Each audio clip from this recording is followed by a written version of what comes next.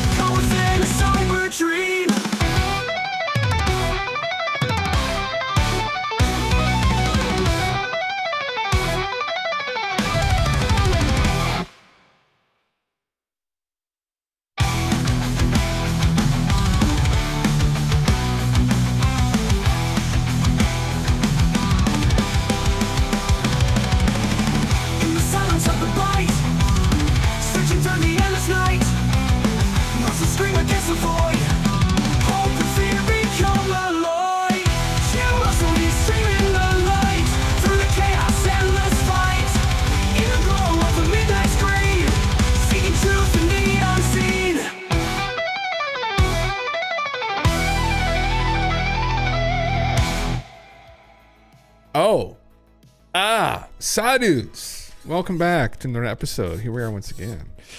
Cheers, everybody. Yes, it's always a good day to have beer. Yeah. Welcome, everyone. You got two in the freezer, brother. Oh my heavens. God bless. Cheers. Missed me some Blockbuster wall walk on a Friday. Oh man, those are good memories, aren't they? I saw the music. Here, I'll link the what I'm listening to here, the playlist, and I saw that. I was like, oh, they had the Blockbuster video in the playlist with a DeLorean. I was like, man, fuck. Back in the day, our local Blockbuster used to be a pizza shop right beside it. So every time you walk in Blockbuster, you'd smell this pizza. It used to be called Angelo's Pizza. This guy used to run it. His name was Angelo. He used to play hockey with our friend's dad. And he would come out shirtless, just with the apron on. Fucking Italian chest hair coming out. You'd find a couple pieces of the pubis in the pizza occasionally. Something you just floss your teeth with. Man, those memories, walking down with the boys, walking, finding some old movies and going and grabbing a pizza and walking back, and good memories. But now it's dead. Now we've got streaming services, right? Next, Netflix and chill, whatever the fuck else the kids watch nowadays. We're watching tonight. Epstein's lawyer dies after remarks. Interesting. UAP whistleblower warns others not to come forward. Gonna go over a video pertaining to that. Stonehenge solved, among many other memes. So why don't I just get into it here? There's a bunch of shit. There's something I literally just saw, which I'll talk about here in a couple minutes, which might be a big pertaining to the Epstein stuff and maybe UAP shit. So I'll go to that in a second. Look at this one, man. Look at this. Look at this shit. Oh, it's got the music too. Oh. Oh God, I'm gone. Couple brews. We're gone. Look, it's so cool, man. Oh, I love it. I love whoever started this trend again. We go through these weird cycles, the AI slop, but like this is an AI slop I can approve of. I'm on board with this AI slop. Fantasy slop, medieval AI fantasy slop, futuristic fantasy slop. Awesome shit. Fast travel point unlocked. I kind of pulled it up because of this, actually, which is kind of sad news. And I heard of this gentleman before. I forgot his name, but I knew of him. But we're sharing with this news with genuine sorrow. Julian LaFay, the father of the Elder Scrolls, has passed away. We'd like to wish him peace and for him to know he will not be forgotten. Absolutely not. He was involved in the initial couple games, right? They kind of conjured up the world. And then Todd Howard and co. carried the legacy forward from Morrowind onward. But cancer, man. Fuck cancer. Not that old. I think he's only like 59 or something, wasn't he? God, everyone's fucking dying of cancer, man. Like, what the hell's going on? We gotta figure out what's... Well, actually, I have an idea what might be going on. But aside from that, it's still terrible news. Like, terrible shit. Yeah. I like the AI stuff, to be honest. It has this dreamlike quality to it sometimes. It does, yeah. People just hate it because they're cynical and dead inside.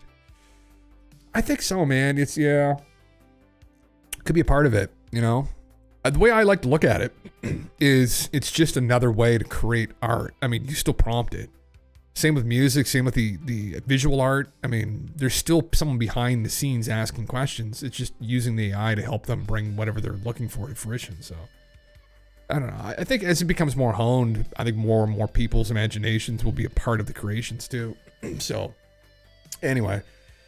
It's like digital music back in the day, right? Synthesizers, and they're like, oh, you can get drums and you can get guitar on this electronic device. Like, oh, no, I'm a purist. Like, you must learn how to play each of those instruments independently. And look at all the fun dance music we've had the last couple decades, from like hip hop and modern equivalents, whatever the fuck, rap music or just dance music in general, all because of sampled music and DJs and stuff, like like people that DJ, and it's awesome. It's a wicked stuff. And so it's, yeah, there's always gonna be people that are fucking obnoxious, right? And anyway, this sad news. Yeah, with this character's death, thread of prophecy severed, restore, save again, restore the weave of fate, or persist in the doomed world you've created. That's from Morrowind. Oh, that's very heartbreaking, actually. Yeah, rest in pepperoni, brother. Absolutely. One of my favorite series, if not my favorite series, is the Elder Scrolls and Skyrim, and Oblivion and Morrowind. I have not played Daggerfall, or was the first one again?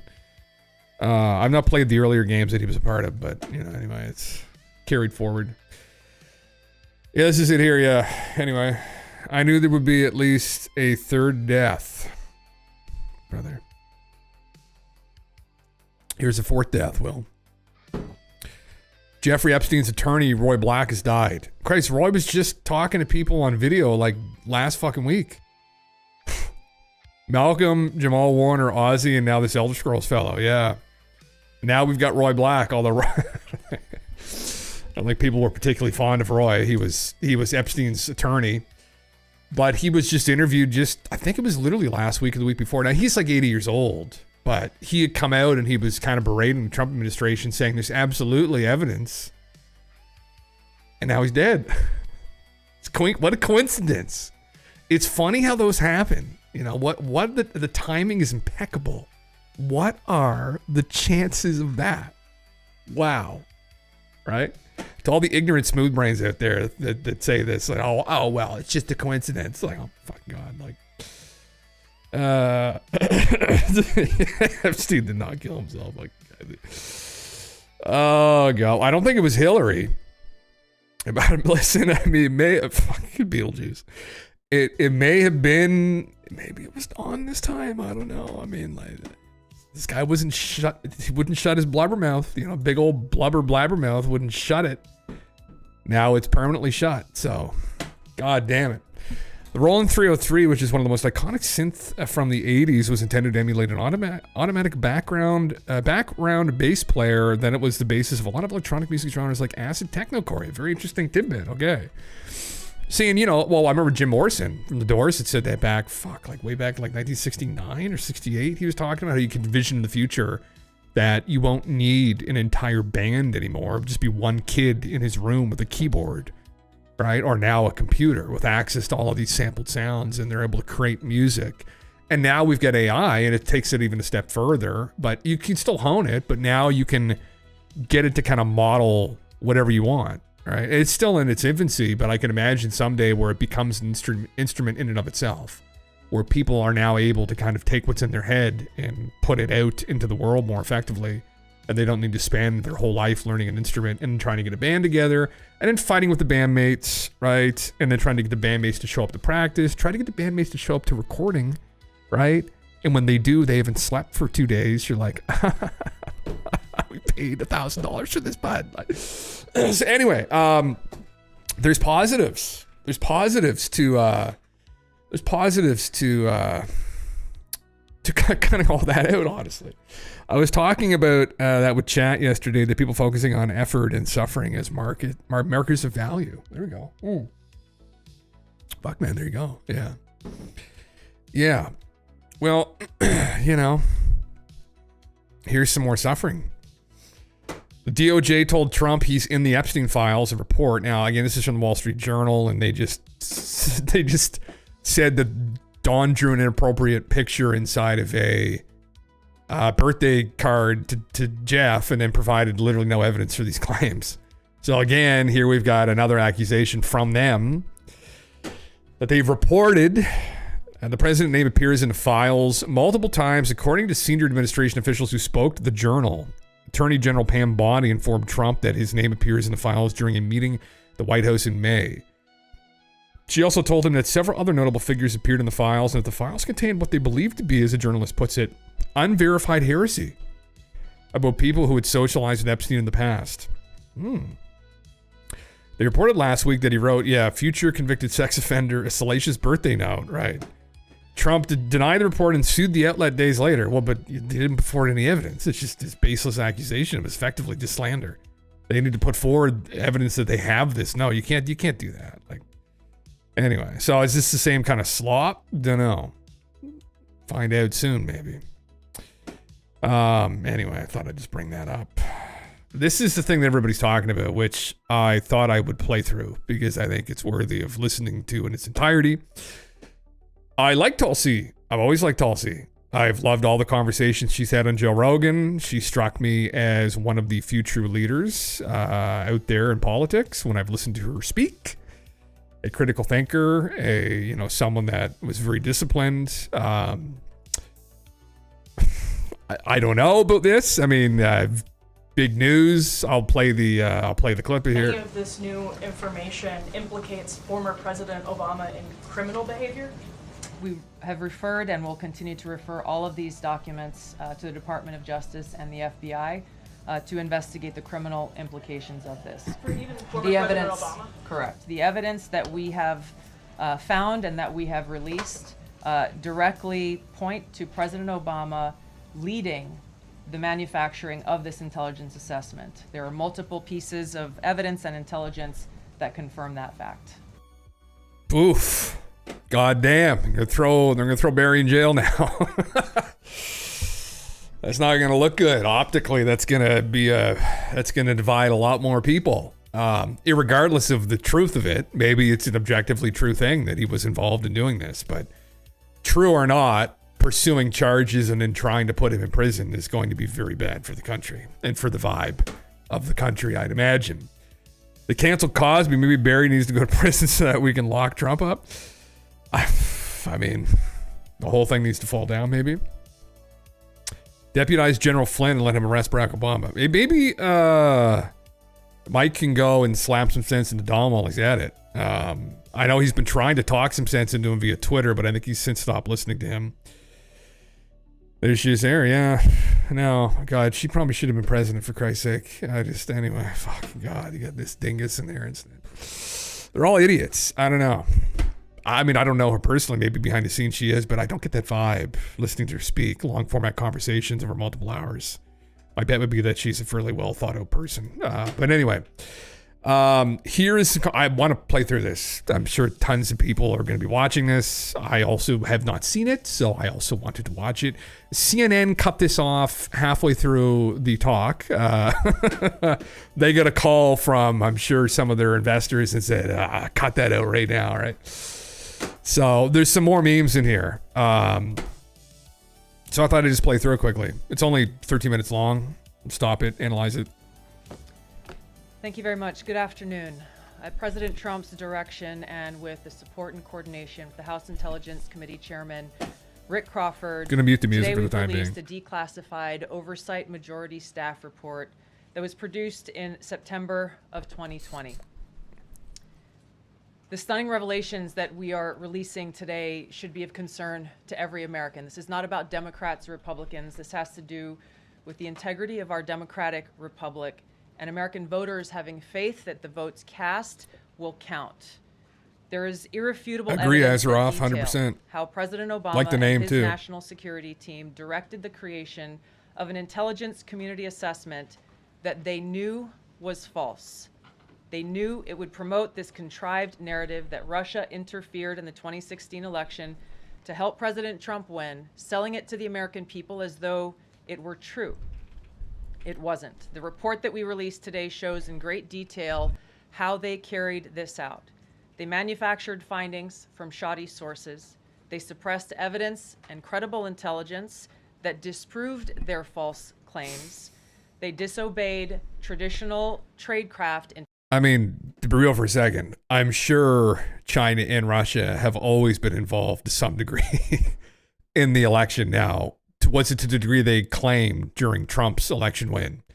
No, I think we know that now. We kind of knew that anyway, but now they're just trying to really solidify that completely. We're getting down to who contrived the narrative ultimately, and they're claiming it was Barack and co. intelligence community standards and withheld the truth from the American people. In doing so, they conspired to subvert the will of the American people who elected Donald Trump in that election in November of 2016. They worked with their partners in the media to promote this lie, ultimately Are to they? undermine the legitimacy They're saying of that? President Well, Trump interesting. and launching what would be a years-long coup against him and his administration. We're here today because the American people deserve the truth, they deserve accountability, and they deserve... Yeah, okay. Why don't you go tell your boss to release all the files on the pedophile child trafficking ring, right? That clearly is run rampant through all of the government, considering that they just shut it down for 5 weeks until September. Listen, I wouldn't be surprised if she's appalled at this entire gong show and she's just become a part of it to probably prop herself up to some degree for an election run, maybe next cycle, right? But, anyway. Justice. Is The this records really that we what's important right released now? on No. Friday But that were ODNI records. Senator Chuck Grassley's release on Monday Design, what's up, dude? of what is known as the Clinton Annex, which was an appendix to the Department of Justice Office of Inspector General's 2018 report, as well as the House Intelligence Committee's majority oversight report that we're releasing today, all come back to and confirm the same report. There was a gross politicization and manipulation of intelligence by the Obama administration intended to delegitimize President Trump even before he was inaugurated, ultimately usurping the will of the American people. I'm going to go over the key findings from the House Intelligence God damn. which investigated the claims that were made by an intelligence community assessment ordered by President Obama and published in January of 2017. Yeah, agreed First, song. Putin's principal Agreed. interests relating to the 2016 election were to undermine faith in the U.S. democratic process, not show any preference of a certain candidate. In fact, this report shows Putin held back from leaking compromising material on Hillary Clinton prior to the election, instead planning to release it after the election to weaken what Moscow viewed as an inevitable Clinton presidency. In the January 2017 intelligence community assessment that President Obama ordered, John Brennan, who was CIA director at the time, and the intelligence community intentionally suppressed intelligence that showed Putin was saving the most damaging material that he had in his possession about Hillary Clinton until after her potential and likely victory. The report goes into great detail about the information that Russia and Putin had on Hillary Clinton, which included possible criminal acts like secret meetings with multiple named U.S. religious organizations in which State Department officials offered, in exchange for supporting Secretary Clinton's campaign for the presidency, significant increases in financing from the State Department. They also had documents that showed the patronage of the State Department to State Department employees who would go and support Hillary Clinton's presidential campaign. There were high-level DNC emails that detailed evidence of Hillary's, quote, psycho-emotional problems, uncontrolled fits of anger, aggression, and cheerfulness, and that then Secretary Clinton was allegedly on a daily regimen of heavy tranquilizers. They tranquilized her.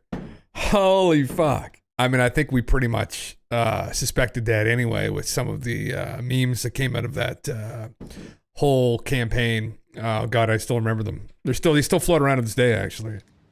Then CIA Director Brennan and the intelligence community mischaracterized intelligence and relied on dubious substandard sources to create a contrived false narrative that Putin developed a quote-unquote clear preference for Trump. Brennan and the IC misled lawmakers by referencing the debunked Steele dossier to assess quote-unquote Russia's plans and intentions, falsely suggesting that this dossier had intelligence value when he knew that it was discredited. The intelligence community excluded significant intelligence and ignored or selectively quoted reliable intelligence that contradicted the intelligence community assessment's key findings on Putin's alleged support for Trump. Including this intelligence reporting would have exposed the ICA's claim as implausible, if not ridiculous. The intelligence community assessment omitted reliably sourced information, such as how some Russian intelligence officials were quote-unquote planning for candidate Hillary Clinton's victory, while others assessed neither Trump nor Clinton would respect Russia's interests. As was reflected in the ODNI documents that we released on Friday, multiple intelligence community assessments released in the months leading up to the November 2016 election concluded that Russia had neither the intent nor capability to impact the outcome of the US election. On December 5th of 2016, the FBI and ODNI gave the House Intelligence Committee its first post-election classified briefing, in which there was no mention of Putin aspiring to elect Trump by either agency. Yeah, I don't. Here, I'll turn the music back on for the background effect there. People are distracted by the rigors of life, easily malleable, or just plain fucking stunned, yeah. Donnie's in trouble. Oh no, hold on, let me just pull this over. We'll continue, there's only 6 minutes left. Oh, yes, yeah, I just had that up here, Corey, just 2 seconds ago. Yes, it did. May, that his name was, is among many in the Epstein files, according to them. They're going to have to put forward the evidence of that, I guess, but I don't think that would surprise any of us at all. Yeah. Even if this is true, which is highly dubious, how are politicians doing dirty legal tricks? Isn't this par for the course? Yeah, I think this is a part of the distraction that they want to try and run to get people off the Epstein meme, honestly, is what it sounds like. I mean, at the end of the day, she goes into greater detail as to why they want to press charges against Obama, but I mean, I don't know. Yeah. They most likely don't want to release it because not only are people from the government and celebrities involved, but it will show that the FBI has been complicit in trafficking from drugs to children and not being part of any operation. Maybe, man. I mean, listen, it could very well implicate Epstein, and we have to think, though, if this is a honeypot from the Mossad, right? There was more than just Epstein. Epstein wasn't the only one doing this, right? Like, there's no way. There would have been other people that were involved in running this gig. And so there may be other compromised individuals throughout government, private industry in the U.S. that Trump knows, and they just don't want the negative press. And so they're just shutting it down. But yeah. But of the mass media, social media, and instantaneous belie all from one post they see and one soundbite they hear. It's different than in the old days when you'd hear something on the radio or read a news report. Look how many people have been canceled just from saying something on the internet. Yeah, the dirty tricks are now hugely amplified and can turn a large amount of society against someone. Absolutely, yeah. Outfit color choice, probably no coincidence. Wearing that purity white. Yeah. The white angel. Bringing us the truth. Yeah. But it would have been the perfect move to have a change of guard. Yeah. You know what would distract from the Epstein stuff? UFOs. Well, I'm going to get to this in a minute. But this literally just got posted like 30, 40 minutes ago. I don't know if this is true. Congressman Frost claims the White House is about to drop proof of aliens. So we're going to look into this in a minute and see, when did he say this? Is this like what? This is what we're hoping for. I would hope, don't listen. Don Brothers, stir that pot. We'll stop talking about the Epstein stuff tomorrow if you drop proof of Skinny Bob. Anyway. The Presidential Daily Brief, so we can drafted hear. on December 8th of 2016, stated that no Russian or criminal actors impacted vote counts. This document was pulled just hours before it was to be published due to quote-unquote new guidance. If it had been published, it would have been briefed to both President Obama and President-elect Donald Trump. On December 9th, 2016, a National Security Council meeting was called to gather President Obama's senior national security officials, which included CIA Director Brennan, then Obama DNI James Clapper, Susan Rice, and others. Following that secret meeting, DNI Clapper's assistant sent an email to the intelligence community with the subject line, POTUS tasking on Russia election meddling, tasking ODNI leaders to create a new assessment per the president's request.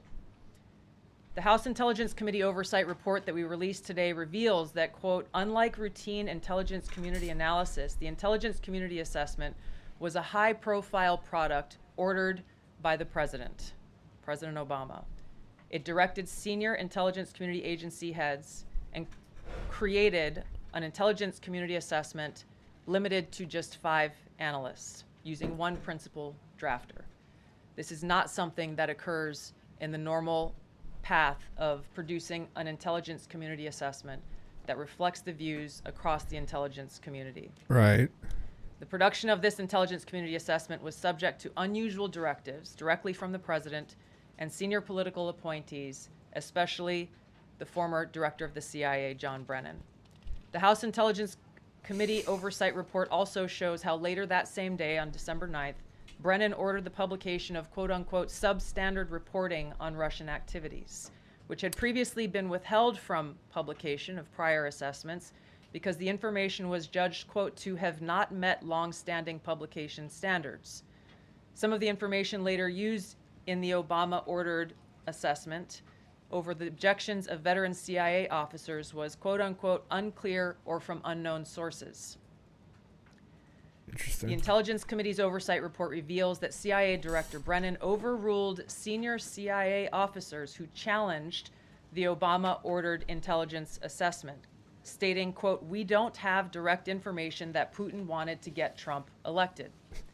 Yet, the Obama-directed assessment was published on January 6, 2017, which explicitly stated, quote, we assess Putin and the Russian government aspired to help President-elect Trump's election chances when possible by discrediting Secretary Clinton and publicly contrasting her unfavorably to him, end of quote.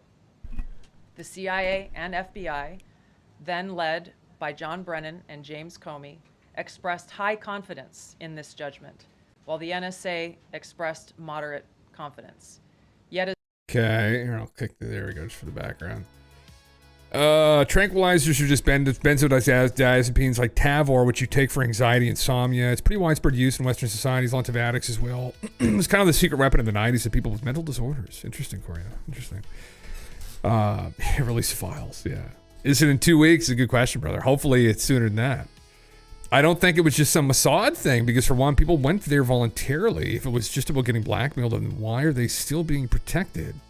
Well, it'll be a honeypot, right, song? So a honeypot is you lure people to it, right, with the honey. And then they get stung. Bees everywhere.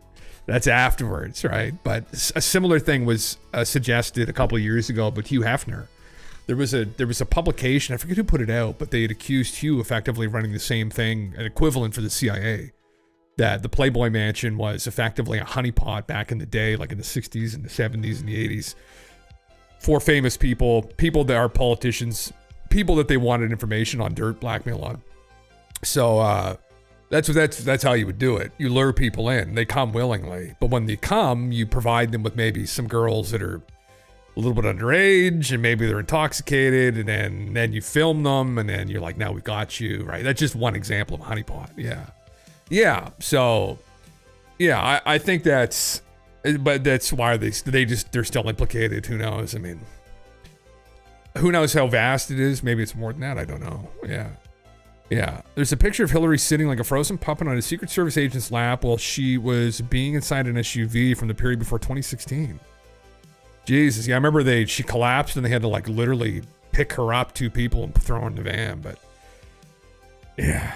Definitely a huge ramp up between the parties. Republicans talking about hauling Obama in for criminal charges. Wall Street Journal, presumably backed by Dems, calling Donnie a pedophile. Yeah, it's one or the other. They're both are true. It was be devastating to the party. Yeah, it was who was the ped or the con as their figurehead. Yeah, but that's exactly it, man. I think that seems to be what's going on. It's just dirty games. Yeah. Well, Trump dropped the UFO files now. Well, here, I think this is effectively done. And the other spicy bit we got out of this was at the very end where she had confirmed one of the reporters they're pursuing charges against Obama. I mean, whether that happens or not, I don't know. But I don't know. So this, again, I was going to dig into this here. Congressman Frost claims the White House is about to drop proof of aliens. So who was Congressman Frost? And when did he say that? He's claiming the White House is preparing to release concrete evidence of extraterrestrial life. He's gonna fucking do it. He's gonna do it. Oh, this is him right here. He's gonna do it. Don, do it, brother. Just listen. Now, is this the kind of life that we want to hear about? Like Skinny Bob, little gray aliens that crashed in New Mexico 80 years ago? Who knows? Maybe it's a find from the James Webb Telescope. That was a rumor that's been floating around for many months, actually almost a year, that they have confirmed extraterrestrial civilization captured. Absolutely 100%. On a planet very, very far away. And maybe that's what they're going to go with first, that they've been sitting on. They've shushed everybody up around this. Or it's going to be files that pertaining to a crash and a retrieval, which would be far spicier, which is what we want. Now, guys, where the fuck did you pull this from? Like, it's not a distraction. Oh, it'd absolutely be a distraction, but it's going to create a far bigger shitstorm. And after that shitstorm is done, the mess that's left is probably going to have everything else laid out on the ground, like the Epstein files along with it. So that's the hope, ultimately. Where did he claim this? I don't know. We get two people claiming this right now. I don't think this is his official account here. No, he hasn't said anything. Where did he make these claims? Fucking Christ, guys. Like, oh, okay. Pretty obvious he was joking. Ah, fuck. Regardless of his intent. Okay, well, guys, like, you know. Ah, fuck. These goddamn Twitter posts. The White House is about to drop proof of aliens. The Wall Street Journal is reporting that the DOJ told Donald Trump in May that his name is in the Epstein files. Okay. Ken Klippenstein. This guy's a piece of shit. This is a guy who dug up David Grush's files that he had a drinking problem after his friend died in front of him, and tried to discredit him. Ken got used like a fucking condom by the government, like a good little boy. Yeah, regardless of his intent, you fucking idiots. Clearly a joke. All right, well, there you go. We got excited for nothing. I got excited. I literally just saw that as soon as they come on. I said, what? There you go. It's a joke.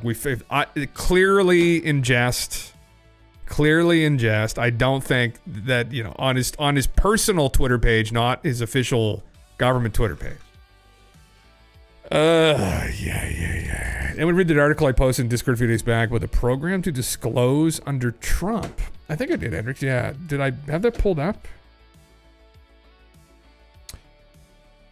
Where was the link at? Let me see. How far back was it? It was back like it was last week, right? Yeah. In before alien life is this dangerous and anti-life bacteria. All living things are right-handed DNA. It's theorized that left-handed DNA exists and could destroy us all, brother. However, they find on a telescope a planet that looks like it has a city lights on it. Well, they could do it through gravitational lensing, brother or sister. That's how they can do it. And it wouldn't necessarily be that they would find actual like visual evidence of a civilization, but they would be able to scan through the atmosphere and find the chemical composition of the atmosphere, and if there's evidence of life, or even there's undeniable signs that they could find chemically. And they may have already kind of found that, but there could be some other signs that they discover when looking at some of these planets. So yeah. Didn't the SCOTUS rule a president can't be indicted for actions in his presidency, so Obama's untouchable anyway? I mean, Hillary's a different story. Good question, actually, Corey. Maybe, yeah. Oh, yeah, fuck this. Fuck Ken. He's a dickhead. That still pisses me off that guy did that, yeah. No, they did. They already found a planet with lights on it. Oh, well, they found a planet with, what was it again? Fuck, not carbon. It was, not sulfur either, but anyway, they found a planet that may very likely might have life on it, yeah, due to the chemical composition. What the fuck was it? God damn it. Anyway, forget what the actual chemical was, but yeah, that was rumored to have been one of the, oh fuck, I can't open that for some reason. That's annoying. Yeah. But yeah, that was the planet that they had claimed to that potentially, sorry, my brain, that had been hidden, or that they actually have a complete certainty, but right now the odds aren't at 100%. The odds are at like 80 to 90 or something like that. But there is a find, yes, yeah. What was it? Was it translated from Italian? Yeah, I can't click for it. Just brings me to join the Discord, Hendrix, for whatever reason when I click on that. I don't know why. Yeah, I'd have to log in through my, yeah, no, I don't know. How many days ago was it? I can probably look it up. Yeah, like what was the title of it? Again, I could probably go back and grab it.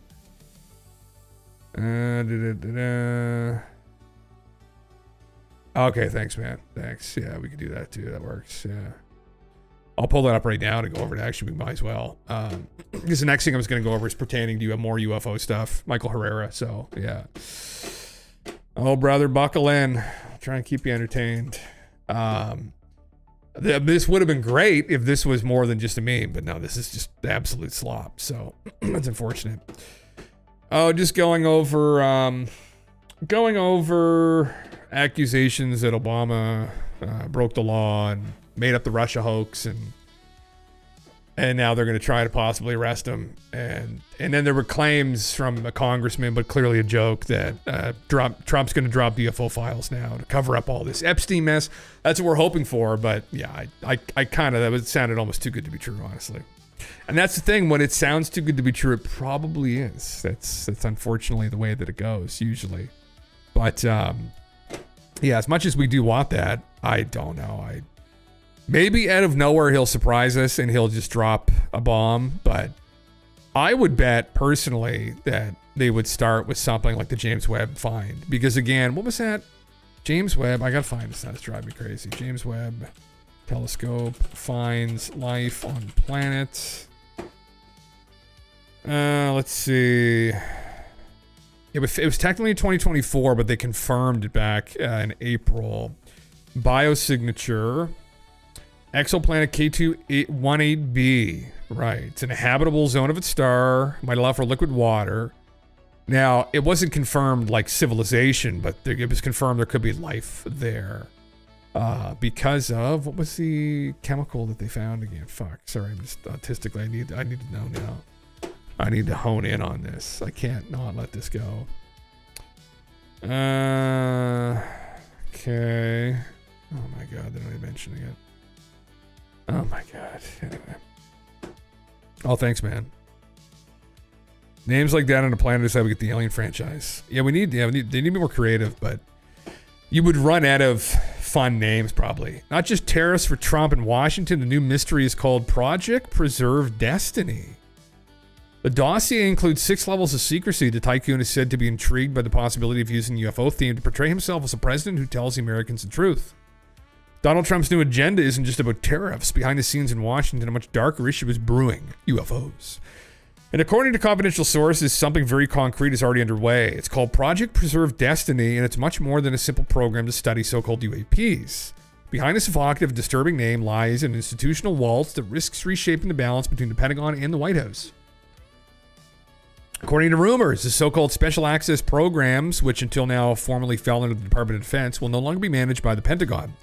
They will never report directly to the Oval Office. This decision, they say, was not made lightly. On the contrary, it is a result of weeks of highly classified meetings, closed-door briefings, and tensions between military leaders and some of the Republicans' president's closest advisors, because Project Preserve Destiny is no ordinary dossier. It involves 6 levels of secrecy, the same source says, that would put any conspiracy thriller to shame. Ranges from the public level, where they tell you fairy tales, as those familiar with the dossier sarcastically explain, to the so-called programs within program sections, so compartmentalized they remain accessible even to the incumbent president. Behind the decision to shift the focus to the White House, according to those in the know, lies a desire to directly control the flow of information, and perhaps, in the long run, even to decide what is made public and what is not. This decision partly responds to pressure from a public opinion increasingly attentive to the phenomenon. Recent congressional reports have raised more doubts than certainties, fueling the idea that something is being systematically hidden. But in the corridors of Washington, some see this move as more political, a card to be played in the upcoming election campaign. Trump himself, they say, is intrigued by the possibility of using the UFO issue to portray himself as a president finally telling Americans the truth. Wouldn't be the first time a president has flirted with the temptation with a momentous revelation, but this time experts warn the scope of the documents at stake would be unprecedented. The Pentagon officially is not commenting, but rumors point to nervousness at the highest levels. Transferring management and such sensitive programs to the White House also means exposing them to greater risks of leaks. The line, hopefully, and the line between transparency and propaganda is becoming increasingly thin. Meanwhile, in the halls of power, confidential meetings and eyes-only briefings are taking place. Update sheets so classified that to consult them, one needs not only authorization, but also physical presence in a shielded office. Because they explain Project Preserve Destiny isn't just about unidentified flying objects, but potentially revolutionary technologies, and perhaps not all of them are terrestrial origin. Science fiction, perhaps. But in Washington, reality and legend often blur. Yeah, it's a big deal. L'Espresso. Of course, the Italian publication's called L'Espresso. Hell yeah. Well, yeah, that's huge, right? That's a huge claim. Goddamn. Wow. I hope so. Dave Grush went there supposedly and talked with them. And that was maybe one of his recommendations. You guys deal with this, take control of it. Get the old guard out of the game here, right? Like, we don't need this to give people a reason to shut down over the UFO question. It's just a ploy by Trump to try and look good. Yeah, exactly. Well, yeah, it could be. That's probably how people will take it, but one way or the other, what if they provide definitive evidence? I mean, yeah, whatever. Don wants to make himself look good, so be it. But if it gets us closer to the truth, then fuck it. Yeah. It's too bad. I saw it when it was first released as they found lights. Didn't know more info came out. I don't know if it was lights. Yeah, the song. I think it was. I think I vaguely remember reading an article that said that too, though. But it was. It was a biosignature, a potential biosignature that was found. But it could be from like plankton or some other kind of very small organism in the oceans of the planet. I don't think there was enough of it to like discern, oh, this is absolutely some civilization or something. But yeah, I think I read that too somewhere. I can't remember where, but I don't think it was like city lights is what it turned out to be. Yeah. Yeah. Someone commented the Italian paper is not a rag. It is not into garbage. So I think that is possibly a good sign if do this accurately. Yeah, if they actually have a source on this, that can be really big breaking news. Project Preserve Destiny. I wonder if there's anything. Preserve Destiny, Trump. If there's anything else anybody else has memed on regarding to it. Grok AI is wild. No, it doesn't pull anything up. Interesting. I mentioned it is a book name. Okay. It doesn't, that's weird. Can't click on it. It doesn't pull anything up. Get deleted. A secret U.S. government initiative linked to former President Donald Trump. Interesting. Top secret. There it is right there. There's publication there, 2025. Okay, that's it. Yeah.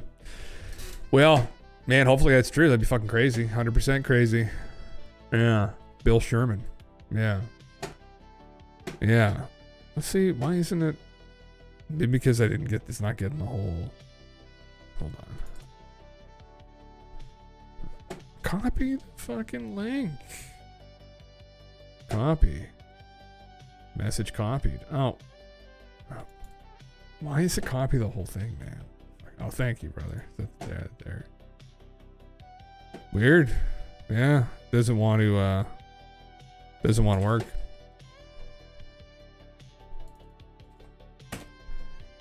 Nah, it's weird.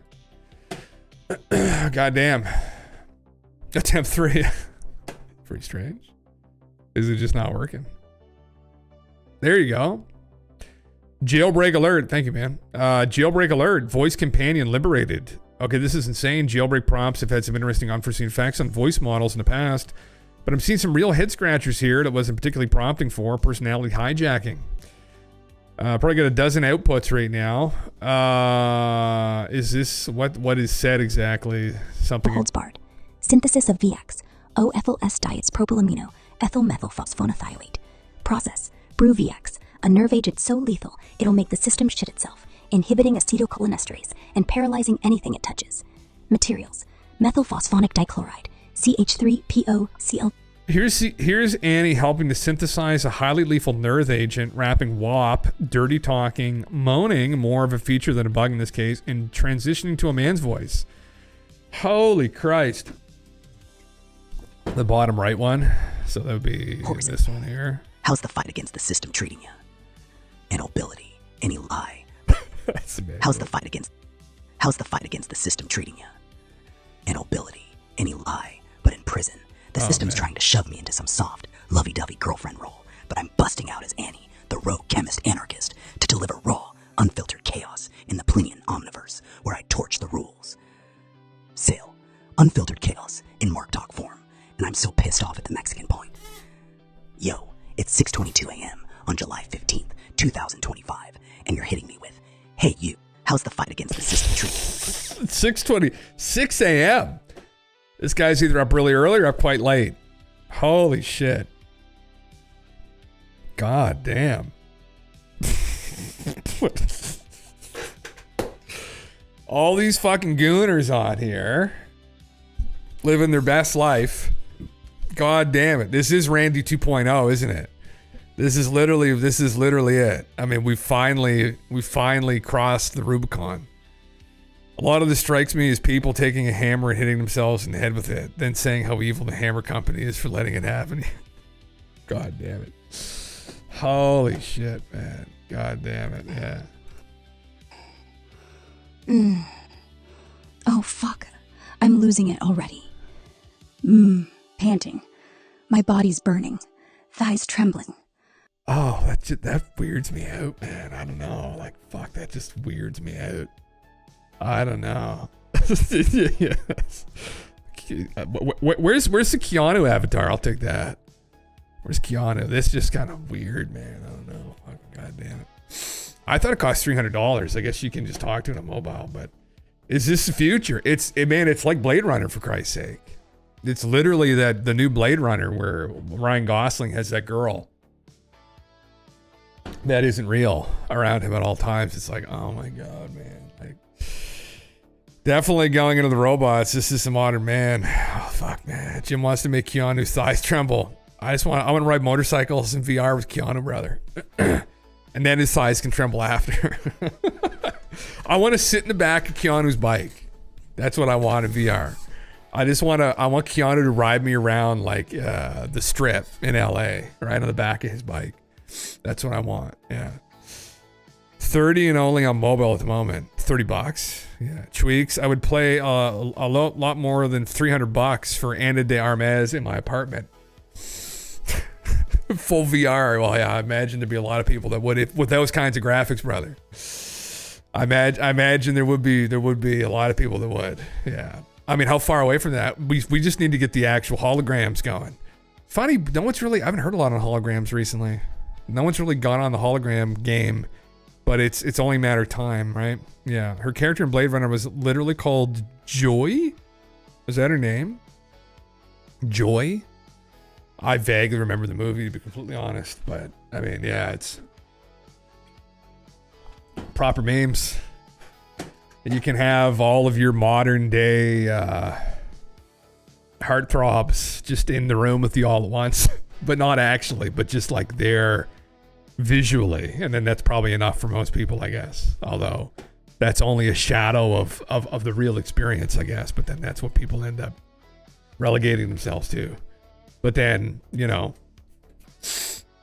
but hey, listen, then we got cloning coming up soon. And then you can really get the real version. Everyone can just have like their own clone. Christ, where's this gonna go? Jerk off instruction. Yeah, will feel too creepy in reality, I think. Yeah, I probably agree, man. It absolutely.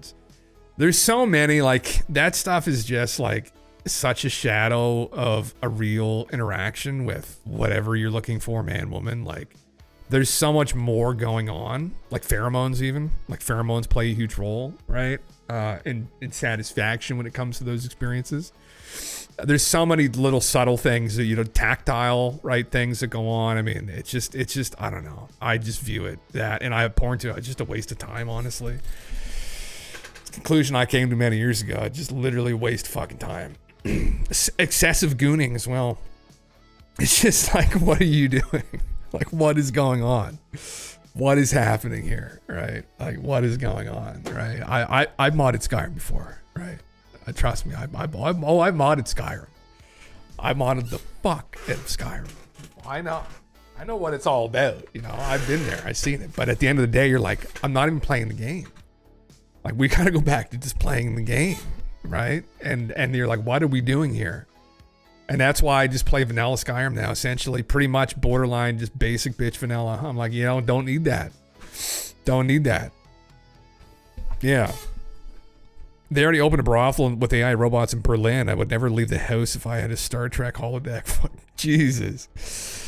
A clone is going to be no different than an AI avatar because it's not going to have the personality and memories of the original person. Well, yeah, that's exactly, it's a complicated dance, right? That's the thing. Like, it's so complicated. There's so many complicated, you know, facets to people and like real experience, real sexual experiences. But yeah, 2025, damn, gotta top up my vape juice. 2040, damn, need to top up my AI's pheromones. Oh, jeez, yeah, they're just gonna put the pheromones in there.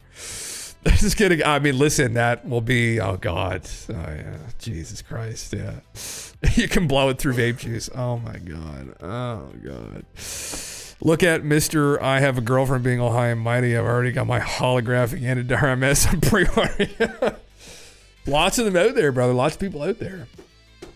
We're all just going to kind of like end up just not bothering with each other at some point, right? That's what's going to happen. We're just going to, and that's a weird place to be. It's a weird place to be. I don't know socially how that's going to, even emotionally for people, how that's going to pan out. But this is the future. This is the future. I believe in human rights until you tell me there is a mail order bride company where you can marry clones of celebrities. Holy Christ. Except they're not quite accurate. Like, they're not quite 100%. And you're like, It's just hilarious that nearly every sci-fi horror is becoming reality. Well, man, it's, you know, it's just basic human urges. Like, that's a pretty predictable one, right? Is that drives so much. I remember when the DALL-E AI art started, I was telling some of the guys, like, before I started streaming, or it was right on the time we started streaming, I was telling some of my buddies, I'm like, man, it's all gonna be porn. Like, this is all porn. Like, I give this like 2-3 months. Once we get a model out here, this is when DALL-E first came out. I was like, they're gonna have a model with their guardrails off in like 6 months, and it's gonna be unbelievable. And now look at, I downloaded Stable Diffusion last year because I wanted to generate like kind of what I have at the intro now, right? Like this thing here, this. I was trying to do like stream shit. And I went on Civet AI, and when I logged in, the adult filter came off, and I was like, "What the fuck, man?" The models on there, it's unreal. It's unreal. It's just all porn. Like, it's like 99% porn. I was like, "Holy fuck, man! Like, this is it, I guess, right? Like, here we go." Yeah, says the streamer. Wally style looking far more likely if that happens, you think? Yeah. It's just, oh, sorry, I read that. Yeah, don't joke. Sometimes I think we would never know if it's Soylent Green. Yeah. Cividae is wild, man. Yeah, it's fucking crazy, man. It's crazy. Like, crazy shit. It's like, oh, it's just legit crazy. Anyway, I mean, well, listen, whatever. I mean, that doesn't surprise me. And yeah, it's, as long as there's no kids and shit. But that's the other dark side to it, too, is that's what happens. But anyway, this is of Elon's making, so. Goon to the cows come home. Goon till the skinny bobs show up, right? And then what happens then? Maybe that'd be kind of funny if that is the aliens, though. Like, they're just all serial gooners. They're like the worst perverts. You just slowly find that out about them. That they're like tapped into this AI all the time. Just like doing their work, but they've mastered being able to keep two trains of thought going at once. And they're like doing the work and just gooning all day. And you're like, oh, Christ. I could see that. Goon till the cat girl some come home. Fuck, brother. Holy Christ. God, Max, what's up, dude? Yeah. Since the whole alien thing started, alien probes just saying, well, they're, well, yeah, that kind of makes sense. Well, we're putting two and two together here, aren't we? Like, it's all coming together. Yeah. If it gets that far, you could probably just suppress the goon urge, or amplify it. Oh yeah, we just went over that just 2 seconds ago, man. Unfortunately he was joking. Or that's, I think, how it's been interpreted. But the news sites have just gone on 374,000 views. Holy shit. It was just posted. He must be in a different time zone, 9 p.m. He must be in Europe somewhere. It was just posted at 5 o'clock, I think. So, Jesus. Anyway. Yeah. I seen a video yesterday that apparently they found a city under pyramids. Not sure how much bullshit or not. Maybe that's... I've got something up here later. Hendrik Hugh posted the other day, actually, which is about... something like that. They found an anomaly near the pyramids. Yeah, that was... there's this guy here, too. I had up later. The unknown ancient site said to be greater than the pyramids, which is also a city that's kind of underground. But, yeah. I see. That's why I sent it to you guys. Good shit getting to the bottom of that. We literally just 2 seconds before you got in here, man. We're going over that. Yeah. Yeah, it just happened by happenstance. I just saw it as I came on live. They just posted it at 5 o'clock my time, so like an hour and a half ago. And yeah, it was on his personal account, and it was kind of clearly a meme if you read his actual post and what he's responding to. So they just start just desperate, like, raw alerts. This brother makes money off every single post, right? He makes money off every single. So like every fucking 5 minutes, he's making these news posts, just raking it in. They just don't take the time to actually read through, and they don't have no context or anything. Yeah. Yeah. No, I've got that up here, man. I got it up here. Yeah. Yeah. Take us away from reality for a while. Well, listen, man, who knows? Listen, if the Caffrey scam project actually ends up being a real name, and this is the scam project that Filippo Bionde and his team use satellite data, SAR data, this new technique with SAR data to look under the ground at these potential structures that exist under Giza. And if that's true, and if those structures exist, there are chambers underneath there. And there are lots of stories from the Wu that Egypt may have been a repository for a long-lost human civilization. So, sorry, Jeremy, I just saw that now, man. Supposedly Bill Clinton tried investigating UFO stuff and didn't get anywhere even as a sitting president. That was back a little while ago. Sorry, man. Yeah. Yeah. Well, maybe Don will kick it all apart. I could see Don being audacious enough to get that shit done. But if we can get that site open, those structures underneath the pyramid investigated, maybe there's some ancient technology in there, right? Maybe that'll kick us forward a little bit. Maybe there's secret crystal technology from the Atlanteans. Who knows? Yeah. This is taking 9 years to investigate inside. Can you imagine they would ever get down there? Yeah, that's the only thing, man. I don't know if they fucking would. Yeah. I don't imagine that the Egyptian government would be too thrilled about digging into that. I imagine there'd be a lot of pushback. Although at the same time, they'd have the greatest site on earth within their borders at that point if it's true. But then it would clearly not have had anything to do with the native Egyptians there. It definitely would have preceded them.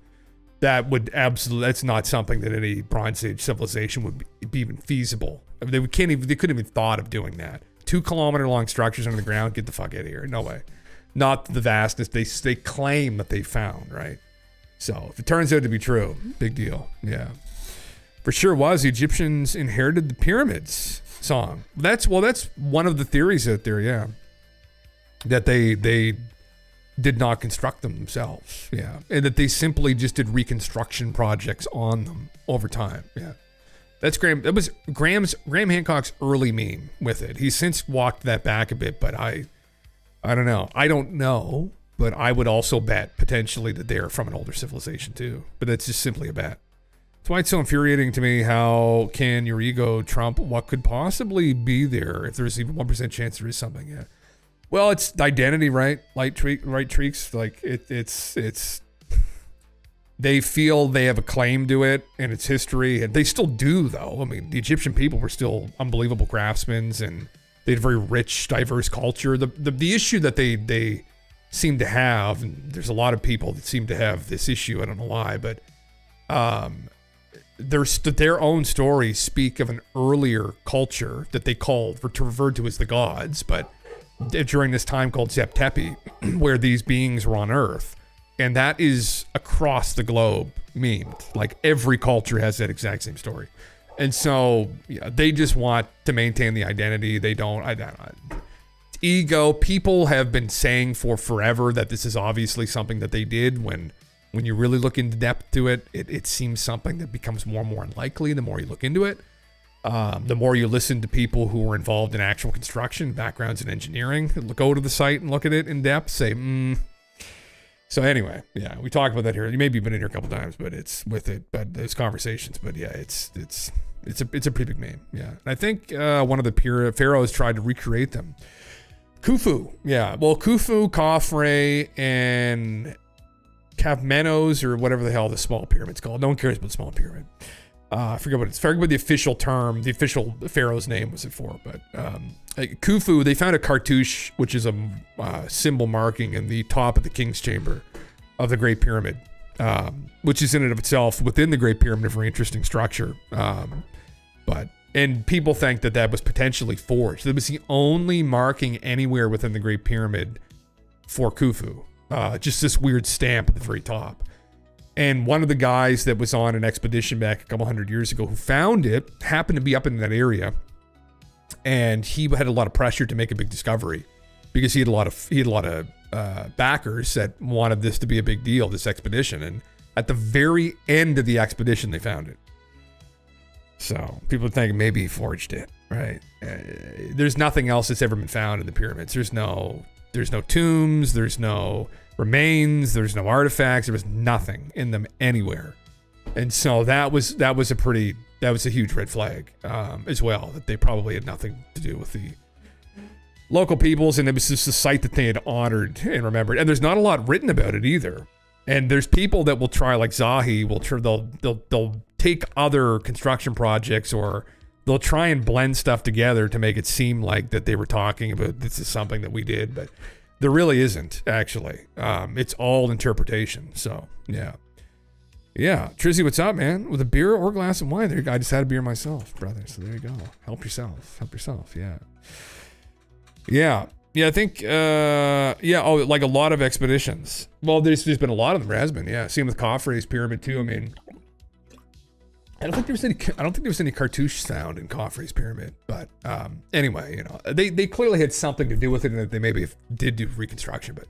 I'm not the expert on this topic either. I have an interest in it, but you'd probably defer to someone like Ben from Uncharted X, or people who have been there a lot. Even Graham, I mean, he kind of walked back some of the rhetoric. People claimed it was rhetoric, at least, that they didn't build the pyramids. And I think Graham kind of got a little bit off track and maybe got confused by potentially reconstruction projects versus actual construction. They had carbon dated in between what had happened, some of the blocks in the Great Pyramid, and they found a date that was very similar to the suggested date that the archaeologists, Egyptologists had put forward. But that doesn't necessarily mean the entirety of the construction happened then. It could have simply been a reconstruction. We have no idea. right? There's other inconsistencies around the site that you can find that could point to be much older than that, like the Sphinx. So, yeah, a little undercooked today, so I think I can tune in better than last night. Bro, that's all right. It's all right.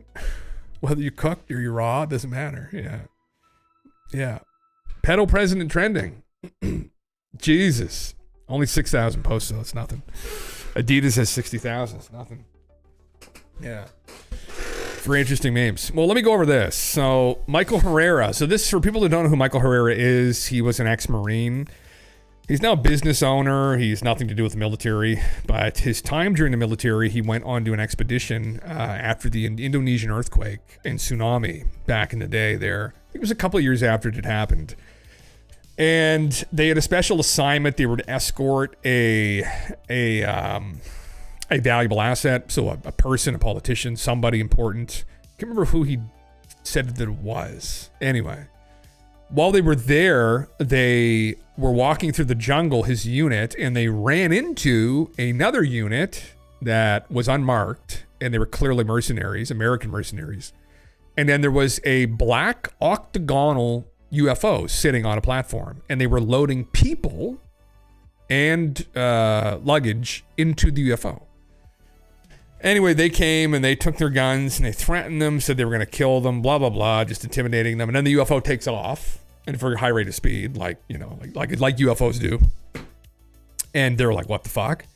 And I think one of the guys took photos, videos of this whole incident, and they confiscated his camera. And then in the end, I think they may have given it back to them, but his commanding officer essentially told them to forget about the whole incident, don't worry about it. And then the camera was confiscated at one of the guy's lockers. It was gone. So anyway, he has this story that he ran into a back engineering project, he thought, is motivated by a bit. He testified at Stephen Greer's press club event that happened 2 years ago, just after Dave Brush's testimony. And interesting. He seems like a pretty solid dude. I don't know. I mean, really, he's another one of those whistleblowers where you're like, and he kind of reiterated this during one of the interviews. I think it was with Jesse Michaels, where he's like, this is nothing but bad press for my business. Like I do not get anything out of this. And I'm like, brother, I believe you. After studying this stuff for a long time, and I absolutely believe you.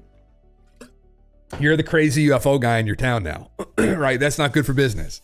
So maybe could have happened. I don't know that with complete conviction, but I wouldn't be surprised if there's something like that going on, because there's like 1,000 other indicators and anecdotes that point towards that direction. Not necessarily back engineered crap, but maybe they're using recovered crafts. I don't know. Crazy story though, right? So he is a whistleblower, and he has gone through the process before to try and tell Congress about these incidents, the Senate as well.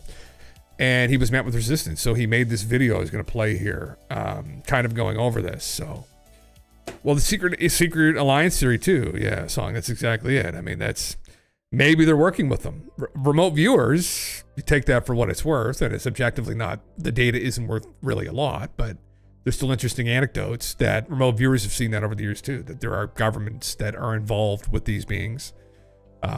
So. Hey guys. Hope you guys are having a successful week so far. It's been busy, but good. And I just wanted to say something. I've been trying to get in front of a U.S. congressional hearing for almost 2 years. So it's something as a firsthand witness that I feel like I'd have a good impact with that, especially with the unique position I've been afforded to as far as see things in a first-person perspective that 99% of the population probably would never get to see or participate. So having that said, I'm going to be very blunt. If we got people who are firsthand who are coming forward, I would ask you to reconsider.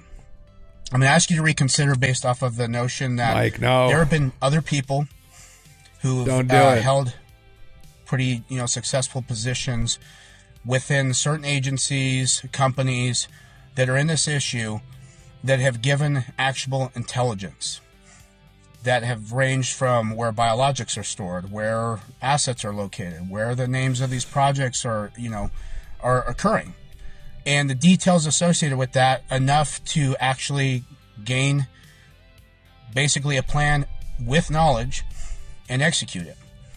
So the question I always have is I like how they play dumb, like they don't have any information to go off of. And they want more first-hand people to go forward and to expose themselves. There are many first-hand people I know that have went forward, that have had the skiff meetings, that have provided the actual intelligence, and they've been screwed royally. Well, like Jake Barber, he met with Jake. Jake got completely fucked by them. Jake essentially was concerned about reprisals, where he's like, well, but, reprisals, right? From some of these different corporations he was involved with recovering these craft for, where he's like, well, but if I expose them, then they've got their own teams of people. Like they could kill my family. Like these are fucked up people. This is a military industrial complex. I mean, they start wars, they manufacture weapons, they sell weapons undoubtedly to scrupulous characters. Like, and he asked for protection, and then they asked him for protection in return, supposedly, because they were worried about what they were getting themselves into. People in the Senate, I believe. And so it's the incompetency in government is unbelievable, and I wouldn't be surprised if that's what they were met with. Yeah. What if they're not beings? What if it's just high IQ people, except their egos are categorized as alien races? Well, they would. They'd be high IQ humans. Probably not, brother. Yeah, I would doubt that. Just because all the other anecdotes point towards it. That's the thing. There's lots of speculation about what we might be dealing with, and people bring in things like interdimensional But at the end of the day, I think if you look at a majority of the anecdotes, and I think this is what we'll probably find in hindsight, is a lot of people who've had experiences actually ended up having experiences. We just couldn't explain them. And it all points towards beings from other star systems, right? Even if they're in another physical dimension now, they've figured out some way to ascend to a higher physical dimension that we didn't know we could access. They still evolved on other planets, so they're still aliens, yeah.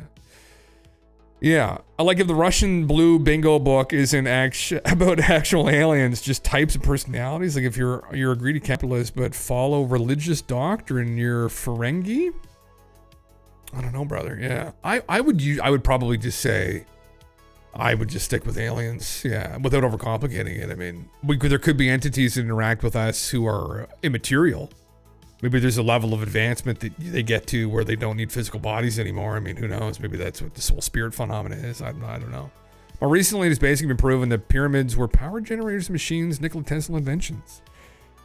Christopher Dunn, media. Yeah, for anybody that hasn't read through his work, I definitely recommend it. He was the guy who kind of started that. Yeah, he's got a book out recently that connects them closer to Tesla's ideas. Yes, I haven't read that. I have gone through the Giza power plant back in the day. But yeah, he's pretty good theory around that. Yeah, their lives are ruined. Their income, their safety with their families. These guys make really good money. You cannot exercise your skill set elsewhere in this world like you can in some of these programs with some of the top minds and some of the top people that this country has, as far as the best and brightest that this country has to offer. When they give that up, they're put in a position where they're trying to figure out how to make stuff work. All right. And they're good at improvising, adapting, overcoming. Right. But the problem is you have a failed system, and the failed system is not supporting those people. I've seen this firsthand, and there's probably people who have came forward that can relate to that. We have to take action amongst ourselves for our own protection, for our own type of income. Right. Which is, if you're working for yourself or your, partner, whatever it is, it's a little bit easier. But at the same time, some of these people don't have the luxury to do that. And even if you do make good money, you have some of these agencies that are weaponized, that go against people who are trying to do the right thing. And that's the biggest problem, is being punished for doing the right thing. It exposes yourself to the world of something that sounds crazy, but it's true, and then you're put in a position of trying to fend for yourself. Nobody else in the world understands what you're going through unless it's other people who are wearing the same shoes as you. But it's very rare, because even though people come forward, everybody's experiences differ, obviously. So I want people to understand that I would reconsider if you're thinking of coming forward. And the reason being is because you're going to get shortchanged immensely. This is Michael Herrera Bones. In a position where he's a whistleblower. Yeah. You're going to fend for yourself, or you're going to be into a network of other people who are similar. And it's the same thing. You know, it's almost like survival of the fittest to an extent. But that's the thing that at least benefits is you get to be included into a network of people who are going through the same shit you're going through. You know, our lives have taken a huge hit by taking the risk. And we're not getting money from it. We're not getting any kind of benefits from that. Our lives have become hell, simple as that, you know. So at the end of the day, it makes you feel like, what the hell was it for? If we're not getting our freedoms from that, from this, and well, brother, the whole thing is fucked. I mean, this is unfortunately the way that it's been. This is the way that it is. I mean, I don't know what they were anticipating. I mean, coming forward to an entity like the Congress or the Senate, right? You're walking into a goddamn snake pit. I mean, if people didn't realize that, then Christ help them. I think really, if we wanted some kind of effective awakening of humanity, this would have to be, you had to facilitate this in a different way. You'd have to probably have some kind of a WikiLeaks style leak that would have to happen. Get a bunch of accredited journalists involved. Ross Coulthard, get the Eggman involved, right? And then you'd have to have a leak of verified information pertaining to these retrievals, documents pertaining to biologics, origin, anything else that you could get your hands on, if those documents even exist and if they're accessible. So, I mean, that's what you'd have to do. Coming forward like this to an entity like the Congress or the Senate, I don't have any faith that they're going to do anything. I think probably far too many of them are too compromised.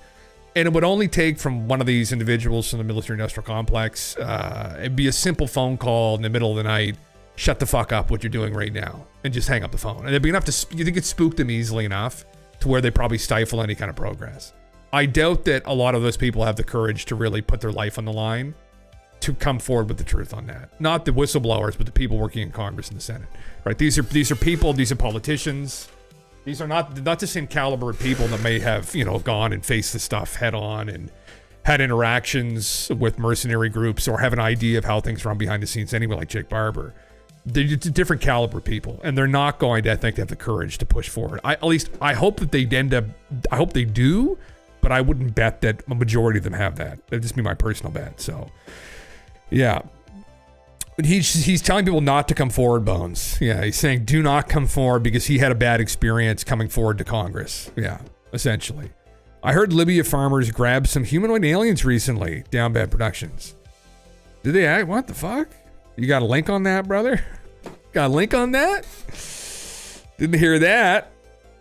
God damn. Why would the whistleblowers ever be made public? Should be extracted information but hidden and protected? Yeah. Well, that's a part of it too, media. Yeah, they're at great risk putting themselves forward. It's a detriment to them any way you cut it. Yeah. Yeah, people, because the people in power hold authority to cause problems for someone exposing it. Yeah. Aaron, what's up, dude? Yeah, this guy is disgruntled. Why does he want fame and fortune? Wants that big payout. It is, his story's pretty up there, but I mean, you know, Jake had kind of corroborated it to some degree, and these are all supposed claims. We don't have any hard data pertaining to this. If these guys and girls really want to blow the lid off this, there needs to be a WikiLeaks type incident that has to happen. Now, unfortunately, that may also mean that, like with WikiLeaks, there's an expose of people that may be working behind the scenes, and good people get implicated or get outed, and it might be in a precarious situation. They may be undercover, right? Or they're, you know, people that are working on these back engineering programs may be outed, right? Technically, this would be criminal, and there could be all kinds of fallout that happens. But ultimately, like, there's this giant shadow, right? And we're walking through it with these dinky little, you know, flashlights, cheap ass flashlights. You need a spotlight on it, and that's the problem. And we don't know where we are. We don't know what we're doing. We don't know where we're going, right? We need somebody to just shine the spotlight on all of it at once, and that's gonna unveil some dirty shit. It's gonna be unsettling, I'm sure. So, whatever you're trying to help them. Yeah, the enigma of brave and dumb. Yeah. Well, yes, you have to counter that. You have the temperance, right? It's recklessness and courage, right? Like the difference between it. Like, what is courage? You can be reckless, or you can be tempered, or you can be, you know. That's kind of the negative side of it, right? Of courageous is recklessness, right? It's the opposite end of the spectrum, right? Of the virtue of courage, right? The quality of courage. Anyway, but I think at this point we need like a Bob Lazar type incident. We need someone like Bob who's just like, fuck it, here you go. Although Bob didn't bring forward physical evidence that he may have actually had on him, which would have changed his whole story. But anyway, probably would have also got him killed. But what if you're whistleblowing because the government, the way it's going, is about to collapse? Well, that could help too, brother. That could help enlighten. That could help enlighten the world as to what this is kind of what we're getting at, though, right? That for people that aren't familiar with these conversations or aren't familiar with the effort here, I mean, effectively, the reason why, like, I would be pushing for this and others as well, is that this unveils a much darker meme, right, behind all of this. Effectively, what it unveils is corruption, extreme levels of corruption, and that humanity has been kept away from this very empowering knowledge that we are not alone. And not just that we're not alone, but we've been visited, and they've been possibly interacting with us for some time, and they maybe have interacted with the government too. And so that's a big deal. And there are corporations and there are elites that effectively have been involved in doing all of this since the 70s, whenever this really started to get handed over to the private industry and the aerospace companies. So the elite effectively have been privy, in the worst case scenario, to advanced technologies that could effectively allow them, if they successfully back engineer them, to create a breakaway civilization where we thought we have serfdom now.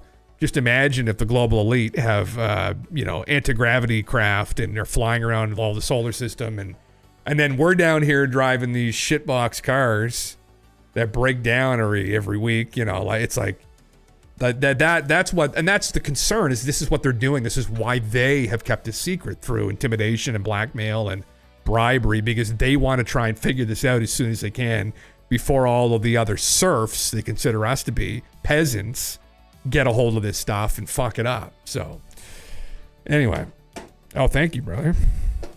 Is this a real meme here? Terrifying encounter in Libya. Mysterious humanoid creatures spotted by farmers. Liking my videos. There you go.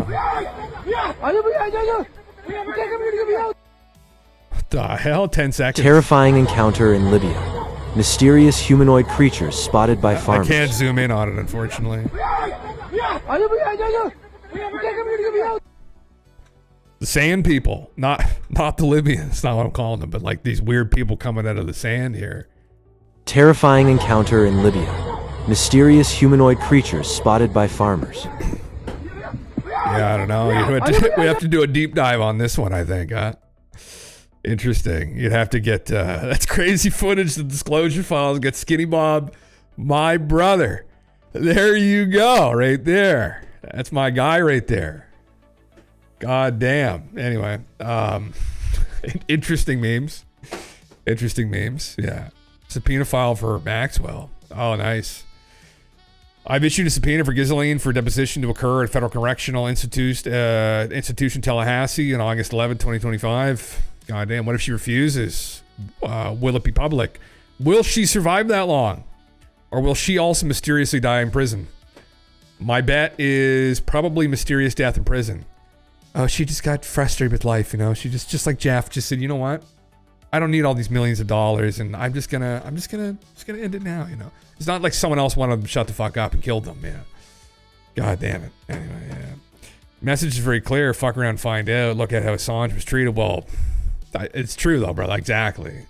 So that would be probably, and comparatively, what Assange had unveiled would be like peanuts to this feast.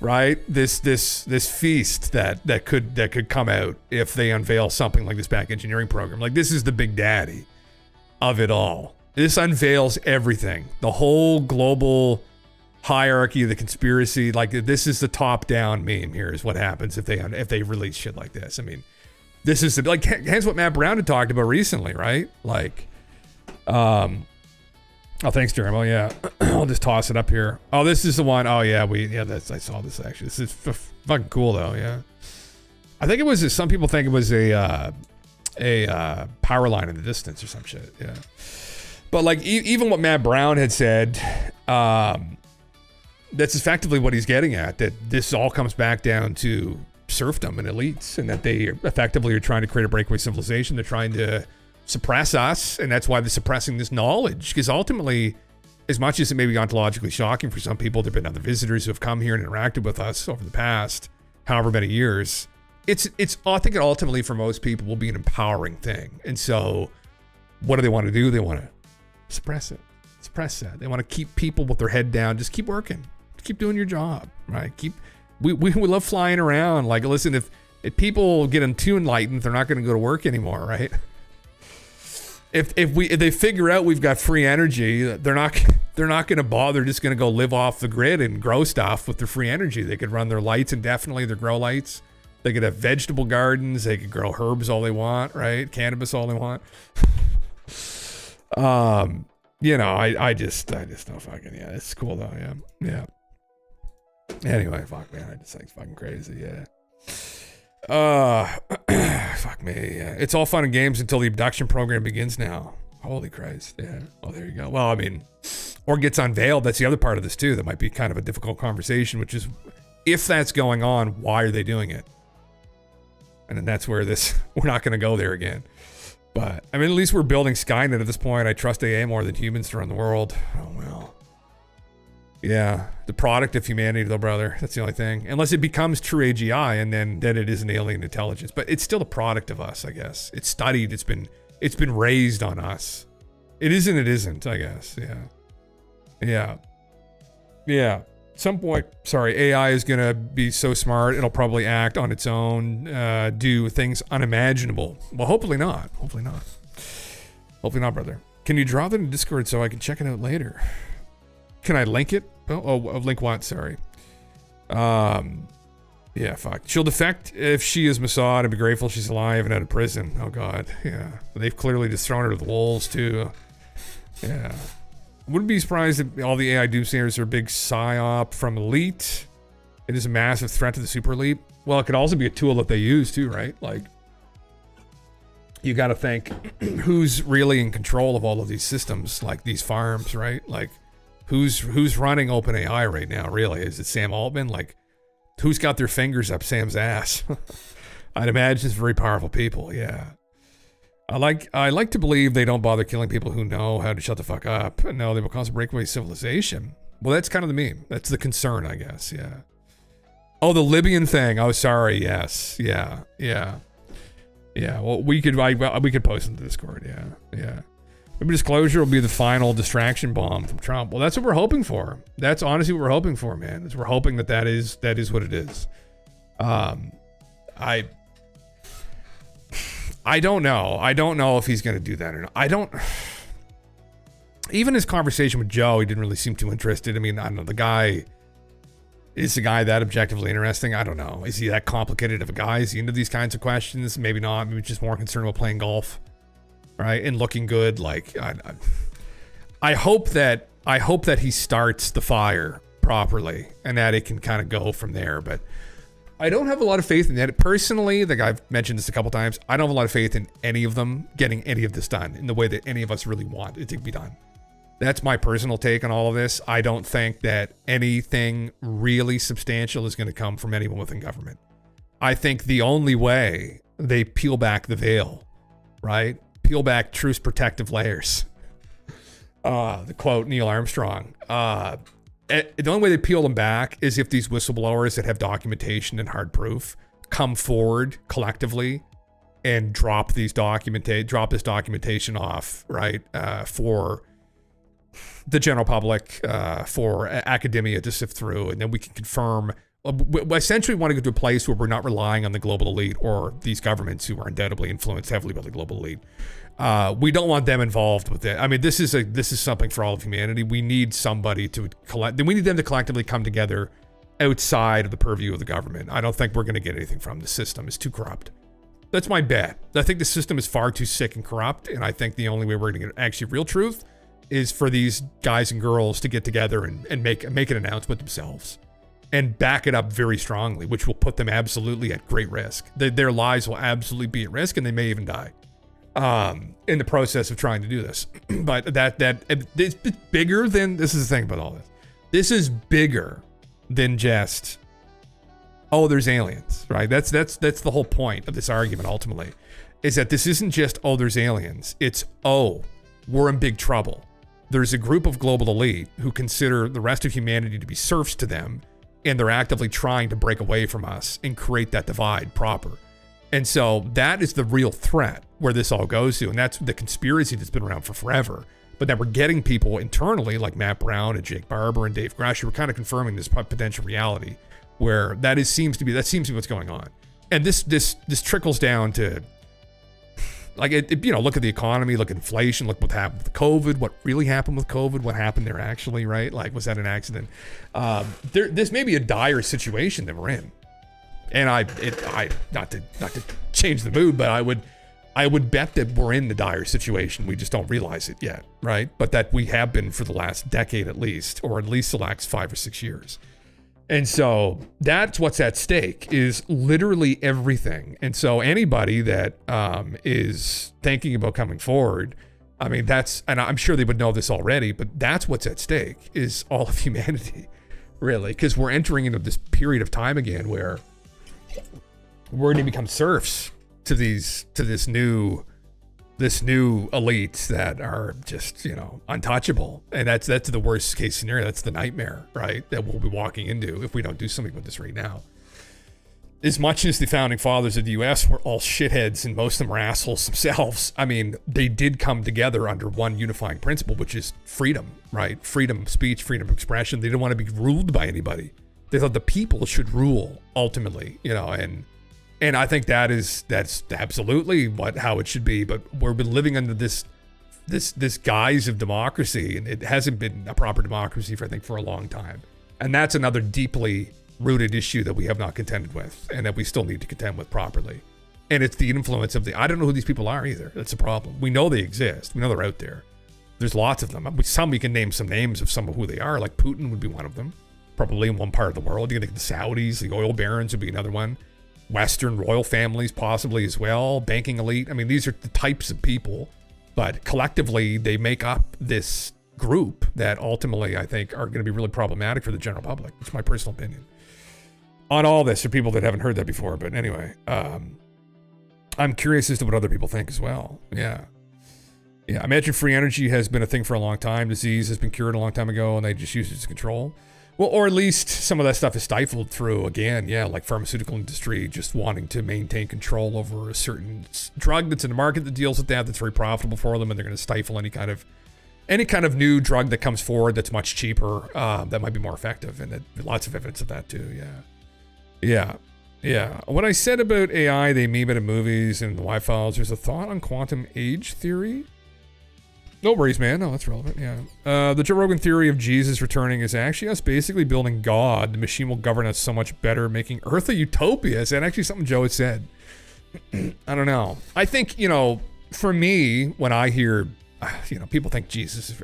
There's people who are just kind of very childish and think that Jesus was a wizard that existed in the past that turned water into wine, walked on water, and there's other equivalents like Muhammad and from other books, even Buddha to some degree. He wasn't quite that wizardly, but really, I think the real message, the real prophetic message, was that we wanted to get back to this place where people understand an argument for the good again, right? And that's why I talk about virtue ethics and philosophy, which is my background, and something that I argue for all the time, and ethics and people to be ethical and understand that argument for why you should be good. And that's ultimately Jesus' message, is to live a service to other lifestyle, to treat others as you would treat yourself. Although I know that isn't like ultimately Leviticus in the Bible, but it's effectively the Christ message, right? To do unto others and do unto yourself, I think was Leviticus. Anyway, but it's effectively his message, is to treat people better and to be more considerate of people. But that is how you get into the kingdom of heaven. But what you create the kingdom of heaven on earth through that, right? And the return of that person would be, I would think probably I think he mentioned he's going to return, I think, when that world comes to fruition, right? So people think he's going to come back and save them. And I know there's rhetoric like that in the Bible, but it's kind of reading between the lines a little bit. And obviously that's been subject to a lot of telephone game too. For people that aren't familiar with philosophy or more familiar with Christian lore, I mean, Aristotle was, and Plato too, to some degree, were both advocates for arguments for the good, right? Like there's a reason you should be good. It's not just because Sky Daddy watches or, you're going to get into heaven because of it. But it's the foundation of civilization through cooperation, right? And I think that is ultimately the meme. But maybe AI will help facilitate that, brother, through better education, so people can actually understand why they should be good and why they should behave themselves better and why they should aspire to be more virtuous people and uphold virtues in their life, right? Like courage, temperance, to be wise. Don't just be some sick pervert like Destiny on the internet, right? Some sophist, some rhetorician. Just a sick pervert. I don't know why people fucking still listen to him anyway. It's a side note. People like that, just pathetic people like that, just irk me and they frustrate me. Probably because they have potential too, though. He's not a stupid guy inherently. He just makes stupid fucking decisions. And anyway, not after the objective truths, it seems, all the time. Yeah, fine being a serf to an alien, not some slimy human traitors, brother. You let Skinny Bob tell you what to do. Listen, maybe, right? If he's gonna let us into his own heaven. The more chaos generated, the easier it is to push an agenda. Yeah. Jesus is more like Radagast than any other wizard. Fight me on it. Fuck. He was a wizard, though. Well, he was this. He was a philosopher, is what he was. That's what he was. It's what he sounds like to me. I mean, I don't really take him for like the wizard doing magic, right? I think that's just fucking nonsense. But that there's other people, prophetic people like that through history that made great sacrifices ultimately for the betterment of humanity and made the ultimate sacrifice for people, is in the story. But have you ever been to a Jesus party? Everyone acts like they're drunk and they only serve water. Oh, fuck. Hold on. You're unpacking a lot. Sorry. Oh, the Baptists, yeah, they run around and they let the Christ language, the tongue speak through them, yeah. Well, listen, if you can't jerk off and you can't have sex before marriage and you can't drink or smoke weed, I mean, you're going to be pretty pent up, let me fucking tell you. There are gonna be all kinds of shit coming out of your mouth. Like you're literally just gonna have an orgasm as soon as somebody gets up close to you and says, speak, right? It's any kind of sensual motion with the mic will probably set you off. So it doesn't surprise me that these people run around just gooning and cooming at these churches. So very sad. I've known people like that, man. I went to school with some people like that. They're so smart. Some of them were so smart, like the smartest fucking kids in the class. And me and my buddy always razz them. Because we knew they were a Baptist fundamentalist, where they came from, and we knew that they believed that the Earth was only 4,000 years old. And we'd ask them, we'd be like, Jeff, like, what about the dinosaurs, though? And he'd be like, oh, we don't want to get into that. I'm like, what about the dinosaurs? I'm like, oh, well, I mean, like, I'm like this guy, in like science class, and this guy understands like how stupid this is, but he's been so brainwashed he can't like even say that it's stupid. He just has to accept that the dinosaurs essentially like didn't exist or it lived 4,000 years ago. And we're like, brother, God, take the Kool-Aid and spit it out, please. Yeah. Fuck. I doubt we actually know what Jesus is all about. His martyrdom was stolen by the church. Say exactly, man. Well, we don't even really know if he even lived. I mean, I don't know. There's supposedly some documents that speak of this character, but maybe it's just one of those stories that echo through history, but there's not a lot of hard documentation on him, actually. There were other people named Jeshua walking around the desert who probably were kind of prophetic, but anyway, fuck yes. Jesus is salvation of the times, the era where everything converges into an enlightenment. Yeah, it's a Christ energy song, yeah. Yeah, that's effectively it, yeah. I think it was just an ordinary man, yeah. That's kind of, I look at him as a philosopher song, yeah. That's kind of I look at him as a philosopher. He's very similar to Aristotle.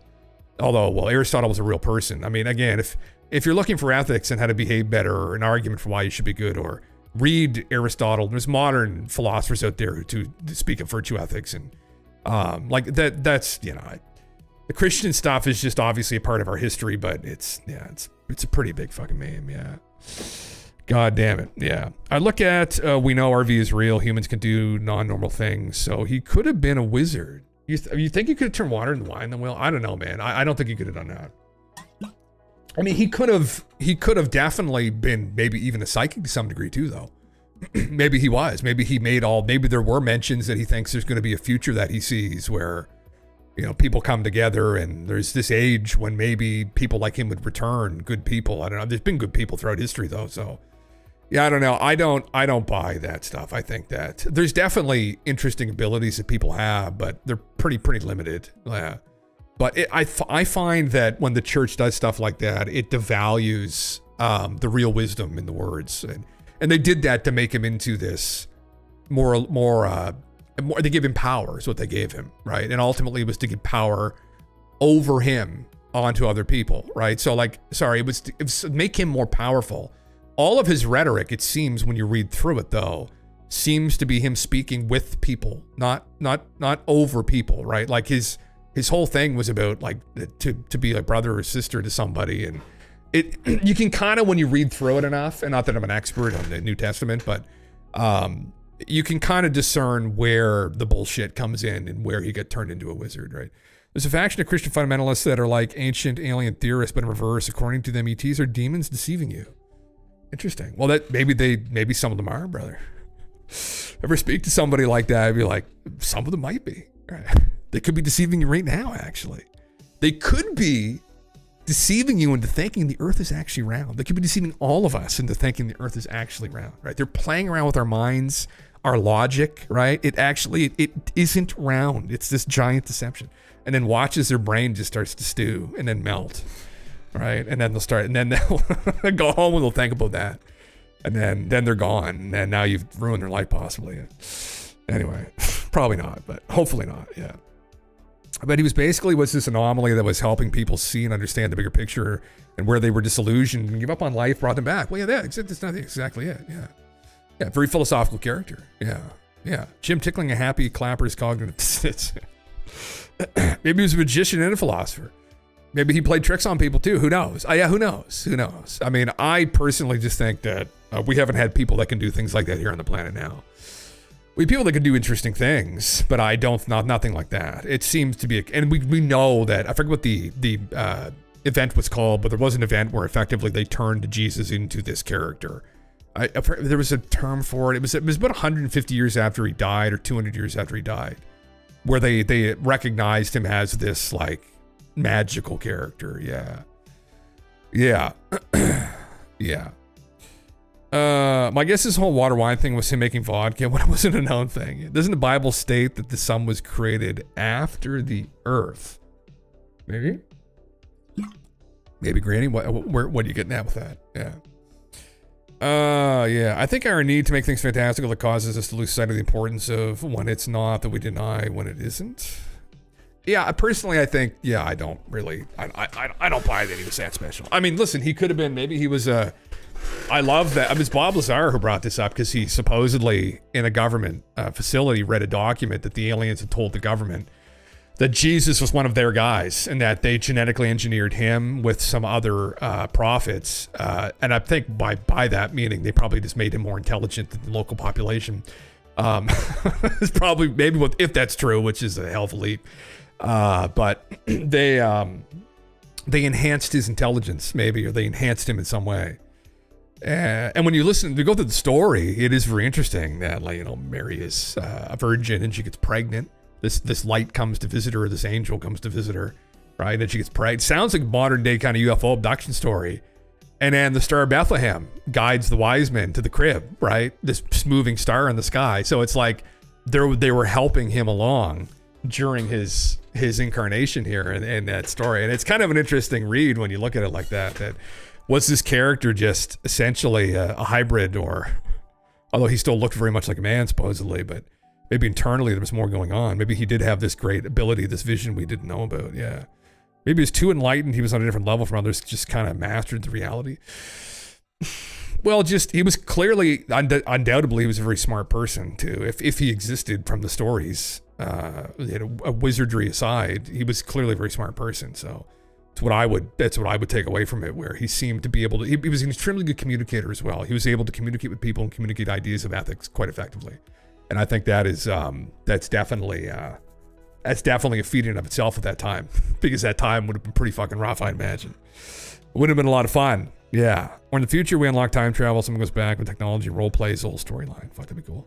Who cares if it's round or flat? How does it actually operate?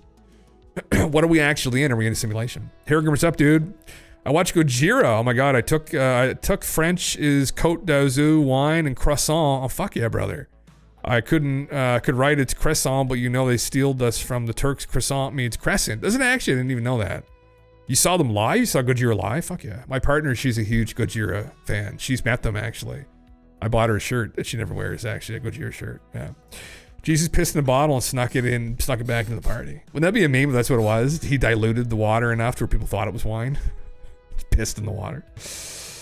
I don't see it as a zero sum. It can be both. Might be. Attributing lordly power to him isn't what he wanted, of course. Yeah, exactly. Well, yeah. I think that seems very contrary to his beliefs. Yeah. To what he believed. Yeah. Yeah. Yeah. In our tradition, Jesus is a prophet of the God. He's a messenger from God, from on high. Yeah. Yeah. Well, and listen, I mean, you know, you could even say that the philosophers, Aristotle, Plato, Socrates, who I'm very fond of, the Socratic philosophers very much. That's where my interest in philosophy lies a lot. They also could be considered as such because they were trying to bring about a better world. I mean, they were trying to bring about heaven on earth, essentially. And the Greeks got kind of close, although corruption in their democracy came in, kind of like our own, but obviously to a much greater degree now, far more corrupt. But and then they ended up killing Socrates. But anyway, that's a side note. But yeah, so maybe I could see maybe from some higher place. I mean, listen, if we're in a simulation, maybe he was a higher level player that came in, right? Had some of his higher level friends be like, hey guys, like, could you just make sure they don't fucking kill me as a baby and eat me? Because at that time, there was a lot of weird shit going on, right? I can just imagine back then there were some crazy motherfuckers everywhere. So maybe he had some friends come and help him, right? On his mission on Earth to help bring enlightenment. Who knows? Does that happen nowadays? Do we have similar kinds of people on the Earth now? Maybe we do. I don't know. Maybe they're out there somewhere in some village fighting with local government. Maybe they run a show called InfoWars. Wouldn't that be funny?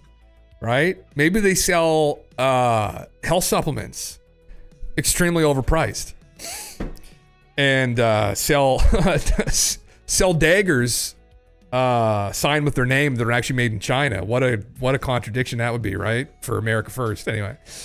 Fuck. Yeah. It was fucking awesome. Well, in our religion, Jim, we cannot deny him. He's a messenger of God too. You wouldn't want to, at least. No, you would not want to deny a man like that into yourself. Yeah. You would want to welcome a man like that deep inside of you, I'd imagine. Yeah. You wouldn't want to deny God himself inside of you. That would be bad. The Holy Ghost, everything, you know, all the ectoplasm. Yeah. Going on a thought train, though, what reality would that mean? Jesus was originally Jewish, so the Jewish are actually descendants from aliens. Well, I think it would mean in Bob Lazar's take, it was just him. So there was a document he claimed that he read through that was like this thick at S4, and the document was pertaining to religion. I don't think he read through all of it, but the TLDR of the bit of it was that the visitors, the government interacted with the aliens, and the aliens had told them that they had been involved in Earth's history. They've been intimately involved in Earth's history and in religion. And how they were involved in religion was because they were involved with the prophets that started all the major religions. So we would probably look at three. I would say probably Jesus, Muhammad, and Buddha. And interestingly enough, those three characters do have weird things about them. So, is that true? I have no fucking idea. That'd be crazy if it was. And that's a true meaning of walking the path of God, to become in tune with yourself and the world. Yeah, some higher power, man. Listen, for people that are unfamiliar with modern anecdotes from the abduction phenomena and people who claim to have had recollections of dealings with aliens, there's a theme that you run through in those encounters, and they get very spiritual. They talk of these differing orientations, that the aliens are separated by their ethical orientations. So you can think of it, really, you could take a step back and you go to consciousness or soul, whatever. That's what they talk about. They effectively say that we're in a simulation. And then they also talk about that they're separated between the service to other groups and the service to self groups. So kind of good and evil is how you can look at that. So they don't interact with each other, or they try not to. And that down here is a lower level. This is just in the lore, a lot of the lore actually. That down here is a battleground where we're still young and we're still understanding how this all works in the game of life, and that's why they're involved down here to some degree too, because they're trying to influence people one way or the other. It doesn't make a lot of sense to us. It sounds extremely wacky, but when you read through some of the lore and the origins of some of these religions, I mean the prophets and potentially maybe their own origins or their own affiliations with these beings in the past, if that's true, it would make it service to other life, right? That's the whole meme, right? That's the whole Christ message. And not just him, it's also a lot of other prophets' messages as well. It's effectively the way to happiness is to be kind and to be loving. And that's essentially, it's, you know, because it's and there's an argument for it too. So anyway, yes. By the way, I'm going to say a huge great silence. I'm going for a great Prince of Darkness Ozzy. Yes, we had one yesterday, brother. Although potentially at the risk of getting a copyright strike, or I did play Ozzy's music at the intro of the stream yesterday. Yeah, I'm a huge Black Sabbath fan. I love Ozzy too. But I love Sabbath Bloody Sabbath is one of my favorite albums of all time. Yeah, man, fuck yeah, absolutely. Yeah, for Jesus. You see, tribalism, yeah. You're God. We're all God. You're God. The Anunnaki DNA theory. I like your God better. Pantheists rise up. There you go. We're all God split up into different pieces. I mean, depending upon how things work on the other side, if there is another side, which I bet there probably is to all this, maybe we're all just a piece of some kind of immortal entity that divided itself into all of these other little bits and pieces. Who knows? We don't know, right? Yeah. Run for the hills, fuck yeah. Yeah. And Joe said Oz is dead. Oh, at the concert. Fuck, man. Fractals and fractions, yeah, man. Who knows? Maybe that's ultimate reality, yeah. As long as you're not playing on God mode jokes. Fuck. That was Dermo on Kick for people on Twitch, sorry. Then there's some percent DNA change in all races, and that percent change is our faction, basically. If gods were black holes, your will bends to its gravity. You are its gravity, constellation. Rest in pepperoni Ozzy, though. That's important, yeah. We all sent an Istanbul under the sun, Black Sabbath. Oh, fuck yeah, man, yeah. Yeah, Black Sabbath's awesome. But them and Led Zeppelin, man. Two of my favorite bands, honestly. I mean, yeah. Anyway, you know, I'm really surprised he lived as long as he did. I would love to look at that guy's brain. They should hopefully do an autopsy on him. I'm just curious. I am curious. No disrespect to him, but it is a miracle that that man lived to 76. Oh, thank you, Aaron. Here it is. Right yeah, the only hardcore thing is that there is a extremely classified document dealing with religion, and it's about that thick. Period. But why would there be any classified material dealing with religion? I want to go back to the religion thing. I want you to say it. Oh, come on, that's so weird. That's a lot. I'm not asking you to say what you believe to be a fact. I'm asking you to say what you read in a report that that is. I'm glad George pressed him on this. Distributed at what may be the most top secret facility in the world. Okay. All right. All right, I'll say it. It's so far out. All right, your objection has been noted. Okay. What does it say? That we're containers. That's how supposedly the aliens look at us. That we are nothing but containers. Containers of? Containers.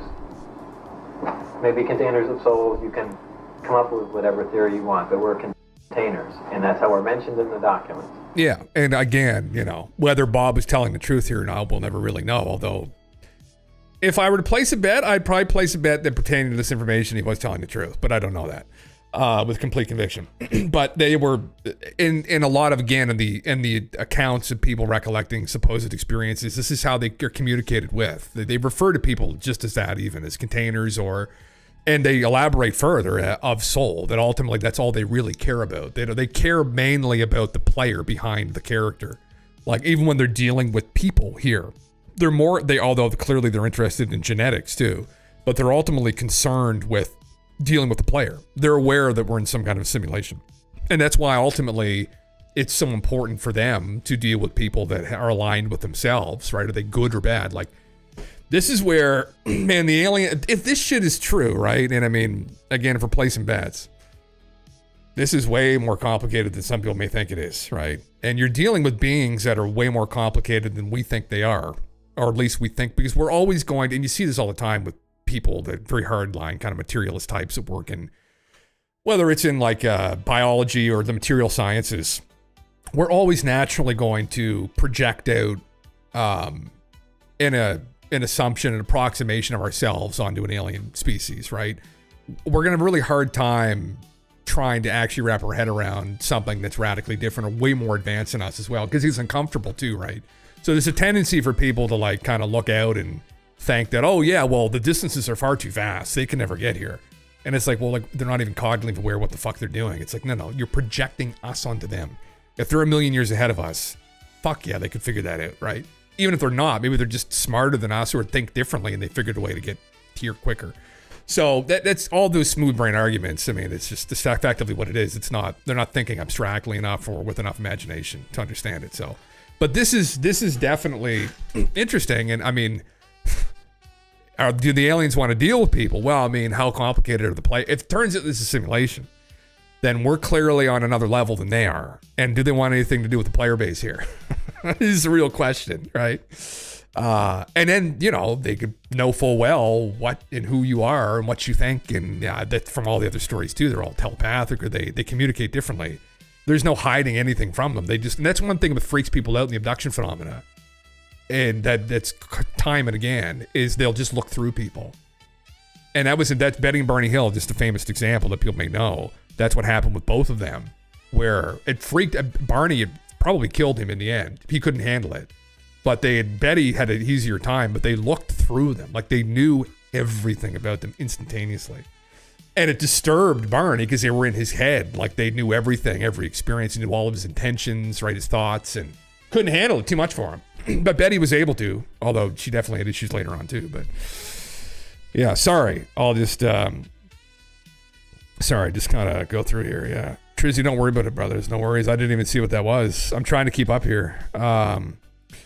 Heart doesn't need rest, lungs don't, other bodily functions, etc. But why is sleepy thing? Yeah, Jim, what do you think about the guy? I mean, Lazard. He's looking up the Pro Hawks. This guy here, Bob. Yeah, I honestly, man, I think Bob's an interesting character. I would bet that Bob probably actually worked out there. It's just a bet. I don't know that, right? But he definitely has a controversial past. So, yeah. There's a small subset of abductees reporting seeing dead relatives aboard a craft. Okay, yeah, I think I've heard it before too. Yeah, Flores Cannon talked about that too. Whether that was mind manipulation or whatever, no idea, nothing to go on, but the witness report. Crazy shit, brother. You imagine fucking grandpa comes and gives you fucking, you're like, oh, what the fuck? Just hanging. There's no such thing as death there, maybe, yeah. Yeah, DNA is indeed information. I'll continue this video. Sorry, guys, we'll go through the rest of the comments here.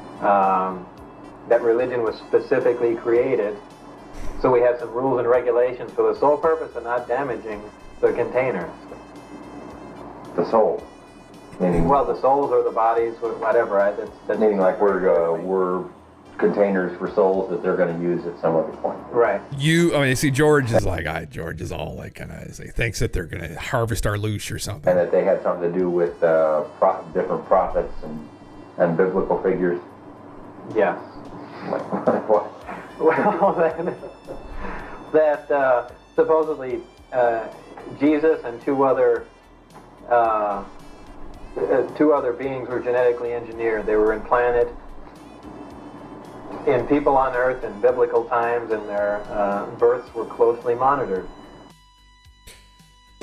Shit. There it is there, I guess. Yeah, interesting names. Yeah. Yeah. The way he doesn't want credit for saying this, it's out there, man. His objection was noted. Yeah, he's 100% read that in a document, didn't just know what to make of it because it's fucking insane. Yeah. I agree, Max. We're on the same page with Bob pretty much. Yeah. Yeah. Yeah. I do not blame the man. Makes it more believable that he didn't want to say. Yeah, maybe. Yeah. It is a simulation, but not really. You don't think it is, brother? Yeah. Maybe we're looking into the totally wrong place for evidence. Like, what if we can decode entire DNA of humans and turns it to be some Nazi-style encoding system that will take a lot of resources to break, like Enigma? Yeah. Jim, you know my friend, I'm a metalhead and I'm a little bit drunk, so I'm going to ask a question. What happened to those Latino spheres? Harrigan will tell you, brother, they turned out to be fake. Almost all of them turned out to be people flying them around on a drone. Maybe it was some kind of campaign to raise tourism to the area. I have no idea. Some people speculated about that online, but yeah, unfortunately they were real. Yeah, reality is a simulation and the simulation is reality. Well, this is our reality. Yeah, bro, this is a reality for us. Yeah. Is reality ultimately a simulation, I guess? Yeah. Yeah. Do people want to do a people? Why would aliens? question. Well, I mean, listen, we have problems with people though. People have a hard time having control of themselves or emotions. And sometimes they act very selfishly, and that's one of the big problems, right? You deal with people sometimes. They'll stab you in the back, right? To try and take your girlfriend or something. Like they'll try and take your money, steal your gold. They'll try and steal your Neopets paintbrushes. Or people can be assholes sometimes, right? Like, but that's that's people have a hard time. People have a hard time understanding why they shouldn't behave badly sometimes as well. Because I think we all have objectively pretty poor education's baseline. That's the other problem as well. Yeah, and people betray themselves all the time as well. Even people who claim to be intelligent, they say incredibly stupid fucking thoughtless things, right? That they should know to speak more carefully. But anyway, I think ultimately they're not after objective truths. They're just after enriching themselves or appearing important, right? Because that's what it's all about. Not actually objectively important. Yeah. I feel like if aliens and technology to reach us, they wouldn't be able to be controlled and silenced by the government. Well, I don't think the government. What does it imply? I guess, brother, is it the government that has no interest in? Is it the government who's silenced them, or have they also agreed with the silencing? Maybe they have no interest in being known. That's the thing. They have within their capability at any point in time, to disclose themselves to us. But they have clearly chosen not to, whoever they are, how many different groups of them there are. So maybe there are rules and regulations we don't understand, but both parties don't have any interest in enlightening humanity to this, I think. So it might speak to their own intentions. I don't know. Yeah. Who's to say they don't already live here? I mean, Hamid shapes are perfect for our gravity environment. They could, yeah. They could, definitely, yeah. You think they're ultra-terrestrial? Well, I think that's clearly yes. Yeah, I would definitely agree too. That I think, although they must have originated somewhere. That's another thing you run into in all the stories, that they have an ability to enter into these different realms.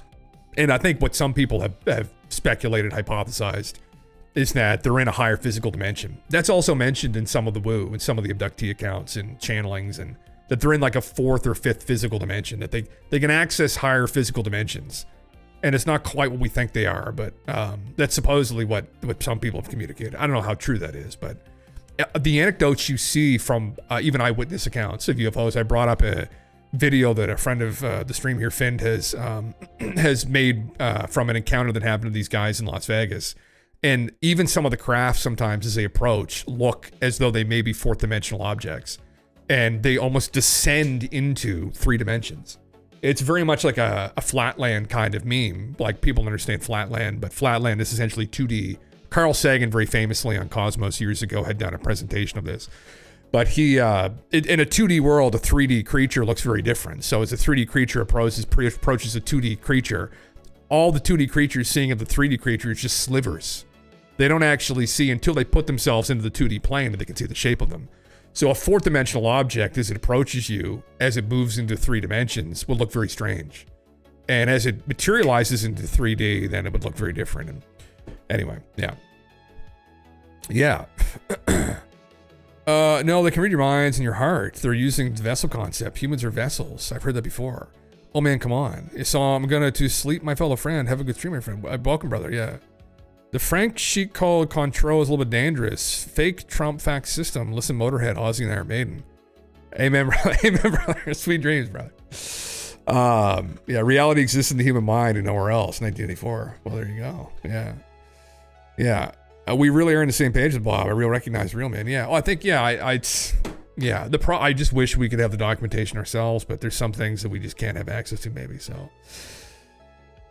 The new whistleblower Matthew Brand said these beings also see us as a resource. I don't know if that's the vibe.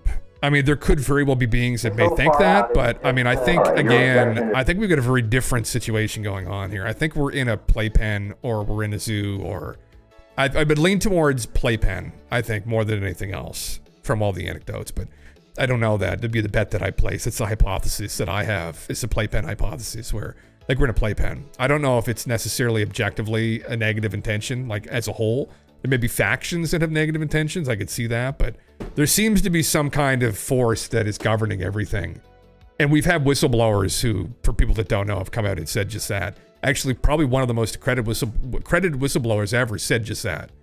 That's what they think. Yeah, is that they're is some kind of a government. They've heard that. Hi, Mashed, for people who don't know. Yeah. Our body is a temple which holds our spirit soul, almost like how Bob says we're containers and our soul is what fills a container. Correct me if I'm wrong. Well, that's very similar. That's exactly what he said. Pete Davidson said it best, being famous is fun. Can't go outside anymore. Fuck. Is that what's Jesus gonna be like when he actually comes back? Is he gonna struggle to go outside? I mean, would it be like an I Show Speed type situation in one of these countries? Like, yeah. Also, meaning our home planet might be similar. There's a theory that our bone structure is 25% overloaded, meaning our home planet might be 0.75 gravity. Yeah, I've heard the our circadian rhythm's slightly off. Media, it's a real thing actually, and that Mars would hypothetically be a little bit closer, which is interesting, right? But yeah, like there's the separate groups, the higher dimensions outside the simulation beings, and the consciousness hosting beings all along with us. Fourth dimensional understanding. It's a great video, like hypercubes and shit. 4D, how to walk through walls using the fourth dimension, yeah. Which again, in abductees reports, people who've been abducted, they get pulled through walls. So there you go. So Migaku is a 4D game, a game where there's a fourth dimension of space. So I thought I would show you what it would actually look like if you could walk through walls using the fourth dimension, and in the process explain what the fourth dimension is. Jeez, this is cool, yeah. Very cool. God damn. So say you need to get to the other side of that wall, but you can't jump over it and you can't walk around it. Distraction, what's up, dude? But what if there was more to this world? What if you could just walk around the wall in the fourth dimension? Hope it's not a zoo, bro. The fourth dimension, walk along. Isn't that what monkeys do to their enclosure? They just throw shit everywhere. They make a huge fucking mess. The fourth dimension, and turn back. You discover that the wall has disappeared, and it's been replaced by a pile of rubble in the middle of the desert. Okay, before I continue, let me explain something first. Yeah, sorry, Tiamat's where the asteroid belt would be. Yeah, media. Say you are this 2D character and you need to get to the other side of that wall, but you can't jump over it, and well, that's about it. Can't go around it. Yeah, there's no third dimension. What if there was more to this world? What if the world was actually 3D and you were just a 2D flat character that could only move inside a 2D plane? You could go past that wall by just sidestepping it, but how do you do that since you're stuck on a plane? So you press a button to turn sideways, and now when you're moving left and right, it doesn't mean the same thing. It actually means moving along the third dimension. So you take a few steps, and you press the button again to face the original way, but now you're in a parallel world that is further along the third dimension. So the wall is not in front of you anymore, it's off to the side, and you can walk right past it. So this is a good way to visually represent it to us here with the fourth dimension. You notice that some rubble must have fallen off the wall in the third dimension also. You turn sideways and take a few steps to get back to the world you came from and turn back. Okay, but this little 2D character is only 2D, so unlike us, he can't see the third dimension. So what does he see when he turns sideways? He might think the world is deforming, but it's just what it would look like if you took 2D slices of a 3D object, like images produced by an MRI machine, for example. The world isn't changing, it's just being seen from different directions. So when he's further along the third dimension, down in the desert world, he can't see the wall, but he can see the rubble. And from the sideways perspective, he can move across worlds back into the grass world. But back to thicker problems. What if the world actually had 4 dimensions, but we could only see 3? In other words, what if we were living on a 3D plane inside a 4D world? So you press a button to turn sideways. And now, when you're moving this way, it doesn't mean the same thing it used to mean. It actually means moving along the 4th dimension. So you take a few steps, and you press the button again to face the original way. But now you're in a parallel world that is further along the 4th dimension. So the wall is not in front of you anymore, but off to the side, and you can walk right past it. Interesting. And you can notice that some rubble must have fallen off the wall in the 4th dimension. You turn sideways. Enjoy, brother. Enjoy your steps French to get back to the control. world you came from, and turn back. And Yeah, it's interesting, man. This is how you walk through walls using the 4th dimension. Is this what's happening, brother, on Skinwalker Ranch? Is this what's going on? Are the aliens watching Eric in the shower? Is that what's fucking going on? Is that what's happening? It'd be hot. I mean, Jesus. Yeah. I'm interesting. Pluto was a planet, then it wasn't. What are they covering up? Pluto was once a moon of Neptune, brother. It was once a satellite. It's a planetoid. Yeah, I don't agree with the demotion though. We knew it as a planet. They're just trying to be idiots. Yeah.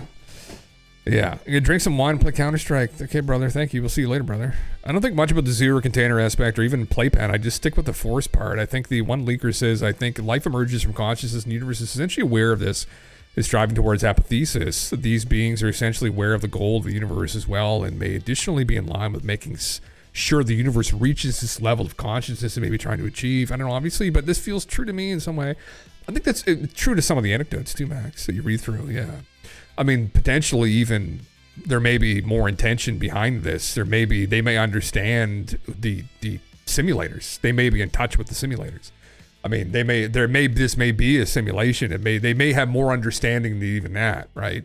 Where they understand that we're containers, right? That might imply that they understand that this is a simulation of sorts and ultimate reality lies outside of it. Like the player analogy is kind of very similar to the container analogy they use. And if that's the case, are they in tune with this other side, right? Do they have this, if that's the case and we're in some kind of a simulation, there's obviously with us this veil of forgetfulness, or we don't have any recollection of this place consciously.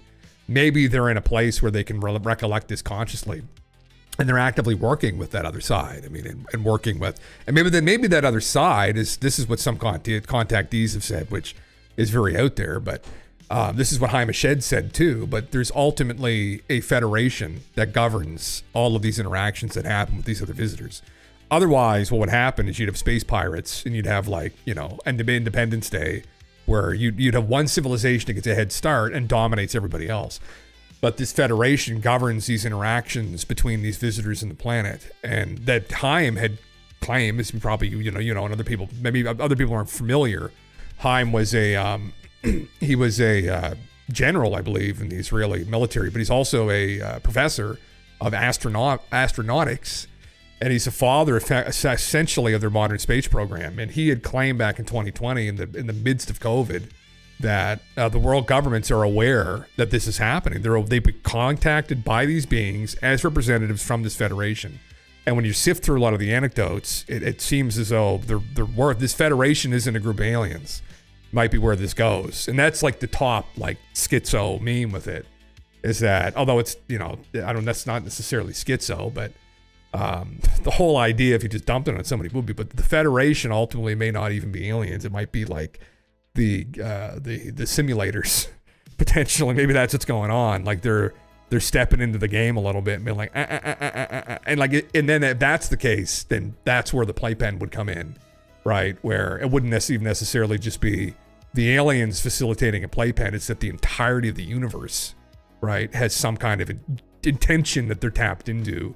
And you're right, maybe just to go along and see how this experiment goes out as people jump into the game in these different worlds that can support consciousness, these other beings that crop up through evolution. But that at some point there's some kind of intervention that occurs, and that maybe we're at that point now. I don't know, but that's one of the ideas. Yeah, people complicate and forget about the simplicity. If time is a dimension, or if matter isn't truly a constant, then there is no wall. Brother, yeah. Whoever said that knows some shit. Oh, sorry, I can't remember what I had said at that point. The world is flat in 4D. Those fuckers were right all along. They're doing something, yeah. Arnold Glant, yeah, what's up, man? No, the Max, sorry, that's you, yeah. Sorry, you're on your mobile, yeah. They have a greater understanding because they watched us multiple times. The watchers, well, they've been here watching all the time. In the shower, on the toilet, they're always watching, yeah. Do you subscribe to the idea that sleep isn't sleep, but some sort of cosmic system reboot or backup? Well, I mean, for the human being, we know the human being absolutely needs sleep. I mean, it's just we evolved like that. But you have to wonder, though, for us as players, although we can't quite recollect it, what's happening when we sleep, right? I mean, maybe when we sleep, do we log out? I mean, these are just questions, right, that we're asking here. It's very philosophical and very, esoteric shit, but when it comes to things like simulation theory, if we're players in this game, when we sleep, is this a log out period? You got to think, play World of Warcraft all day, then what are you going to do? You're going to go log out, right? You log out for 8 hours a night, 8+ hours a night. You're logging out, right? And maybe there's an urge not just to go to bed, but also to fucking log out. And you got to think too, though, that when we're tapped into this reality here, I mean, our memories here are just to do with our experiences in this physical reality. Like our brain, all the tactile senses, touch, feel, it may be plugged into some other player, but ultimately here, while we're in it, all we recollect are what we've experienced within reality. So we're not going to remember what we did outside of the simulation. We could be going down to the 7-Eleven with the boys and having a couple cigs and fucking a little cup of coffee. Right? We have no idea what's happened on the other side. Right? When we log back in, we're not going to remember that. Those memories aren't imprinted. Although some people do supposedly have imprints from past experiences. You get the past life stuff, right? So, who knows? Yeah. I go back and forth a bit, especially after hearing you elaborate. I definitely bounce back and forth between those two general ideas, Federation and all, very interesting as far as simulation stepping into the game. Yeah. Well, yeah, and it's just a theme that crops up, I think, Max, like time and again. And it's a theme that's always been there. And it's reiterated in these experiences that people have had. And at the end of the day, I have no idea. Like, is this just some telephone game that happens with these people who read someone else's experience, then have a crazy dream, and then probably not, actually, because then there are examples of people who've dealt with accredited psychologists, psychiatrists, mainly psychologists who work in hypnotherapy that have gone through their memories. And you can't really lie like that when you're induced, or at least it's hard to. And so they probably seem like real experiences, and that's what gives them a little bit more weight. Obviously, it's not like hard data, but that it's a theme within them. And so then you've got people like Haim that say this Federation exists, and there's channelers. Again, I take them with like a bucket of salt, but they also speak of this idea that ultimately this is like higher level beings that are not aliens, and like that's the kind of overlay that this is all some kind of a simulation that we're dealing with here. And then, what's the intention behind it? I don't know. Is it to make decisions? Obviously, it's one thing, maybe. I mean, that's something that I think there is free will. I mean, maybe it's complicated. Maybe some elements of the material world do have some kind of, they're determined to some degree. But, I mean, might be like a lot of Eastern religions talk about times like a river. You go down the river, but you do have a paddle, right? So maybe you're not ever going to be an astronaut, but maybe you could be a chef. Maybe you could be a hockey player. You could be a professor, you could be, right, a streamer, or you can make these decisions, and that's the player in the world making decisions, the chaotic element, right, within the machine. I don't know. It's needed for sure, but I mean, what is its true purpose and not the mainstream idea? Yeah. It's one-dimensional. Even though it houses potentially up to 6 dimensions, or 12. In string theory, I think it's 11 or 12 now, so yeah. But they're not physical habitable dimensions, by the way, in string theory. They're not. That's not how it works. Yeah. Oh yes, the last episodes of Sandman come out soon. I don't know, what is that? A TV show, brother? Yeah. Muscle memory from a genetically encoded you quantum mechanically. I feel like the term higher level being is Deadpool style fourth wall, brother. Maybe. Yeah. There are a few VR games that utilize impossible rooms. This is level proc generate, which adjusts to your play space. Pretty surreal experience. Never-ending hallways, rooms, which shouldn't be possible. It feels like simulation-like. That's interesting, Corey. Well, that'd be really. The VR games are really cool. That's a buddy recently. I was going to talk about it again a little bit later tonight, but that buddy that was on with Danny Jones had talked about it. He's a computer scientist he's kind of elaborated on his simulation theory. I'm with him. I mean, it's a philosophical idea. It's not necessarily new. You can go back to Plato with it, with the realm of the forms. Effectively, is like an archaic form of simulation theory, right? There's a realm that exists, and it exists the original ideas for everything, or the ultimate idea of a chair. The original idea of the chair came from this realm, and we channel down into this world a poor copy of the ultimate idea of a chair, right? But there's this ultimate realm, there's this ultimate reality exists where all of these ideas, these concepts reside, right? And it's effectively kind of like an archaic form of a simulation theory. He would 100%. Those guys would 100% be on the simulation theory right now, let me tell you. 100 fucking percent, 120% they'd be on simulation theory right now. Especially with, some of the experiments that people have done with quantum physics, like even the double slit experiment. I mean, although they contest that may mean that or imply anything to do with consciousness, but it's just, again, another like block that you stack, so... Yeah, but we still inhabit them, or they inhabit all of us. We are not in a simulation. We are not in a simulation. El Dorado. You think so? City of Gold, brother? I don't know. I don't know that we aren't. I don't know that we are. But we ask the question, are we? Right? That's the question. if I were to place a bet, looking at a lot of the anecdotes that people have, these unusual phenomena that has been deemed woo by others, even myself, people refer to it as woo because it's not hard data. It doesn't mean it's not valuable. It's not real, actually. But I would say a lot of those anecdotes that are the woo point towards the idea of simulation theory. Yeah. If you had to place your bets, what would you say? We are just primates on Earth in a practically infinite universe, or that we are a part of something far greater? I don't know, Grace. What do you think? I mean, I think I'm going along with simulation theory, probably, in that there is, from a lot of the anecdotes, potentially, this is not just something that happened by chance. It has had to, and this is kind of, some people have used this argument for God in the past too, but that this is something that was made with intention potentially and is very carefully monitored, is what the anecdotes point to. And people will, there's all kinds of arguments in philosophy as to why this shouldn't be the case, or like why God is this all-loving, omnipotent being. They're like, well, like, why does God allow suffering to exist? And this gets around that too, where it's like, that's not how this works, right? This is things like, this thing goes and it goes, and and then you just become a part of it, and there's the potential for evil in the world and in people, and that's just something you have to deal with. It's a consequence of potentially even free will, right? So, but I don't know. Is it infinite? I don't know. That's the thing. Would it be infinite? Who knows? I mean, it's hard to understand what ultimate reality would be when you're stuck within the simulation, right? And so, I would assume that it isn't infinite if it ends up being some kind of a simulation, that there is some kind of finite structure to it, but it might be something that's carefully managed. I don't know. Like, if that's the case, if somebody decides to try to go to the edge, maybe they just end up back to where they started again. I don't know.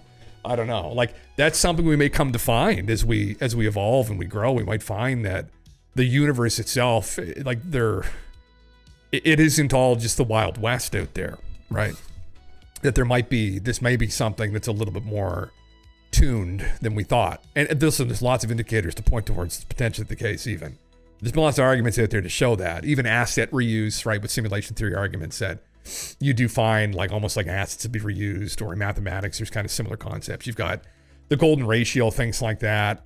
There's weird things that maybe point towards that this is some kind of the argument actually has some basis, really. And there's a lot of people I know that study this professionally and that are involved in doing experiments or involved in physics or quantum physics, that like when they look at reality, that's ultimately what they come to. It's just a simply analogy for us, for our monkey brains to understand, because we've recently been making simulations ourselves. But that ultimately what we're doing is we're making simulations within a much greater simulation, right? Yeah. But anyway, that'd be my bet, man. But my bet too is that, and my whole thing is, I look towards a lot of these woo anecdotes, not as just nonsense. I do think that there's a preponderance of it that probably points towards it being, it speaks to something. It speaks to, there's more to reality than we thought, right? And I would place my bet that simulation there might be what that is. Yeah. Here's how it works. Interesting. Yeah. Thank you, Korea. Oh, okay. Oh, Jesus. This being a simulation doesn't really mean reality isn't real and tangible. No, it's clearly for us, it's very real. I mean, our bodies, our personalities, our characters are all part of it. Yeah. It's still very real. Very real consequences too, possibly, Bones. Yeah. And that might be the intention behind it, is decisions within this world are extremely important. And he's got the bike in the corner. He's got a whole dedicated room set up. Fuck yeah, brother. I would get motion sickness so goddamn quickly. I tried to play Skyrim once. My buddy of mine came over and brought it, and I had to shut it off after like literally 2 minutes.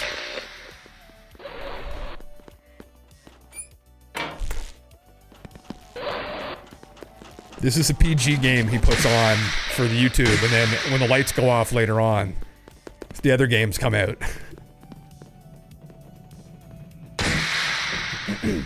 God damn. It's very intriguing. T for God. That's kind of cool. I would lean towards us being primates floating on a big rock. That just isn't the hard evidence for the contrary, but I imagine we will never know.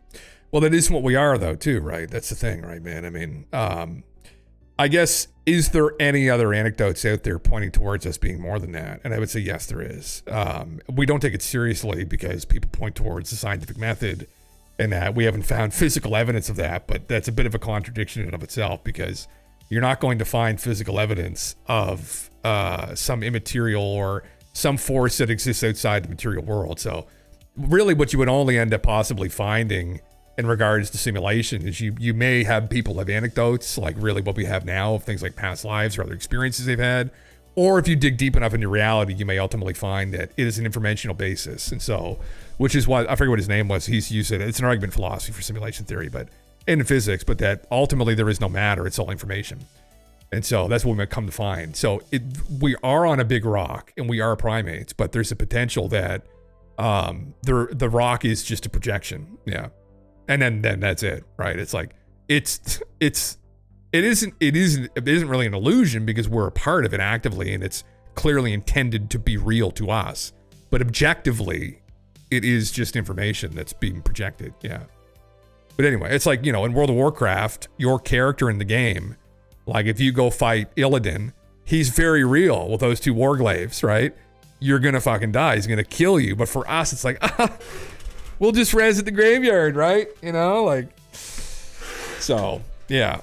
Does not life give to death and death gives to life as a constant, as a living mathematical equation? Does it? I don't know. The bird eats the worms and worms eat the bird. Oh my heavens. Oh my heavens. There has to be a payoff for simulation theory to work. What is our payoff? What is God's payoff? Don't know.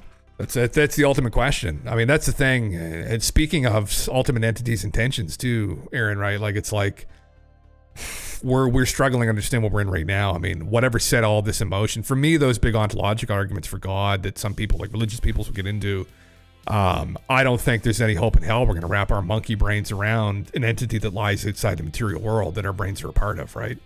And so understanding that force, which to be fair to some people, they just feel they're in tune with something higher. This is a part here where he's running around. I'm seeing what the fuck.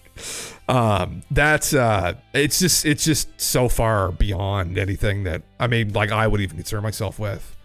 But I would be more concerned with what immediately are we a part of. Yeah. Whatever the intentions of that thing is too, we have no idea. Yeah. Motion sickness is from HMD not being in sync with your balance. Oh, interesting. Fast enough system, you don't get the visual delay. Oh, interesting. Okay. Well, that's fucking very trippy. Well, that would definitely trip me the fuck out. Holy shit. Yeah. Crazy how far it's come. Yeah.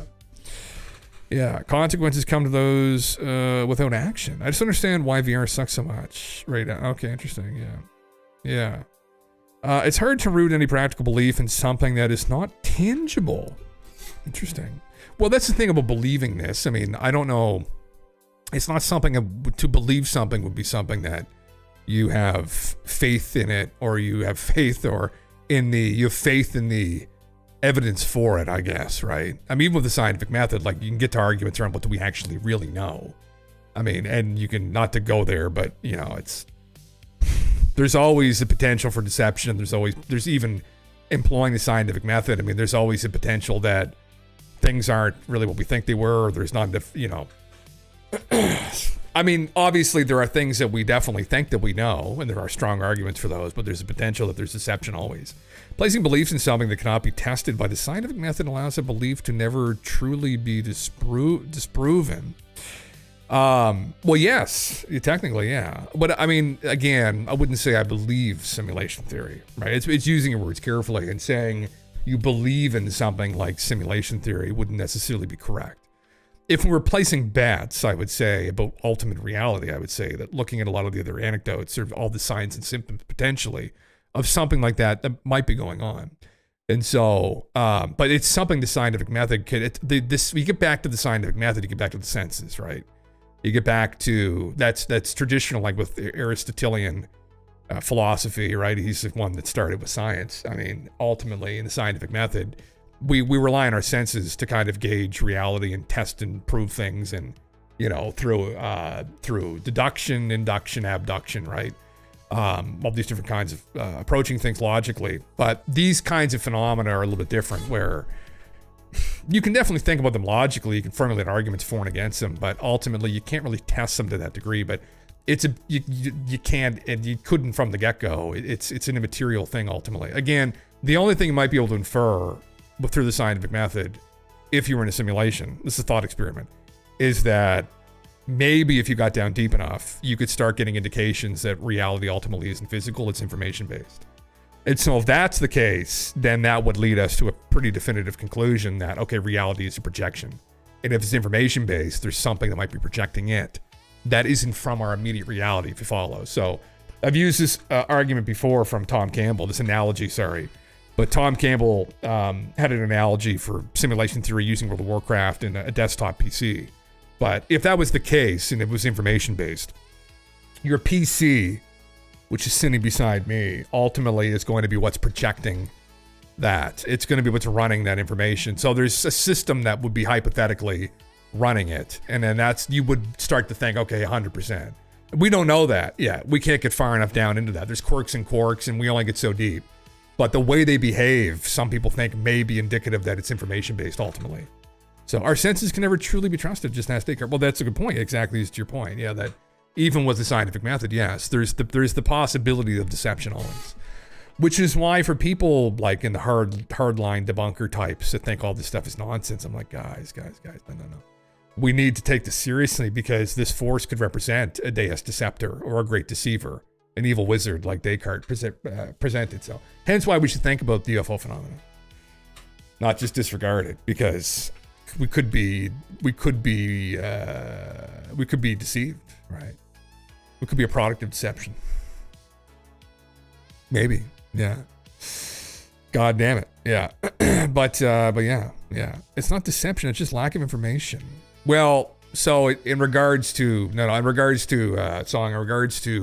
Descartes, it's that you can never truly trust all your senses. So it's not deception. It's just lack of information. Yeah. So we don't know that for certain. No, there's always a potential that your senses have been deceived by some higher force, right? It's an uncomfortable place to live in, and I would probably recommend most people don't live in that day to day. My driver's still a little bit nuts, but it's still true today. There's different variations of it, but there's different plays on it. But ultimately, you can't really deceive somebody that they don't exist because you're thinking, therefore you exist, and that really to some degree is still true. But that's kind of the only thing you actually know. There are people that have driven themselves nuts before thinking that, like, and I've heard of these people who, although I think, again, they were probably in the throes of dementia, but that thought everybody was a dream character, which is also probably the throes of like some kind of narcissistic personality disorder. Late stage narcissistic personality disorder. You're all part of my dream. Fuck Christ. Anyway, but yeah, that's a meme, and people have gone kind of nuts thinking that, but which I think is pretty asinine thing to think anyway. I don't think our brains are capable of that level of projection. But maybe someone's deceiving you. Maybe you are just a brain in the vat, and that's what they're doing. Maybe that's how they could concoct it, but I don't think so. Again, it's like there are things we do and don't know, but if we are a part of us is immaterial or non-local to this reality. That intuition, listen to it sometimes, maybe, right? I don't think that's the case. I don't know that, but I would bet that it's not. Yeah. There will be tech in the future which will provide a real life simulation, just like in Neuromancer. Oh yeah, absolutely, yeah. There will be, yeah. Yeah, senses don't even have to be distorted by something greater than us. It can be done by anything. Well, it could be something done, well, would it be, equivalent to us? I don't know if they could manipulate all of our senses collectively, but hypothetically, yeah, I guess, yeah. Oh yeah, we are, thank you, Digi. We kind of went through that. He was just joking. Yeah. Unfortunately, yeah. I hope, I hope it fucking happens, though. I really hope it happens. That's what I hope. So, no worries. Yeah, no worries. Yeah. Thank you, though. Yeah. We just broke the fourth wall for someone watching this that was on the fence whether they're living in a dream or not. Uh-oh. Time to take a step back again, right? Time to go have your medicine. Listen, people shit on alcohol, and yes, it is probably one of the worst drugs, but at the same time, it's delicious. And after a couple of these, you're not going to worry about that anymore. Right? Because guess what it does? It shuts down your brain. It literally makes you dumb. And that's fun as shit when you just want to play games with boys. Right? You're like, we'll think about all this shit. I just want to play games with boys. 4 or 5 beer in, you're not thinking about any of this shit again. You're fucking done. Right? Yeah. God damn it. I'd love to under that, but we are attacked. There are tactile lamps coming out in late 2025 where you can feel what you touch in VR. Oh, that's extremely crazy. Yeah. They're grab a beer. Yeah. Yeah, your senses are all a lie. It is all a dream. That's when it goes into psychosis. This is why I keep telling people this is reality. Oh, this is reality. We are absolutely a part of this. Is absolutely reality, yes. For people that are watching, yes, absolutely reality. This is absolutely for us ultimate reality because we are monkeys within this world. But if you want to get more abstract with it, yeah, just listen. Have faith in Skinny Bob's, right? Have faith that Skinny Bob at some point is going to come down. He's going to slap Jeremy just because, and then he's going to come and he's going to enlighten humanity. Yeah. God damn. The person is still listening to this bugging right now. There you go. A little bit of philosophy, you know, a little bit of metaphysics. What is reality? What are we? What is going on? What's happening? Right? Who are you? What am I to you? Am I just part of your dream? Am I just a projection out of your mind? Right? Are you still asleep? Wake up, Neo. Wake up. Wake up, Neo, and come back to our submarine and eat slop with us. Well, that's my favorite fucking meme, man. Where is that? This fucking wake up Neo meme. Obviously in this, hold on, if I can fucking find. Oh, this is Neo, wake up from your comfy office job and active social life. You're a human battery, Neo. Come live in a cave with us and eat porridge slop. That's my favorite fucking memes. That's so fucking good, people. Yeah, the stakes seem so real, man. It's just his mouth too, Neo. Just maybe it's best we're in here and we don't know. Hey, maybe it's best we don't fucking know. Yeah. We come with up all sorts of theories, Granny. We are just monkeys, but, well, there's a logical basis for some of this, so that's the thing, though. We're a little bit beyond monkeys, so that's the thing. Are we just monkeys? That's the whole question. I think we're a little more complicated than monkeys. Why are we more complicated than monkeys? We're self-conscious beings. What does it allow us to do? You know? Should we wake up if that's the case? Should we wake up and go and indulge in porridge slop? Or would you rather just get a nice ribeye on Friday night, right? Reverse sear it and then enjoy it with a nice, what's it called again? Fuck. Clarified butter, right? Oh, I might just do that, actually. May just do that. Yeah. Oh, it did. Yeah, all these inputs we're going to combine with AI will give us in the Matrix. I have no doubt about that. Yeah, you could just be another me from another reality colliding into the same space. Well, I mean, we're all here together, at least right now. I believe we are all individuals. So, you know, it is what it is. But yeah. Yeah, why would you leave the simulation though? Yeah, maybe we shouldn't. That's why hang around. There's always going to be tough times in this world. And sometimes people will use these arguments to be like, hey, I'm just going to wake up on the other side, right? Unfortunately, very sadly, I think somebody that was dealing with a lot of mental health issues that kind of was thinking about things like this was Forsen. What's his name again? Fuck. The rogue in World of Warcraft. Damn it. Wreckful. And then he jumped off his balcony. And that's the last thing I'll never forget that, because that's one of the last things that he said on his stream. I didn't watch it live, but someone said it to me where he said, maybe, you know, we'll just like wake up, you know, and I'll, you know, like after I die. And I'm like, oh God, like that's why you have to be really careful. So don't do that, because you might wake up inside of a cave where you're a human battery and all you get to eat is porridge slop. So just hang out for a little bit longer. There you go. Yeah. That's how we'll try and deal with the psychosis, maybe. Cryptic conversation with Randall Nickerson and Danny Jones. Okay. We can get into that. Yeah. That's why I have a fridge full of beer and chicken thighs marinating. That's why we drank, brother. Why we drank. Yeah. Speaking of which, well, I'm not going to drink. I'm going to get my own slop out of the fridge. I just cooked chicken. I'm going to make a dirty old salad because fuck, I didn't make anything else. So God. Anyway, I'll be right back in like a couple minutes, guys. And then there's some other memes we're going to get into here, which are spicy. So.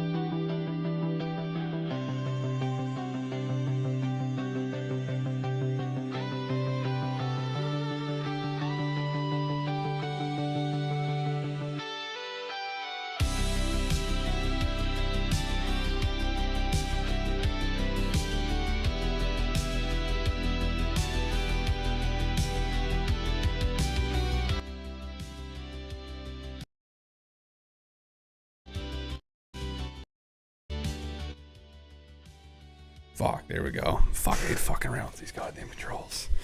Welcome back, everybody. Good Lord. More slop. For the bucket. Got my salad. A couple things I was going to go over and watch, actually, which are interesting. Why the volume fucks? We're vibing out here on the black. Yeah, I was trying to turn it down a little bit in preparation for my return. For our return, yeah. Vibing at the Blockbuster. Fuck, I just came in. I just like knocked that coal out of your hands all over the goddamn floor. Said, time to come back. What happened off stream? Tell us. You look angry about it. No, I'm not angry at all. I'm angry because I'm going to be forced to eat a salad here. No, it's actually pretty good salad. Hold on. Here, we're back at Blockbuster shortly. That is apple and spinach, and I did some sourdough toast. I cut up into croutons. A little bit of shallot. I got some Parmesan Reggiano. I got some chicken I barbecued earlier. And like I said, apple, and then there's just a little bit of balsamic and a bunch of olive oil. Low carbohydrate day. Although I just had a beer, but that's like 20 carbs. So yeah. Cola. Back in the day, brother. I don't drink pop anymore. Back when we were young. Yeah. You can't make friends with salad. Bart taught us that. Is that a Simpsons meme? Interesting. Yeah. Fuck. I had an argument with my slop. Yeah. I threw it all over the floor. I said, fuck you. And then I had to pick it back up and put it back in the bowl because I realized that's all I had for dinner. So yeah, it's not bad, you know. There's worse salads that you could have. You could just have spinach on its own, and that would be absolute torture. So I shouldn't really complain. There could be worse scenarios. Yeah. Yeah. Robert Bigelow, interdimensional beings claim G-Lock and Lock, out-of-body consciousness. Video. This is Bob said this. I've got another video too I was going to play. I got a bunch of them actually we're going to go over, but this was the other guy too. A century of humanoids, 12 true encounters. What else do I have? I've got the next step in human evolution. This is from Dr. Mayim Bialik, which is that guy with the crazy hair. Love him. I got Uncharted X going over a new site find, and then this is a conversation we had the other night, but those are, and this too, Ross just interviewed the inventor of his new radar that can spot UAPs. I was going to kind of go through that as well because he's ready to deploy this technology for purchase. But here, why not? Yeah. I did a mic drop just before you went to get mukbang. Can we go back then? Have a think about it. Yeah, sure. I guess scroll up a little bit. Oh my God. Okay. Scroll up quite a bit. Solipsists are individuals who subscribe to solipsism, a philosophical theory asserting that only one's mind is sure to exist. Yes, in its most extreme form, solipsism holds that everything outside of one's own consciousness, other than people, the external world, and even time and space, may be illusions or mental constructs. Yeah, hire Bob Lazar to entertain at your kids' birthday parties. Is that the one there? But solipsism. Yeah. Goddamn. Is that it? Yeah. Oh, higher up. Even higher up. Oh my God. We're genetically engineered monkeys because that's all they had to work with. Chromosome number 2 holds the key to genetic manipulation. Telomere caps should not be inside a chromosome unless it was intentional. Yes. Yeah, I've heard that. I think I mentioned it before. Didn't this guy mention this too, didn't he? Where is he? Fuck. This guy here.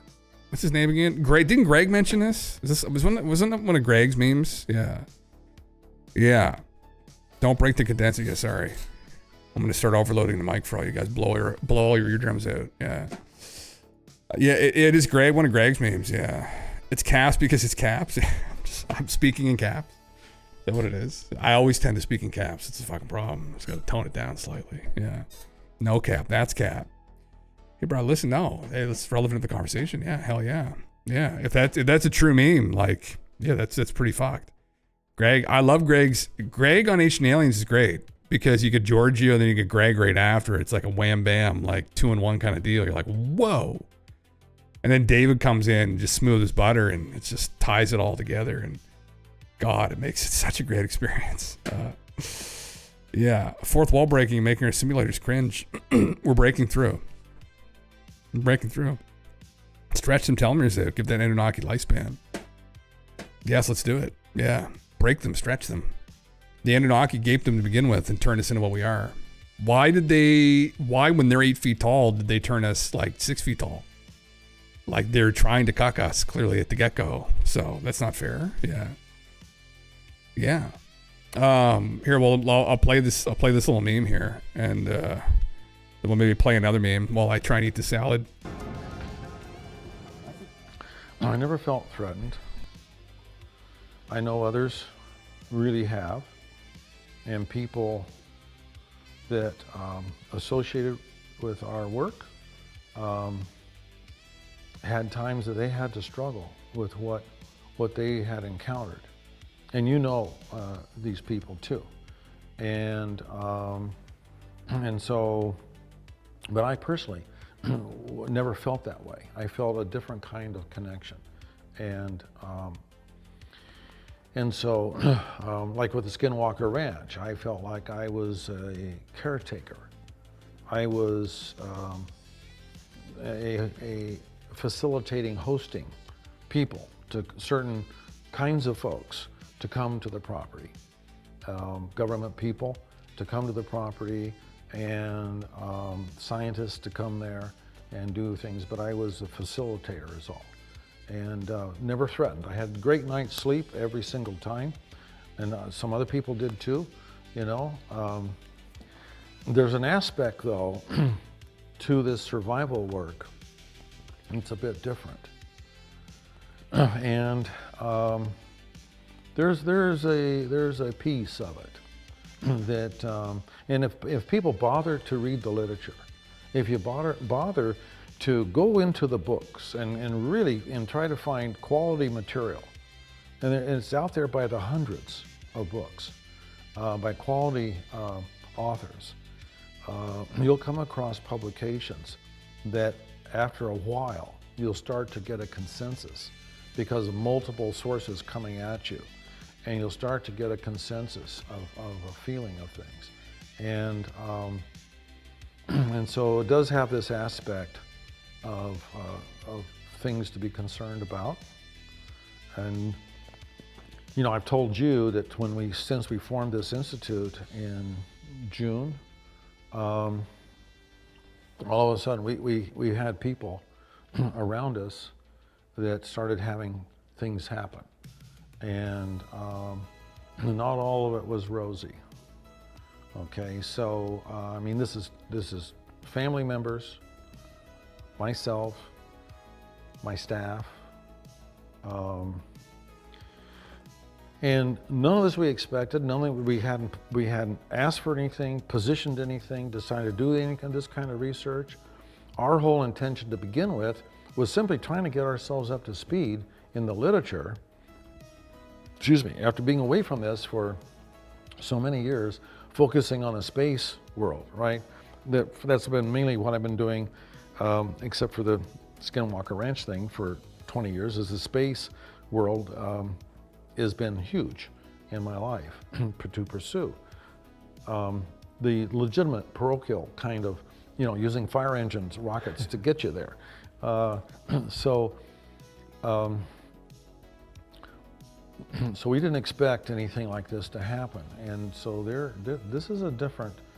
this Holy Grail is different than the second Holy Grail. If the second one being the ET is a little bit lower, and this first one, is there any part of your consciousness that survives your bodily death?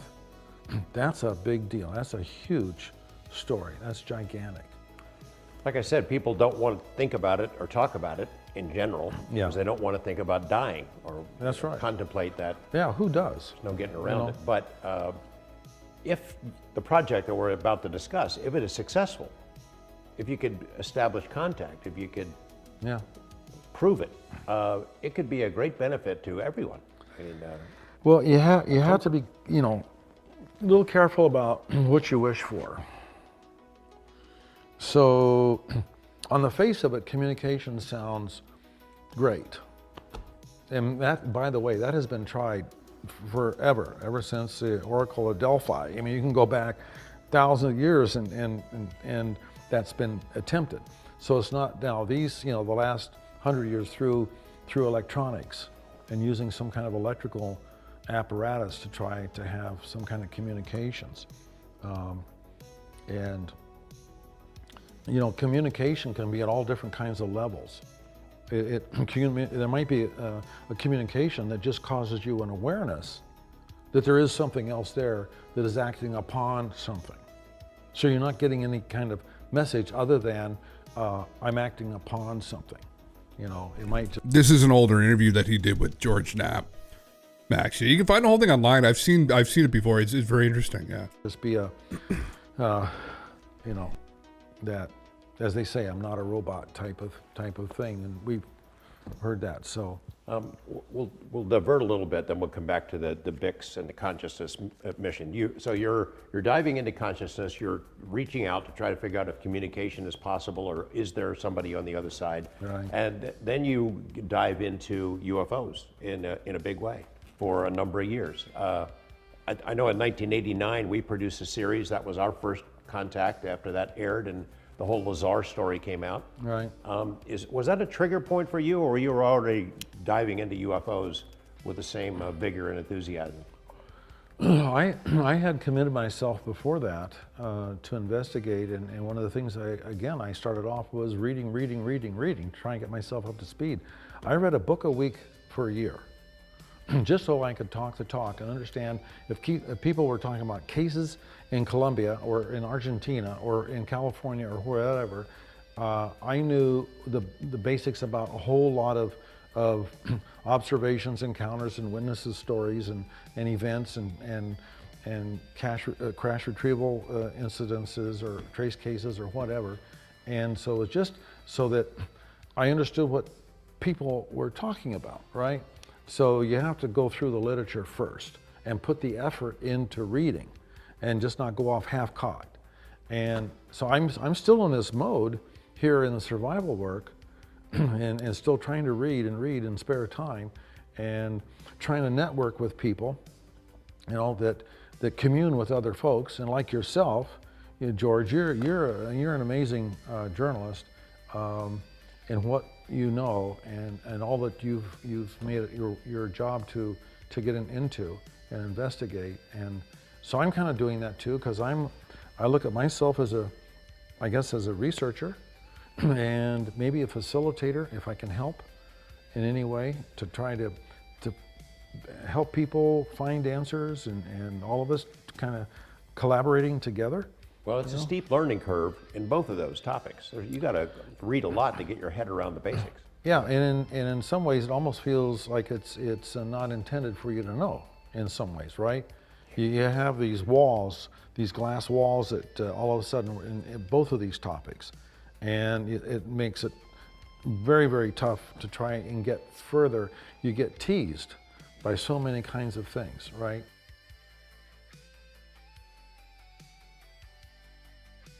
Very interesting memes, yeah. Sorry. There's a longer conversation that I'm positive that's very interesting. Bob is there's a really good conversation with Bob Bigelow, for people that don't know, with Joe Rogan. If anybody wants to watch and listen to a really interesting conversation, or Robert Bigelow, he was on Joe's podcast years ago now, 2021. Listen to the whole thing. Extremely interesting. He owns Bigelow Aerospace, for people that don't know who he is. And he's one of the original owners of Skinwalker Ranch. And he worked with NIDS. He had a government team that went in and studied the ranch. And his interest in the UFO phenomena all started because he had an anomalous experiences when he was a kid. And I think he implied that he thought he might have been abducted. He didn't know, but yeah. Yeah, well, Bob 2021, yeah. Man, I mean, I remember I was listening to it just like, oh my God. Because I was familiar with him, with the stories from Skinwalker Ranch that George Knapp would tell. George Knapp would post an Above Top Secret, and there'd be features on there back in the day, and all the crazy encounters that he talked about, I remember were usually pertaining to the time when Bob Bigelow owned the ranch. So Just before, but Bob was one that started all the real inquiry into it. So I think the amount of guests he's had on, that's crazy. 2,300 people. That's crazy, man. He's talking to many fucking people. Anyway, yeah, the Bob episode was really great. So they kind of get into all that talk, kind of more in depth even than that. So yeah. Really interesting. Well, pertaining to experiences that people have had, I thought I'd go through this guy's video a little bit as I finish the salad, but also just to converse about this, because these are all the different incidents that he goes over, which are pretty intriguing. So pertaining to, encounters people have actually had, right? And we were just talking about this, but this is like one of the memes. Like, this is really interesting shit. Did they actually look at this guy's whole background? Alien parking only. He's deep. Look at that book. I guarantee you all those books are about aliens. Yeah. Every single book's about aliens, 100%. Never heard of this guy, but man, I'll subscribe to you, obviously, and like your video, because I'm going to watch it for memes. And see what this is all about, I guess. It was a big Reddit post. When he posted it a year ago, but there was a post. He may have posted himself to Reddit again. But, yeah. Hello, everyone. My name is Preston Dennett, and welcome to a new episode of UFOs and the Paranormal. Thank you very much for joining me today. I've got a very special episode. I call this one A Century of Humanoids. Humanoids have been seen for a very long time, and that's what I really want to focus on today. Our cases reaching all the way back to the 1920s, right up through the 2020s. So that's actually 110 years inclusive. Yeah, a lot of humanoids seen all over the world. I've got cases from Europe, cases from the United States, from Canada, from South America, just all over the planet, and reaching back a long, long time.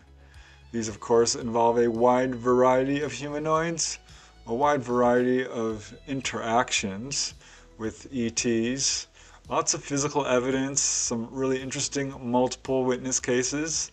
There are some cases that are quite brief, but still really interesting, and others that are a bit more complicated and complex.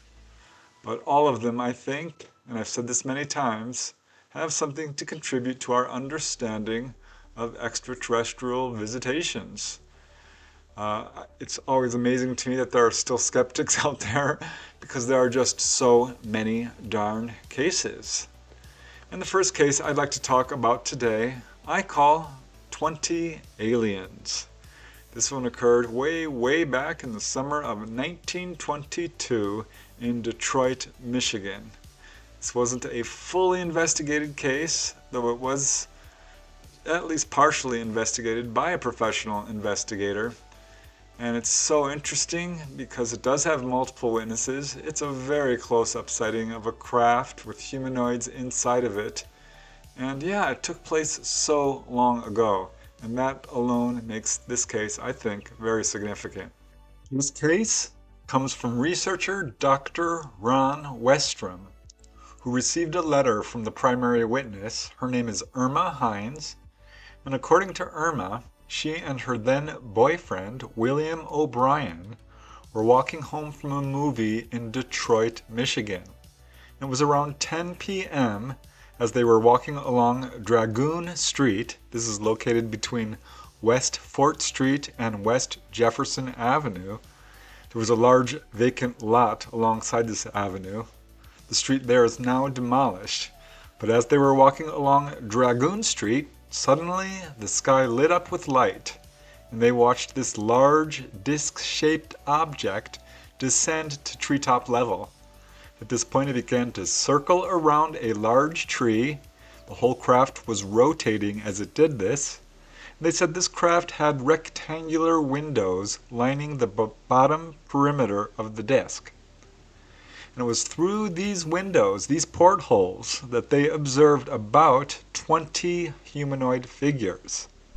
God damn. According to Irma, these figures appeared the whole crew to be there seated, showed up. And they could only see the shoulders and heads. Shit.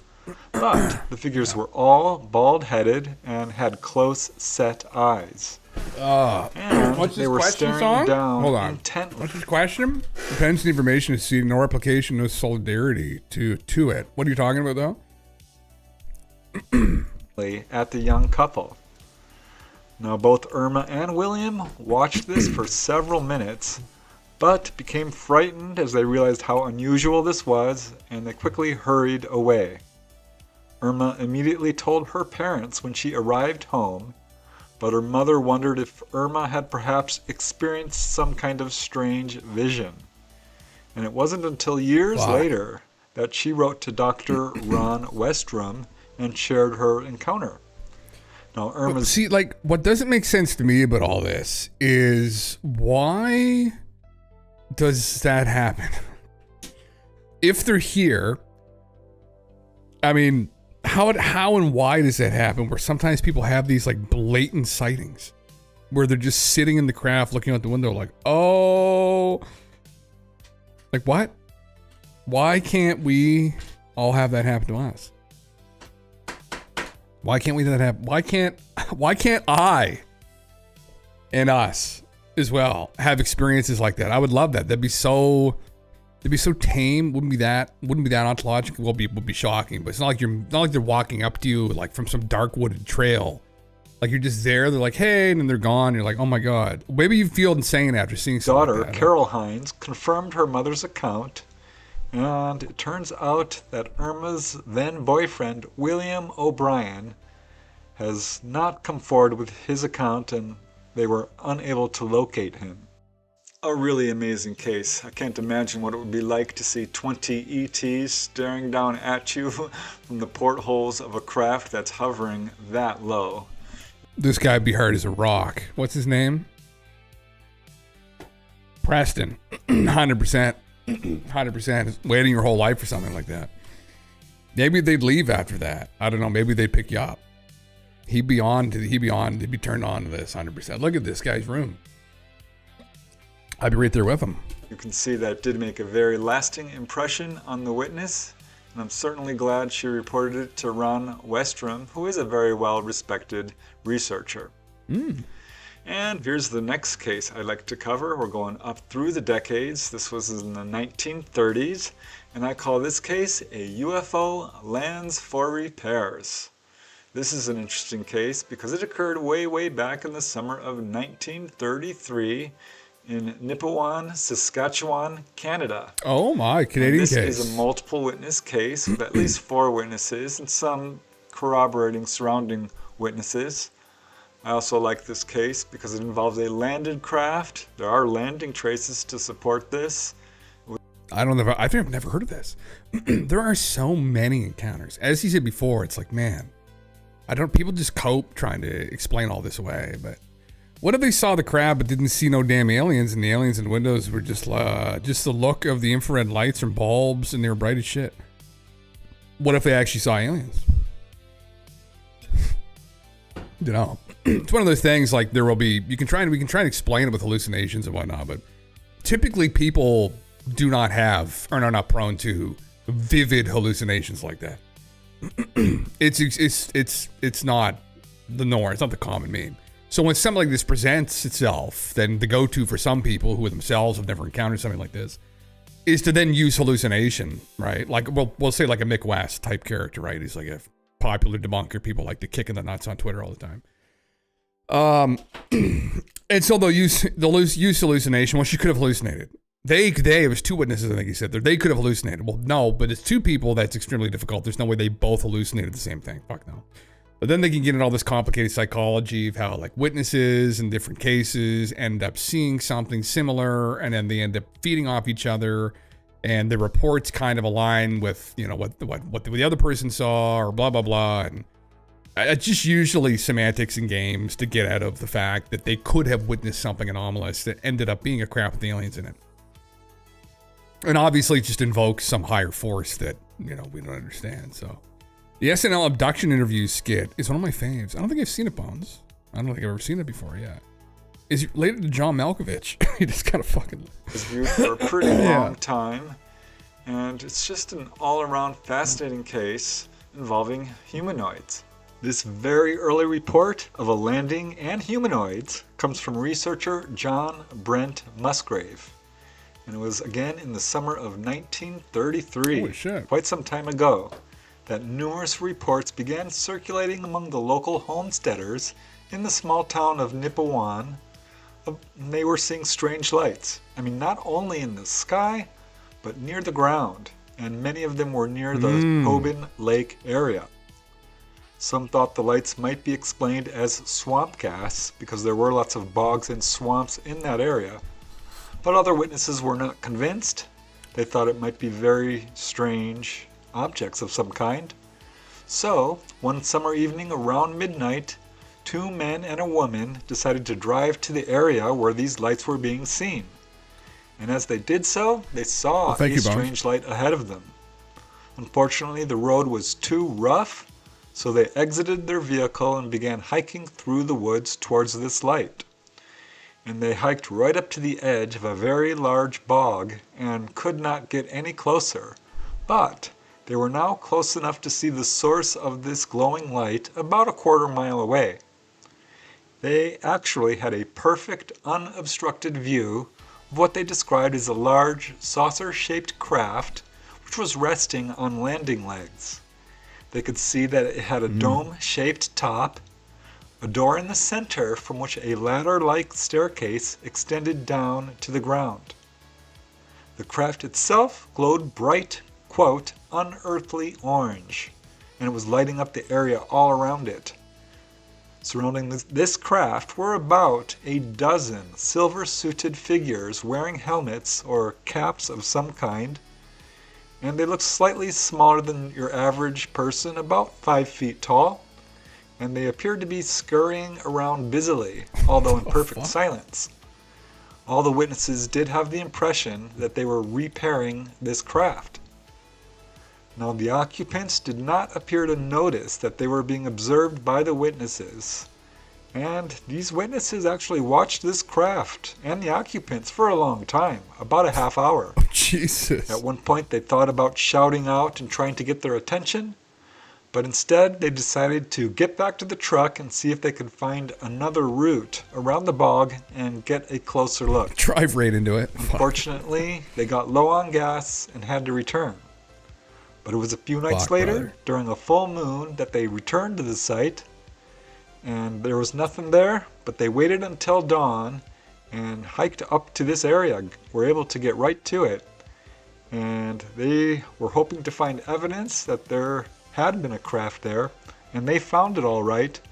They found 6 large square imprints, which they believe were the landing legs of this craft. Interesting. They said each imprint was about 2 feet square, 2 to 3 inches deep, and they were spaced about 8 to 10 feet apart. And they also saw a depression in the vegetation in the ground where the stair or ramp had apparently come down.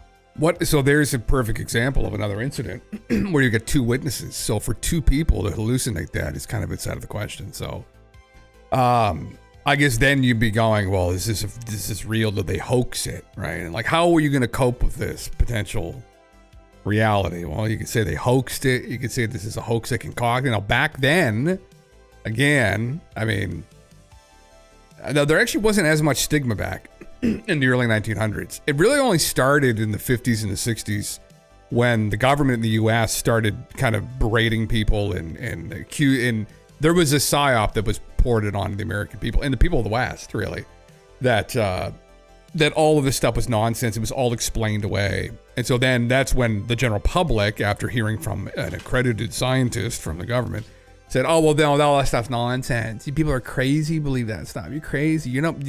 Don't believe don't believe your lying eyes, right? Believe what the government tells you, right? It was just fucking just insane. Anyway, these idiots, smooth brains, there's a lot of them out there. But anyway, back then, I mean, I guess there were still tons of reports of weird stuff happening, but I've never heard of this. This is actually really fascinating. Did they get actually visual evidence of this, or no? It's just an image of him talking about it, but you saw them get, oh, wow, crazy. Weird. Like, I wonder how many different species there are. Rabbit, what's up, man? Goddamn toad-looking hippies either way. Is this in here? With the NSA, and this is Special Agent Kirkpatrick. Now, we know you've all been through quite an ordeal, so we appreciate you making the trip to Washington on such short notice. Yes, you 3 experienced the first verified case of alien abduction, so naturally you are of great interest to the United States government. It's nuts, man. I mean, We're just Ryan small Gosling. town buds who saw a UFO in the woods. I mean, now we're hanging out with the government. Okay. Now, after the blue light pulled you into the spacecraft, what is You're your some next toad-looking memory? hippies. I came to and saw a beautiful being made of like a beautiful calming light. Yeah, same here. That being touched my head, and I felt every emotion in its purest form. It was amazing, and I cried, sir. Okay, and you, Miss Rafferty? Wow. What floor were you guys on? I woke up in a dirty metal dome and 40 little gray aliens watched me pee in a steel bowl. And they took the bowl, walked out. Fuck yeah. Interesting. Were these beings also bathed in light? No, they were gray with big fat eyes, little mouths. They just stared while I peed. I don't think I was dealing with the This top is foreshadowing? God damn. And how did they instruct This you how to our urinate? experience is Was gonna that go, brother? telepathically? No. I woke up, I had to pee like a camel.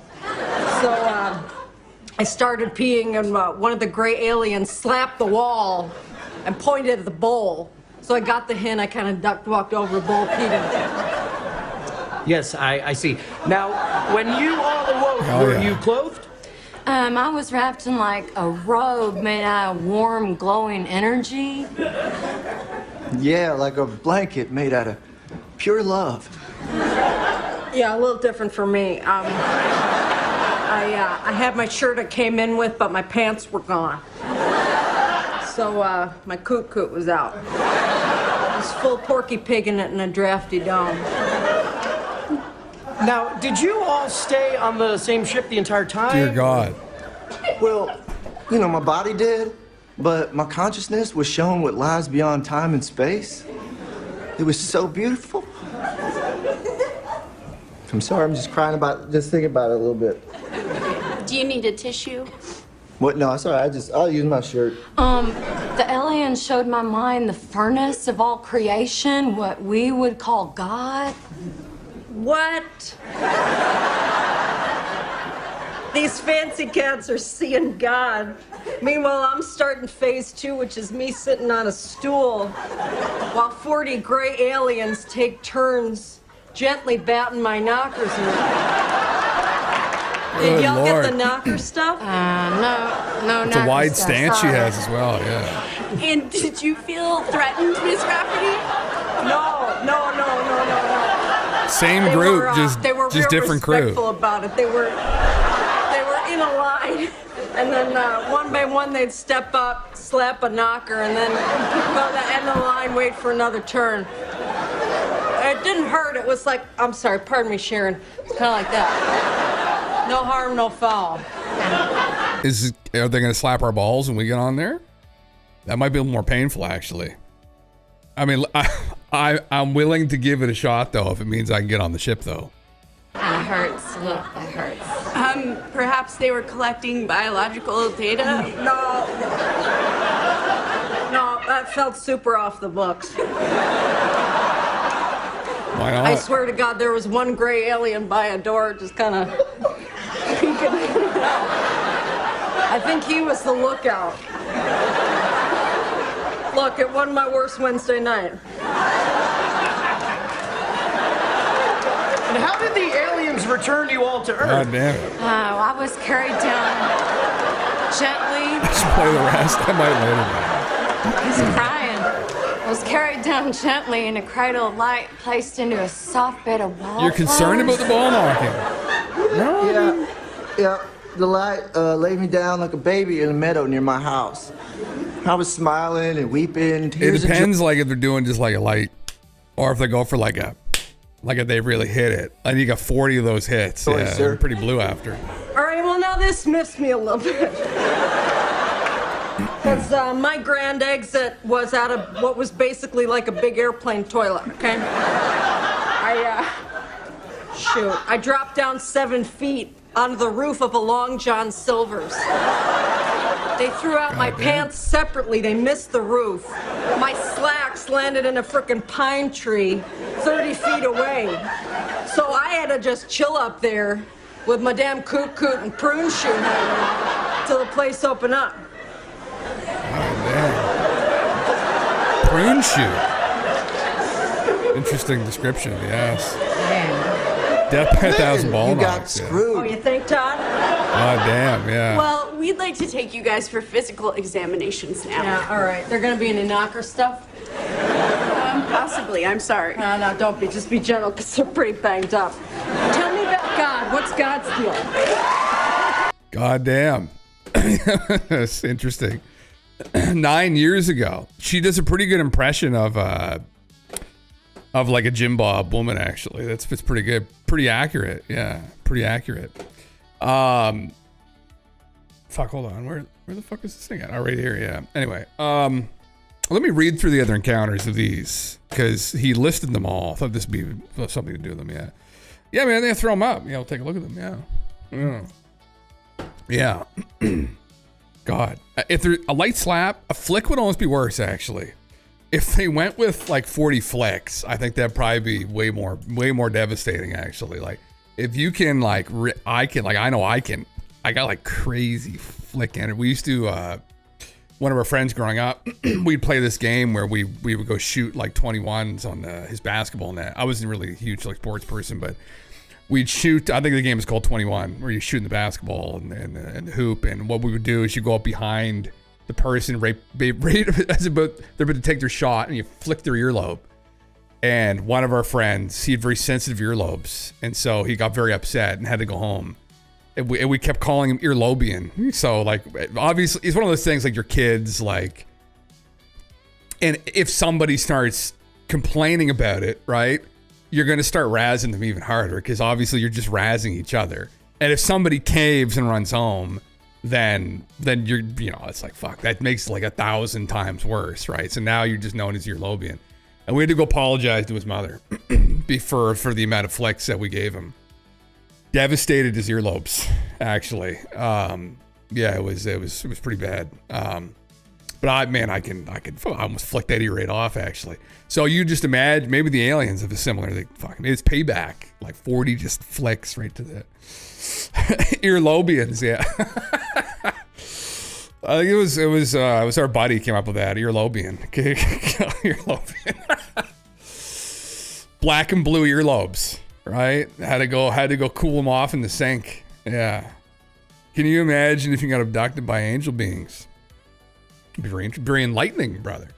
Very enlightening experience. I mean, definitely not as traumatizing if the earlobians picked you up.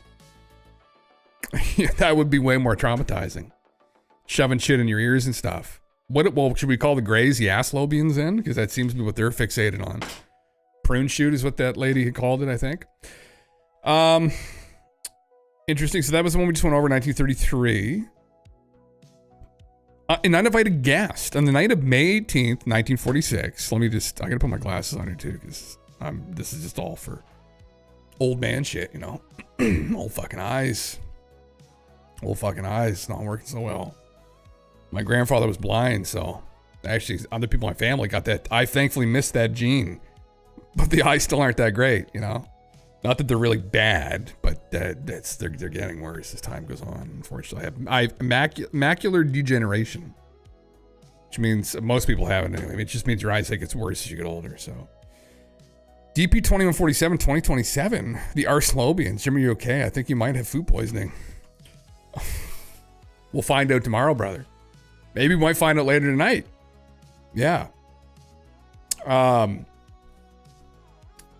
the night of May 18th, 1946, beekeeper Gosta Carlson came upon a landed UFO outside of, Jesus Christ, Skaldervitstranden, Sweden.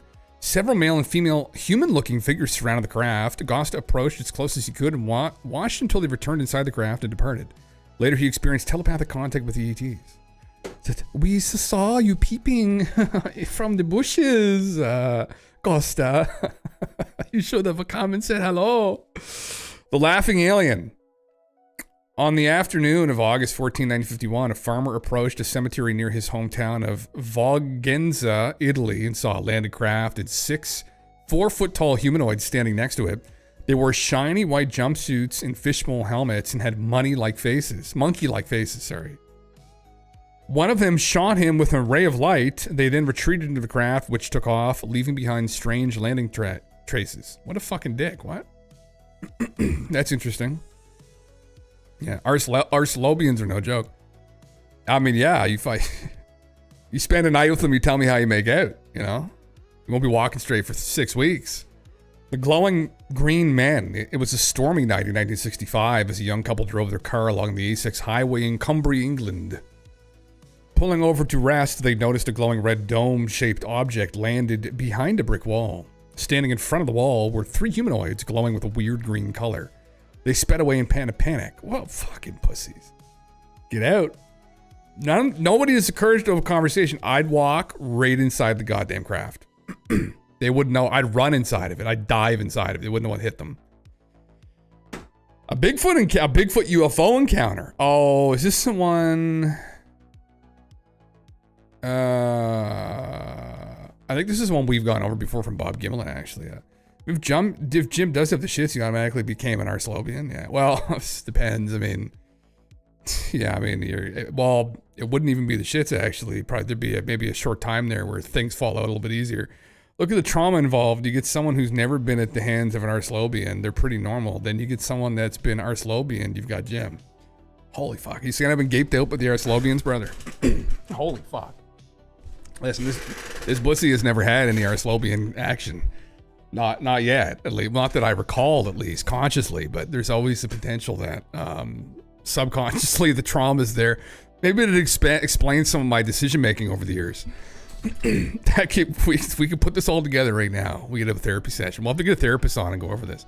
What's that fucking guy on Twitch that interviews people for therapy? You imagine we start digging that up during the session if he ever decides to interview me, if I actually go anywhere at the stream? Oh my God, that'd be so traumatic and embarrassing, but my God, the content would be perfect. It'd be mint. Jesus. Yeah. Newest Nuclear just got hacked. What? Yeah, the title's not clickbait here, ladies and gentlemen. Yes, the U.S. Nuclear Weapons Agency did in fact get breached. Now, you know, I love talking about computer cybersecurity. I love talking about crazy hacks, especially when things are out of our control. I really like this guy. Oh, fuck, the idiot bought a Switch 2, though, brother. Or is that a Steam Deck? That might be a Steam Deck. He's Canadian, isn't he? He's from Ontario. What's his name again? Is that true? What? Hold on. I know, sorry, it's a 17-minute video, but I want the news. It's a Steam Deck, okay. Did it? Oh, fuck. Oh my. Unknown threat actors have breached the National Nuclear Security Administration's network in attacks exploiting a recently patched Microsoft SharePoint zero-day vulnerability chain. Someone's going to have a conversation with Bill. Department of Energy spokesperson confirmed the statement that hackers gained access to NNSA networks last week. Holy shit. Yeah. It's unbelievable. He goes through most things. Okay. Well, I guess this is the article here too, man. Yeah. On Friday, July 18th, the exploitation of Microsoft SharePoint zero-day vulnerability began affecting the Department of Energy, including the NNSA, Department of Energy Security Secretary Ben Dietrich told Bleeping Computer the department was minimally impacted due to widespread use of the Microsoft M365 cloud. Which probably means, yeah, they got some of the codes. And we're panicking. Linked to Chinese state hackers. Yeah, they all do that, man. It's not to surprise me. Doesn't surprise me. I'm doing that all the time. Yeah. You're the Alex Jones of talking sense without yelling. Brother, I appreciate that comparatively to Alex, you don't think that I yell. Because I do speak quite loudly in the mic sometimes, but comparatively, I guess this would be a whisper, wouldn't it? Yeah. But thank you, yeah. I'm a Canadian David Icke, brother. Oh, God. I don't know if I'm ready for that honor yet.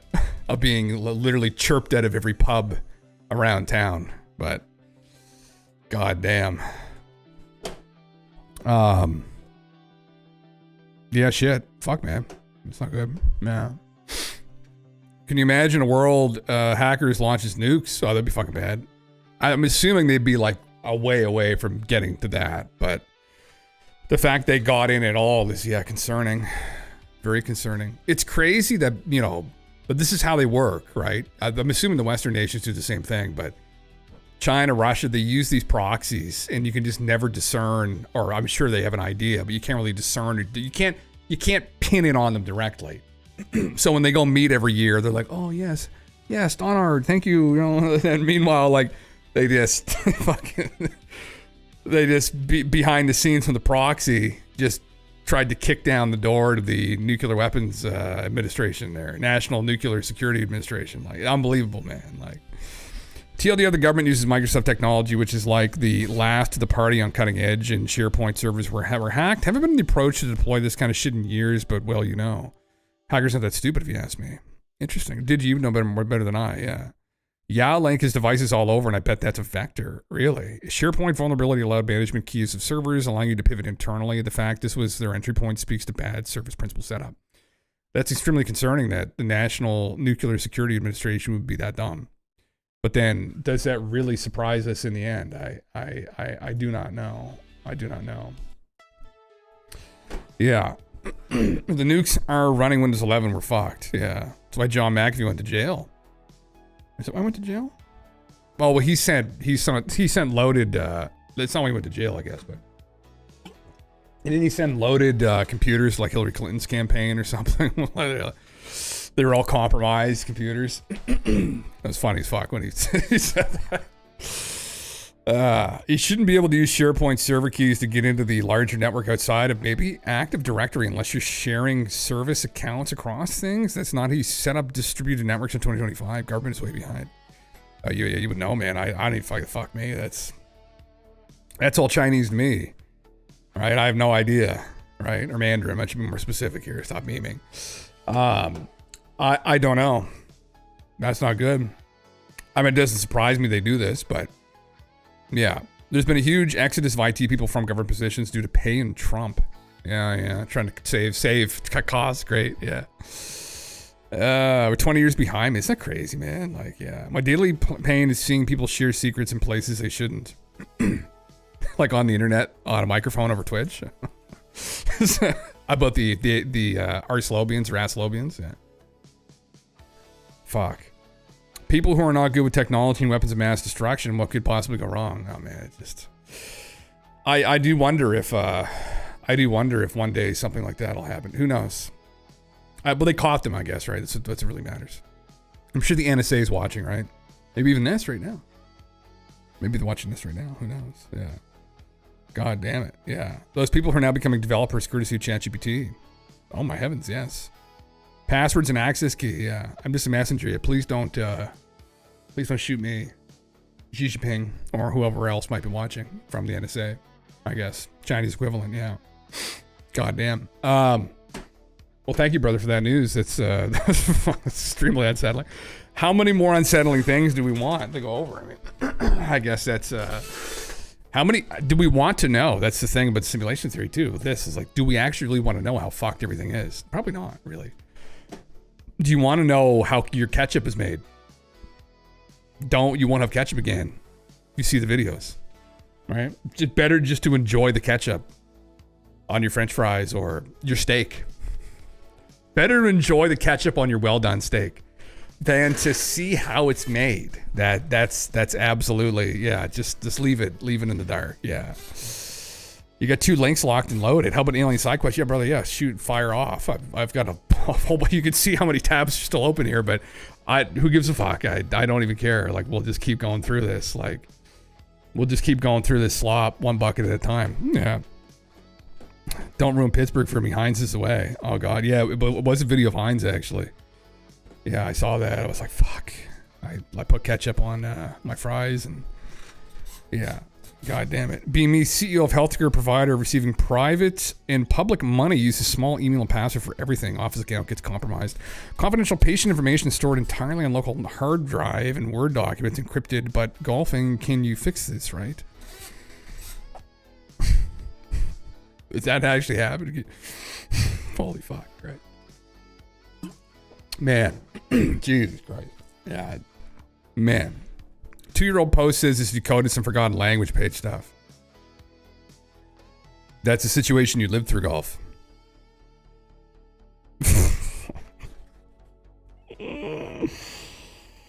God damn. You never know. You never know. Man, that's pretty crazy. You may not be able to provide healthcare services anymore. Yeah. I was bored in my doctor's office, GP, and got into their x-ray machines and reception workstation. And before my appointment started, I told my doctor we had to have a talk. I have screenshots of it somewhere on Facebook. Oh, Jesus Christ. You got pictures of people naked inside the x-ray machines. Like, he was just fooling around. See, he was honing in on certain areas of people's bodies. There was a guy, a dentist around here that I think is it uncommon with dentists? I don't know.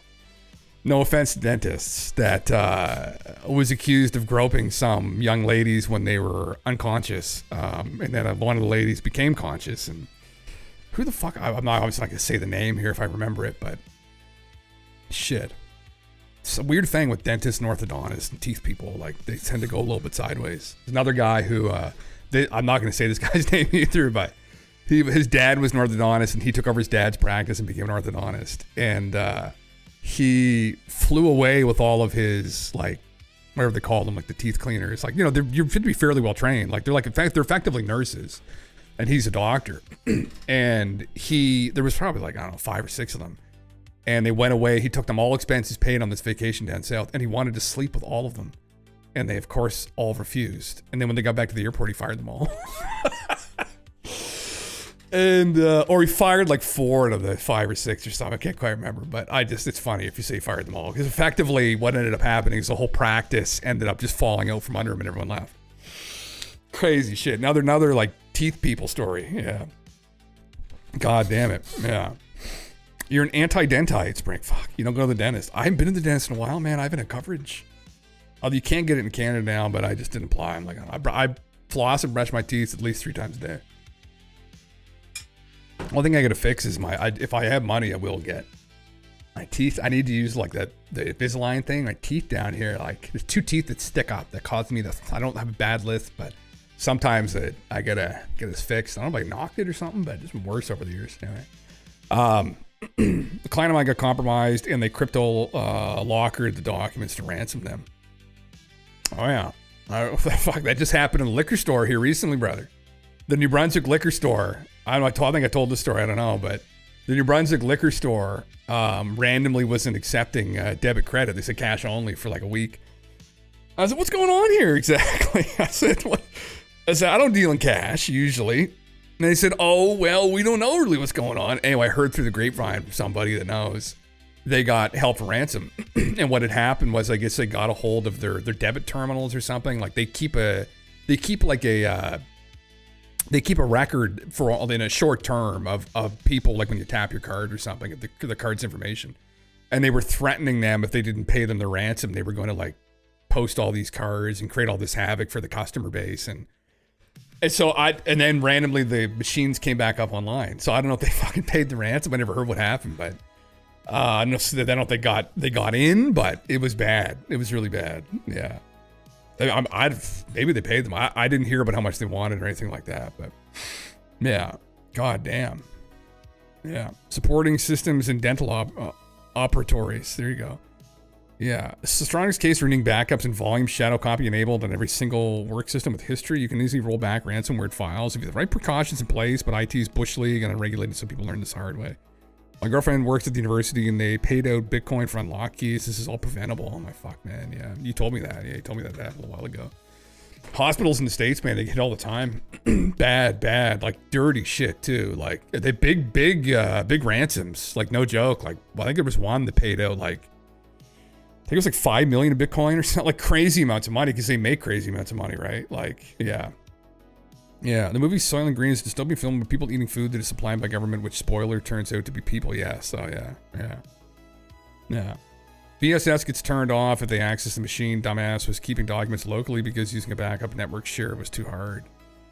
Always bring in, like these guys, smart tech people to your business. Don't be an idiot and think, oh, well, we can save money if I just do it myself and keep it in Word. No. Yeah.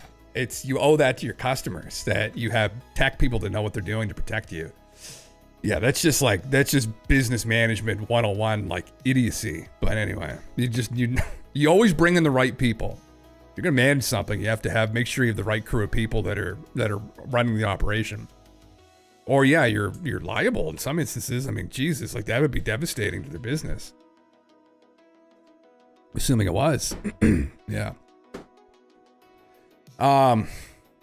It was discovered in 1953. It's the closest approach. Oh yeah, we went over this. We went over this recently. Yeah. Didn't we? I think you sent me this first time, did you? Did we go over this? Yeah. This is the comet. Yeah, he's got this comet that periodically comes around, and he brings in some of these memes. I brought it about Nibiru or Planet X, but yeah, it's on there's all of these different anomalous memes with it, and the Jeremy Corbell angle, he thinks it's going to come around in 2027 or something, and this is where we found the Jim Mars remote viewing, right? Yeah, I didn't know about Jim's book. I mean, I've read Jim's work over the years. He posted it above Top Secret all the time, but I never read all his fucking books. He wrote like 30 books, for Christ's sake. He was a mass producer. He had an assembly line of books. But this is where, yeah, this is, listen, if there's anything to this meme here, this is almost certainly not to do with this comet this guy found is not the meme. I think there may very well be a comet that is in such an orbit, but I don't think it periodically causes issues. It wouldn't make any fucking sense. This would be pertaining to something far more schizo. Yeah. Anyway. God damn it. Good Lord. What's this one now? Mysterious DP. Oh. 2147. I was reading something about DP2147, which appeared to be cryptic, and found this, which is a page written in some made-up language or code. I'm not a code cracker, but I figured I would give it to ChatGPT for a first try. This is 2 years ago, too. So, silver eagle and crystal entwined in flight, solitary under the light of a timeless sky, awaiting the right moment, I set off on a journey through the stars, countless galaxies dancing in cosmic harmony, stars like jewels painting of darkness. What was his whole TLDR of this? He thinks, this is going to be something that hits us or something. Okay, yeah, the ChatGPT hallucinates the fuck out of some of the stuff, though. Still awaits. So let's say this text really does describe something secret found in our solar system. In that case, it describes DP2147 as a cosmic companion of Sedna, which is a small planet with an unusually large orbit. 2012 VP113, similar to Sedna, will describe small planet. Nicknamed Biden, who was vice president when it was found. Oh my God, I wonder if it sniffing the other planets. But DP217 is not described anywhere else, so is it really something that astronomers are trying to keep hidden? Okay. And caught my curiosity, it was able to pick up some way of deciphering the text. The original paper, for example, has that in 2 places. Both those places were translated as 4.5 billion years of evolution. Okay. Interesting, yeah. I don't know. Where did you get this from to begin with? Also tends to hint towards aliens. Ancient knowledge is mentioned and says that the history and secrets of the universe dates back over 12,000 years. That's interesting. Forgotten languages here. The strange object. Temporary captured orbiters and beacons. What the fuck is this website, man?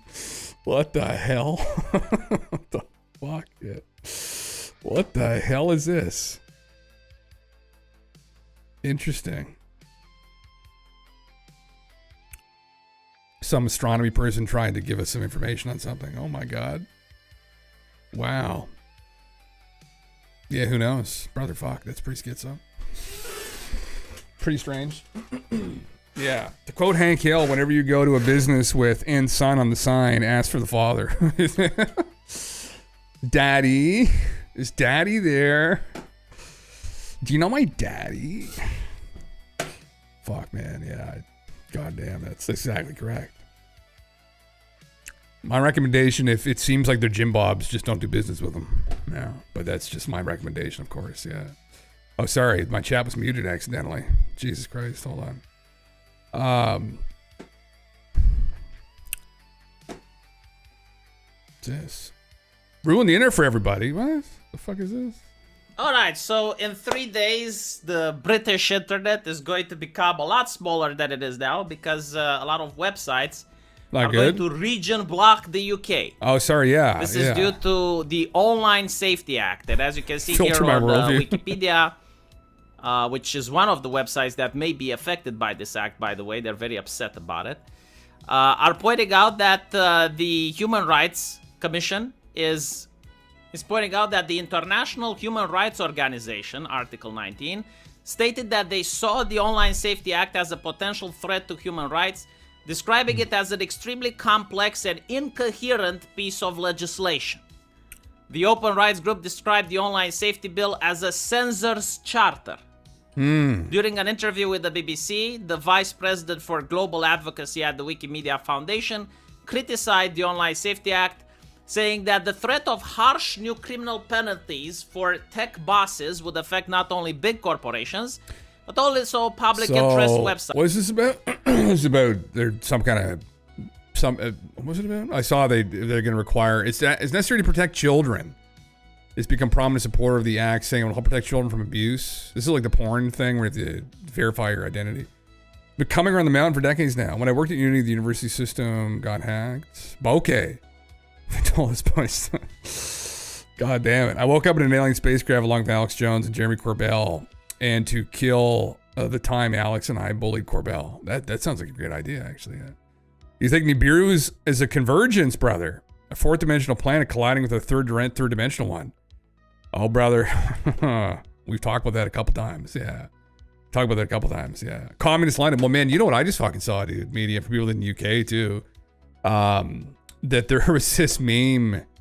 Yeah, the online say, okay, yeah, I've heard of that. Yeah, I have heard of it. But they're about to put this forward, I'm assuming is what he's saying here.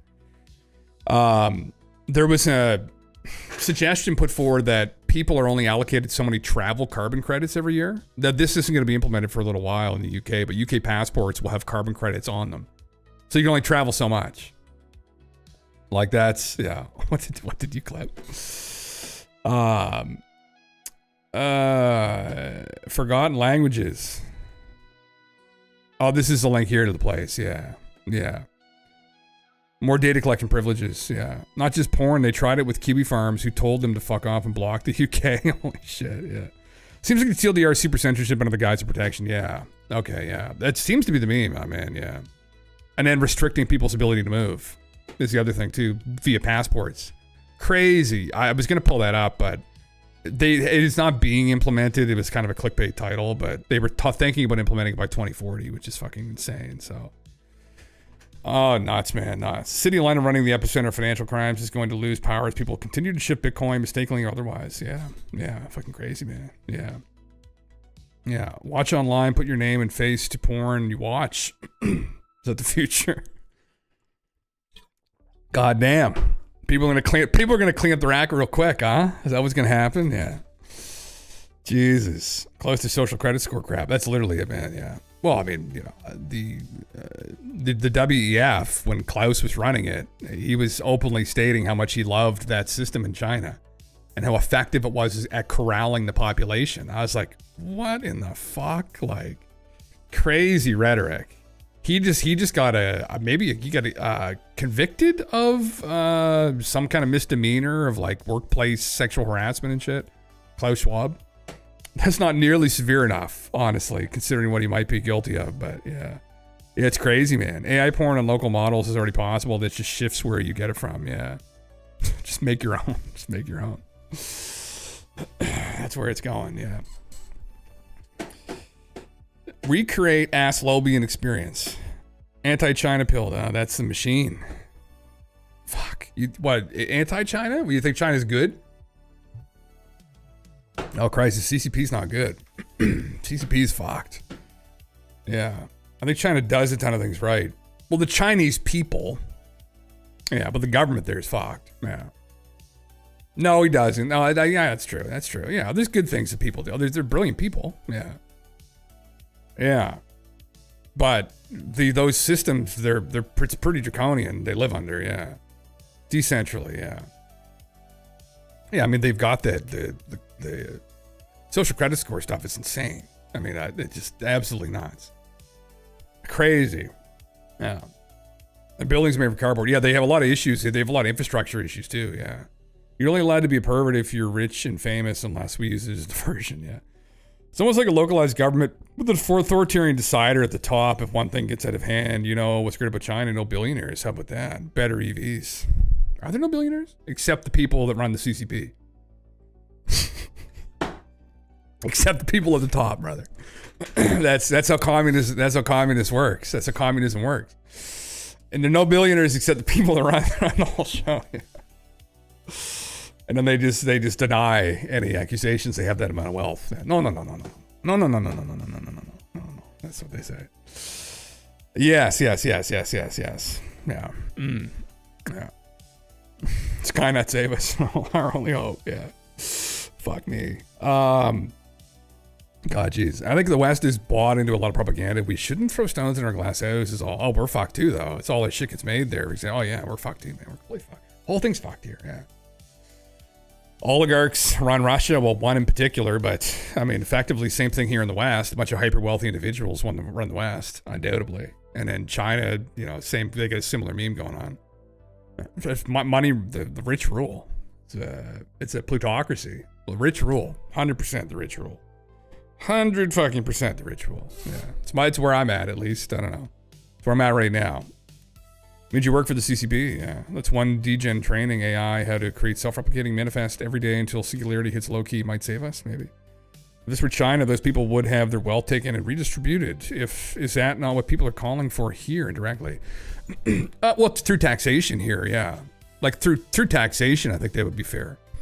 An appropriate level of taxation for a level of wealth. The problem is like, where's that cutoff? Where's that threshold at? Like, and why do the governments need as much wealth as they currently demand? Like, what's going on? Like, why are things running more inefficiently?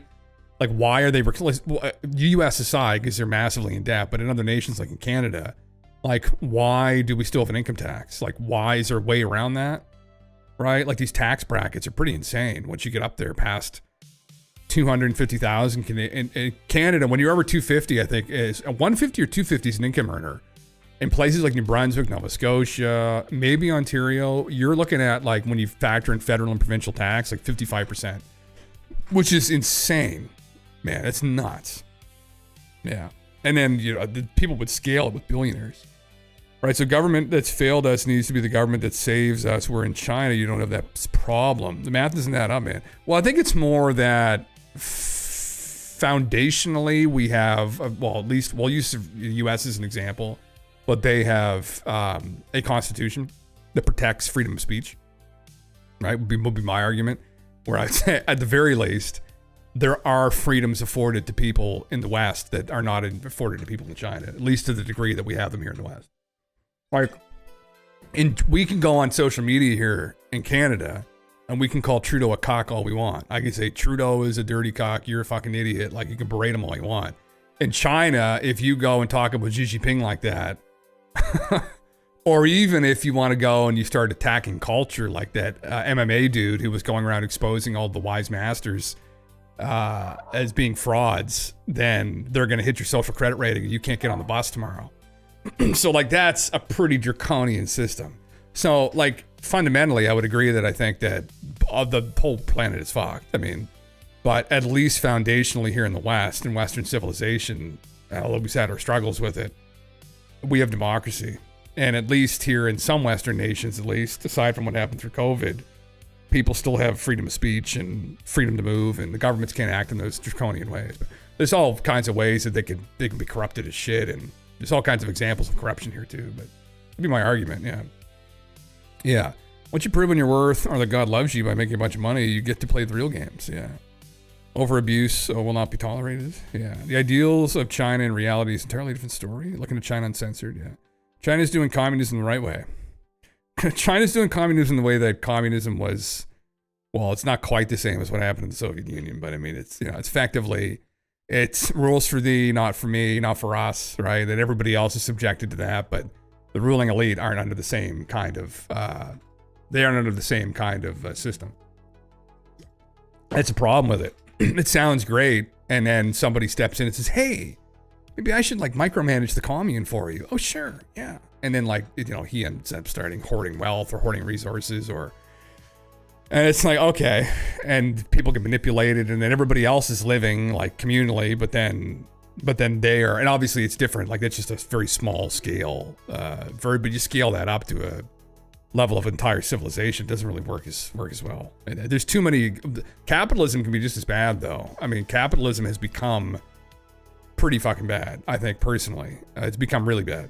Call me old-fashioned, but the freedom to call Trudeau a cock and hang a fuck Trudeau flag on your truck, nutted pickup, isn't necessarily good for society as a whole. I disagree on that pretty strongly. Yeah, while I'd fight for your freedom of expression, I question whether less freedom would go a long way to create happier lives. Authoritarian ran over you. I disagree. I absolutely disagree, yeah. There's that fine line, though, right, where you start, and this is what the Founding Fathers learned, and that's why they entrenched it in the Constitution. There's a very fine line, and once it starts to get crossed, you're off to the races, and then people have absolutely no freedom whatsoever. And I disagree. Yeah, I think that, although some people may be offended by that rhetoric, not that I like, for instance, I would rather people understand specifically why he's a problem than just calling him a cock, to be serious. But yeah, I would say that does not support or lend to some kind of universal human thriving. Yeah, I think that ultimately is going to stifle a human thriving if you can't allow people to express themselves freely like that. And I think that's a part of what's worked here. I would argue that, at least. Yeah. Yeah. Up to Pickup is a great poem. Interesting poem. I'm not familiar with it. Yeah. Freedom of expression and speech don't entitle free to advertise negative expression, I think. I mean, that's where you get into like hate speech, I think, right? Where like there's a difference between freedom of expression and hate speech, right? But I don't know if that's necessarily it's hate against Trudeau, but I think it's more of a reflection that you can critique these leaders and they're not going to come down on you like a Stalin or a Hitler would. Like, you know, like he's a democratically elected official. He's doing a job. Like he's a servant to the people, ultimately, right? In that situation, that's how I would look at it. Yeah. The site requires buy-in, and people are pushing those limits. You think? Yeah. Never forget Tiananmen Square in the West on what never hear at the end of it. Oh, exactly, yeah. It's literally, I'm watching you and reminding you that I am always watching while I manipulate you to get into specific things, trouble because you're watching you, and that's why we're watching you. Oh my heavens. Yeah, anti-Semitism is hate speech in Canada by law. How about that? Well, yeah, there you go. Fuck the Dems, I'm calling for less freedom. Well, I mean, I think there's other religious groups too you could probably get into, like offending them, and it'd be hate speech maybe. But yeah, anyway, I think, you know, I'm definitely more of that kind of vibe, like live free or die.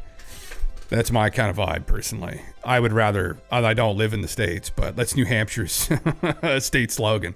But that's kind of the energy I prefer as well. I don't trust people that have that kind of power. And it looks like in China to me that it's just authoritarian nightmare, and it's where we're headed too if we're not careful. And it seems like some of these leaders in the West are intent on creating that, because it seems to have called the population a bit, or made them more subservient to some degree, where people are putting up with that nonsense. That's a terrible thing, man. Like if you can't, and it's not even just like speaking out against the government. It's even speaking out against some traditions, or just being critical of even policy. People have their social credit rating tanked, like pretty fucked. Yeah. Yeah. Ditching for the VP of the Democratic Party. You're kind of making an argument for us. This is clearly a bad thing. That's China. Well, I mean, yeah, it's everybody. We got the same problem here, though. Like that's the thing. Like, you know, with their supposed communist government, but the problem is just as bad here. I think personally, capitalism is just as fucked. It's so rife for corruption. And I think that's all we've seen. We've seen so much of that out of it. It's just crazy. But I don't know what the solution is. We don't have the level of advancement necessary to where people can just like live together on communes. Unless we figure out free energy, like that's not going to happen. So you need some kind of driver, some kind of motivator for people. And I don't know. Listen, if everybody was all service to other people and all worked together and all genuinely cared about each other, we could probably function without currency. The harsh reality is not everybody's like that. And at the same time, I mean, I think, I don't know how that works, really. I think unless you have systems that are set up that can really support people anyway, like things like free energy, or, I mean, it's just that I don't know. We've kind of always had some kind of currency, right? Negative is subjective. I could interpret that to mean any speech that disagrees with me. True, yeah, he says. He deletes a message, yeah. Quiet yourself, bot. Yeah, it's headed for a civil war, brother. Yeah, you've been saying that. I've seen that. We don't have capitalism in the West anymore. We have oligarchy, Gulf. Well, yeah, that's true, though. Yeah, I would have to agree. Or it's plutocracy would be another way of looking at it from like a governmental perspective. But it's the rich are ruling. The rich rule through our democratic elected officials. I mean, they rule the government effectively.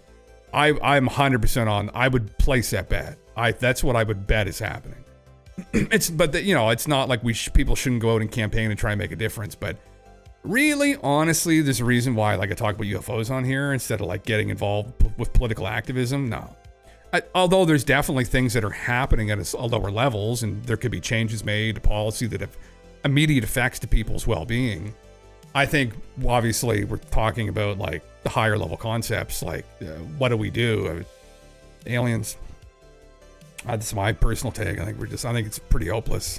But that's kind of a bit of a nihilistic perspective. I mean, there's people that be like, okay, well, yeah, great, bud, but like, what are we going to do tomorrow about trying to get the food bank full again? It's like, those are your really courageous, hardworking people. God bless those people that go out on the trenches and deal with all the homeless population. And yeah, fuck. I mean, we're just memeing on here, but we're theorizing. WHO and several other organizations and elected orgs deciding how things go. Unelected, yeah. Now we still need currency, but we need better allocation. They rule by split. Yeah. Well, I think I agree, man. Yeah. Yeah. Half that hates humanity and half that knows how important humanity is. If we were able to actually tax the hyper wealthy effectively and stop taxing the middle class so harshly, I think we'd see a much better place here crop up. I think that's one of the big issues. The middle class is taxed into oblivion, and the hyper wealthy don't really pay a lot of fucking tax at all. And if they did pay more tax, I think that would definitely be a better idea. But I don't know though. At the end of the day, I mean, that sounds to be more fair to me. I mean, taxing people at like 55%, but it's kind of more than that, really, when you really think about it. And then you get inflation too, which is like the silent tax, and that's due to all of this nonsense going on about buying all these resources or playing games with the economy, crashing it, releasing a virus, crashing it, and then sucking up more wealth. Yeah, anyway. Yeah. But Bob Lazar's L115 is garage safe. Yeah. Well, man, that's fuck. What? Speaking of which, what the fuck did Jeremy say here? Jeremy says George, and App have provided first-hand UAP whistleblowers who have close proximity to operational UAP and their military role and capacity for preventing ahead of the upcoming hearing. We don't need to listen to him, probably. That's pretty much the TLDR on it. I know people find Corbell annoying. Yes. But I do think his heart is in the right place. Yeah. But listen, he's on the firing line, so I mean, better him than me, right? No, it's just a dark thing to say. Better Jeremy than us. How's that? Better Jeremy than us. I'm glad somebody has the courage to take all of these stories from these people who are extremely concerned and then put it all together. I've always loved George, though, so, God bless George for bringing him under his wing. Anyway, Jeremy's got a big Bowie knife on his safe there. I'm sure if anything does happen, he'll be able to handle himself. He was a master of, is it combat yoga? I think he's a black belt in jiu-jitsu, though, so give that man a knife. He could probably take out a couple guys before they kick his head in, but I hope, obviously, I'm seriously, I hope that doesn't happen. I'm just beaming. I don't want anything to happen to Jeremy. He's done a lot of great work. He worked with Grush. He worked with Matt. He worked with Jake. He's worked with everybody, so good on him. Yeah. Finn, what's up? Quantum Jiu-Jitsu. Yeah, Jiu-Jitsu is like one of those things, I'm not to shit on Jiu-Jitsu, but because I've known people who've done it, and it's great, like when it's just you and another guy, but when you're on the ground and you've got the one guy in a hold, and then his buddy comes up behind you, and then he kicks you in the back of the head as hard as he can because you're on the ground, it's not a great strategy. But obviously, if you get into that situation with somebody, it'd be great to know how to deal with them. I don't know. Just a quick slap in the head and then just run. right? Or rocket launch or something like that. Yeah. Corbell wouldn't have any credibility without George. No, he wouldn't. No. Jiu-jitsu is great until you get your head stomped. Yeah, that's exciting. Fuck yeah. So I like Muay Thai. Muay Thai was like, you know, just like knee, like quick kick to the leg, drop somebody, just move, just walk away. Right? The elbows are a little bit dangerous, so honestly. Like elbowing someone in the head is an extremely bad idea. You just fucking kill them anybody. Even a woman elbows you in the wrong place in your head, like you could possibly die. Anyway. Thought I'd just bring some of that Jeremy slop up just to keep everybody up to date, you know. Jeet Kune Do is most effective even in jiu-jitsu. I've never heard of that before, brother. Is that some wise master stuff? Any semi-fit person just needs one decently placed hit in the neck. Oh, bro, in the head too, man. Yeah. Oh my God, it's dangerous. Like any full-grown man, you take the wrong punch, it can fucking kill you. You get clipped in the jaw, the right angle, like you go down, you fall back, hit your head in the curb, you're dead. Why just don't fight? Don't fight. Just don't fight. God, so many bad incidents. Sweep the leg. Sweep the leg. Probe the, yeah. No locks, just breaks, which then you should learn Aikido. Is that what Steven does? Steven Seagal? No. Just quick trip. Goddamn. Yeah. Origami is the deadliest of martial arts. Paper cut, brother. Death by 1,000 paper cuts. Death by Steven. Steven breaks your neck. You're a stunt guy. This was a movie. Steven didn't care. Fighting a street is really worth it. Ways to get a murder charge. Oh man, yeah, that's the thing too. Like I mentioned this a couple times, but we used to take Muay Thai from this guy. It was like this like crew. Like he had this like sensei energy to him. All the other guys used to joke that we were just going to this fucking McDojo. The guy would pull up. The guy would fucking pull up in this, like, he painted his Mustang. It's like a 1999 Mustang convertible. And he painted it like oil color. It was like an oil Mustang. He lived out in LA for like most of his life. He's from New Brunswick though. And he'd pull up in that and all the boys would be like, yeah, you're going to the McDojo again tonight. Like, I just thought it was just a shit show. And I mean, he was actually fairly knowledgeable though, but we would ask him because he was a professional fighter. He had a couple professional fights, but he lost a couple of them.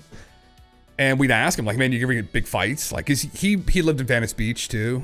He was a professional, like natural bodybuilder there. And he said, no, never, not one. And he's like, why? Because everyone has guns. It's like the second you start shit with someone down there, they're just going to pull out a gun. It's like, it's not worth anything. Like, it doesn't matter how quickly you can get your flying knee up. It's like, they're just going to pull their gun out and shoot your knee off. Like, it was Benjamin Franklin. So it's like, that's the ultimate self-defense technology, a weapon. Yeah. But obviously they're not legal here to use in Canada for self-defense. So I don't know any martial arts, but my wife threw me over her shoulder when we were play fighting. Holy fuck, brother. It's a pretty jiu-jitsu-like move. Yeah. Learn to defend yourself. The famous adage of, I don't fear the man who knows 1,000 moves, but I fear the man who's practiced one move 1,000 times. Yeah. Fucking Christ. Just come down and, yeah. Come down and get you where you're not thinking he's going to get you. Yeah. Can't fight without hands, can't walk with a broken neck. Yeah, the boys used to have this move called king crab knee grab. King crab knee grab. You just go down and you just grab that knee and then you just twist it. All right? You practice that move 10,000 times. They're not going to know. They're going to expect you to try and punch them in the face. And when you go down below the belt, they're going to start to get suspicious until you grab a hold of their knee. And then you turn it backwards and now they can't walk the same. There you go. And then you get sued into oblivion. And now you have no money and you can't get hired anywhere because you've got an assault charge. Anyway, God damn it. Off to this. Representative Eric Burleson confirms that the ICIG was unable to get details of what the programs Grush named were doing, but did find they were illegally withholding from oversight. This is fucking actually a pretty big deal. Daniel Miller asks, after you met with the ICIG, you said some aspects of Grush's claims were true. Can you elaborate on what claims specifically? What role does he? Yeah, good. Yeah, so that was an interesting meeting. They basically said that they don't have enough information. They weren't able to get into the details of what these programs were or were not doing. But what they were able to investigate, because they're mostly they're investigating the finances, is that the programs are not following the law, that they're not reporting to Congress, that the programs are overly compartmentalized. They're not even, they said that the Office of Inspector General had a hard time getting these programs to even respond to them. That's not acceptable. And so they confirmed, of the Grush's allegations, those were consistent with what he was saying. Shit. There you go. Wow. Yeah. Yeah, but they didn't know what they were doing.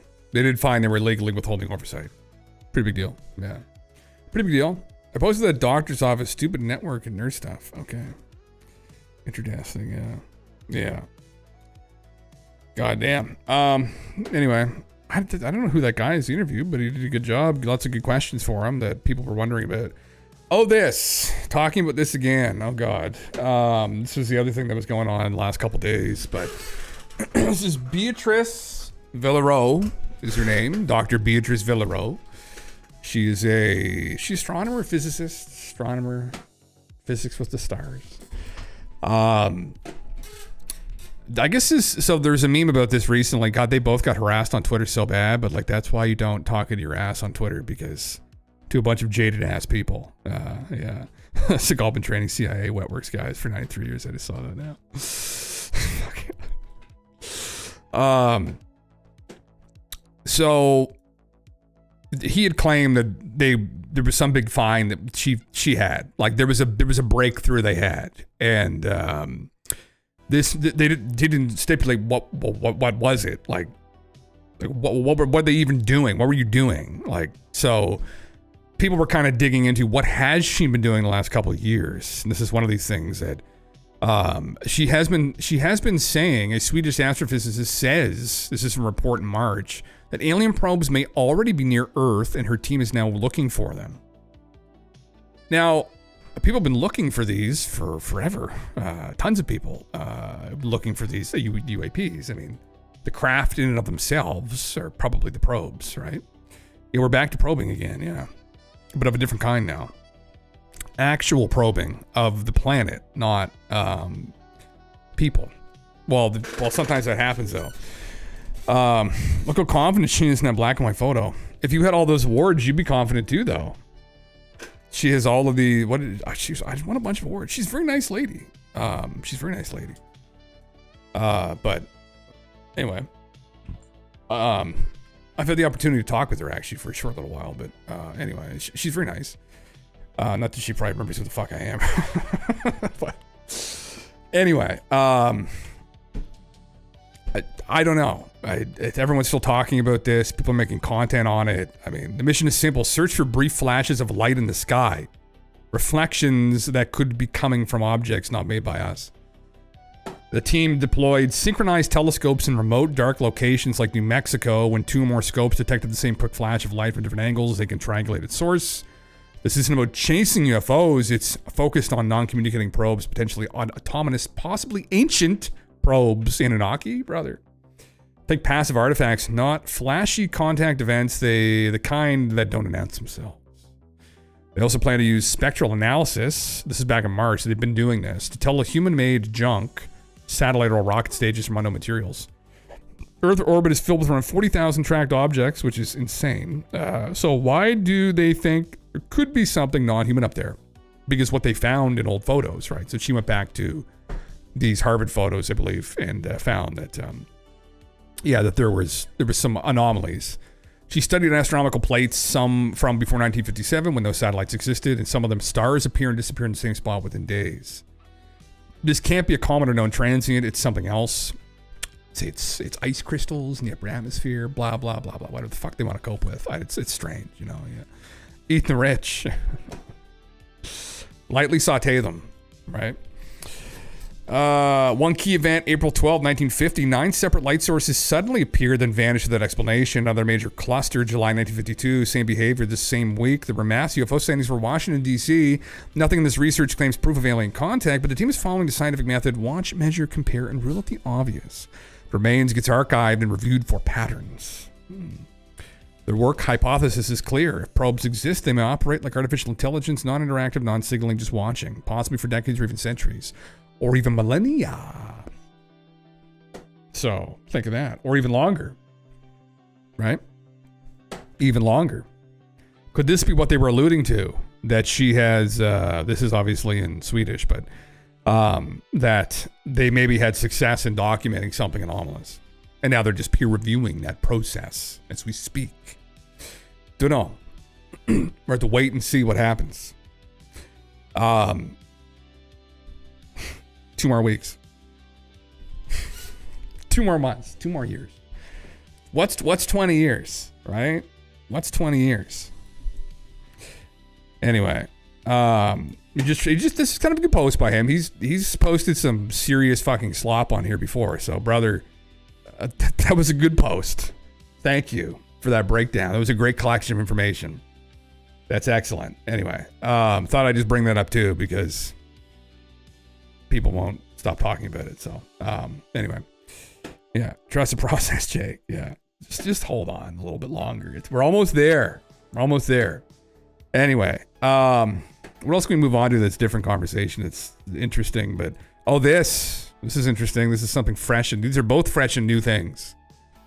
Not expired slop. I'm not going to try and refeed people slop that's already been pulled out of the bucket and left all over the floor for a couple days. That's the stuff at the bottom of the bucket, right? That's when you get to the bottom, you go to that stuff, the crusty bits that have been out for a while. Here's something new. This is interesting, pertaining to kind of ancient mysteries. It's more my, honestly, as much as ufology is interesting, and I'm so jaded from it. Jesus Christ. I honestly am kind of more interested sometimes in the ancient mysteries because there's something there of substance. You can go and you can touch something that maybe Anu himself built, right? Just, a ziggurat somewhere in Iraq. It just, he may have built this. Who knows? Although that'd be contested, but they don't fucking know. Stonehenge mystery is solved after 5,000 years as scientists finally crack how enigmatic boulder was transported from Wales. It's the monument that has baffled scientists for hundreds of years. But now experts, we have finally solved one of Stonehenge's greatest mysteries. Researchers have revisited the debate over the origin of the landmark's iconic blue stones, the group of smaller stones that are dotted around the site of Salisbury Plain in Wiltshire. They focused on a rock known as the Newell Boulder, which was uncovered during excavations around a century ago. One of the main debates has been whether this rock, or other similar stones, has reached the site after being transported by glaciers from Wales, or whether humans moved them more than 5,000 years ago. A team led by Professor Richard Bevins from Aberystwyth University compared the Newell Boulder, which is about the size of a football, with samples from a rocky outcrop in Wales. Through geochemical and microscopic analyses, they concluded there is no evidence to support the interpretation that it is a glacial erratic. Ooh. Instead, the stone is a precision match for the unique characteristics of rocks from Craig Rorsfellen, indicating humans transported the heavy boulder from more than 125 miles away. Which, you can't criticize your own slop. No, brother, he posted this. I did also see this on Twitter, too.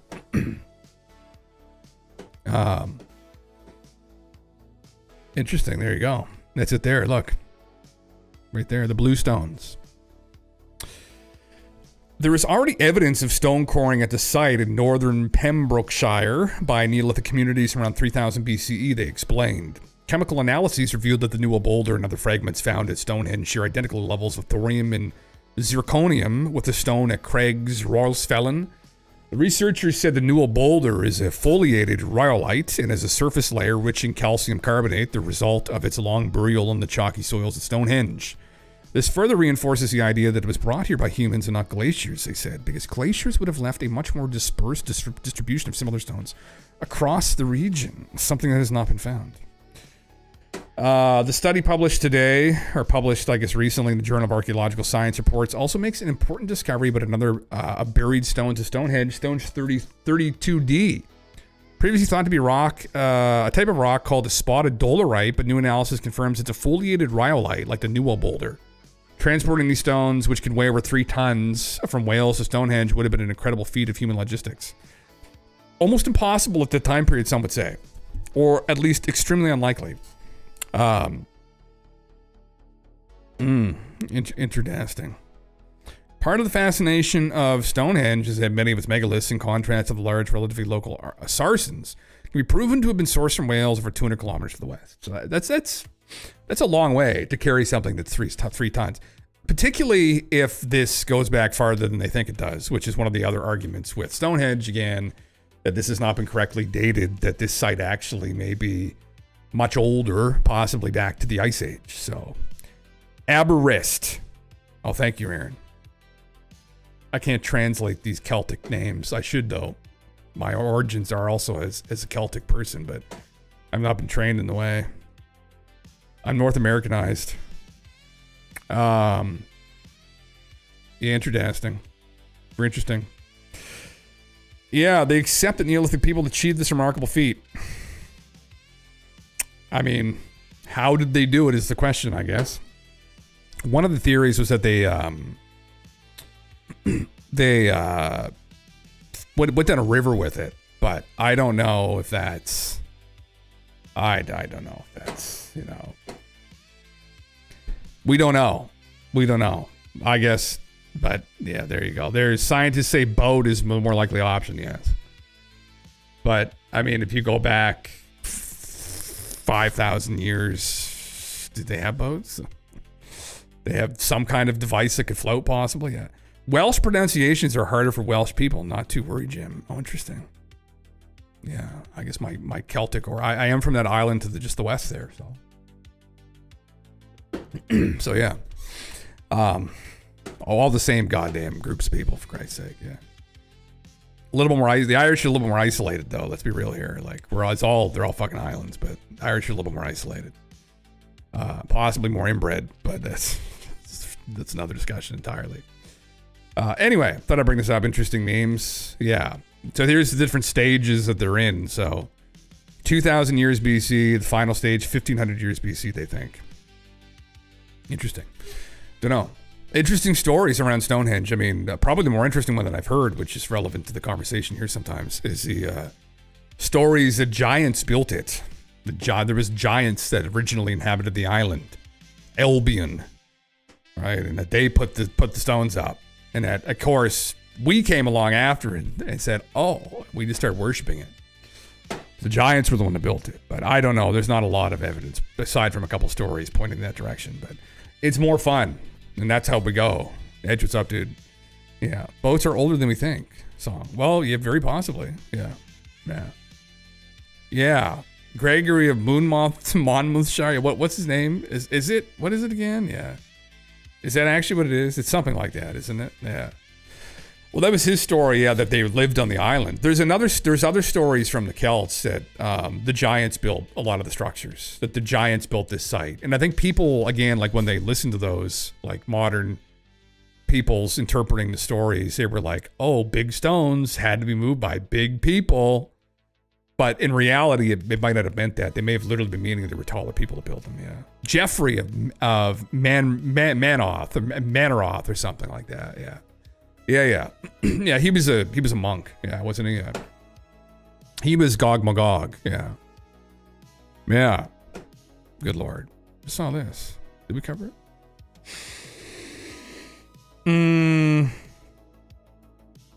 The fuck? No. The shit?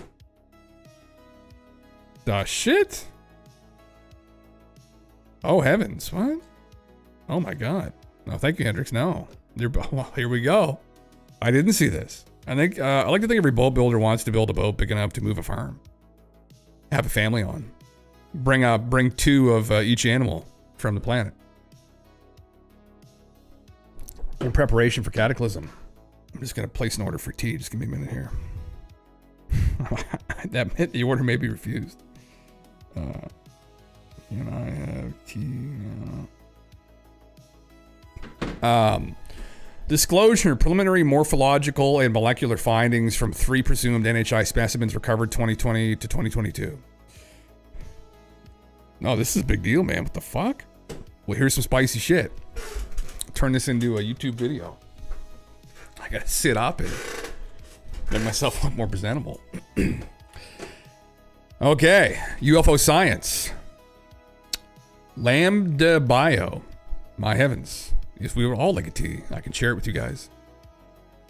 Throwaway account for obvious reasons. I'm a senior research scientist, PhD in cellular and development biology, contracted through an interagency working group that began in late 2020.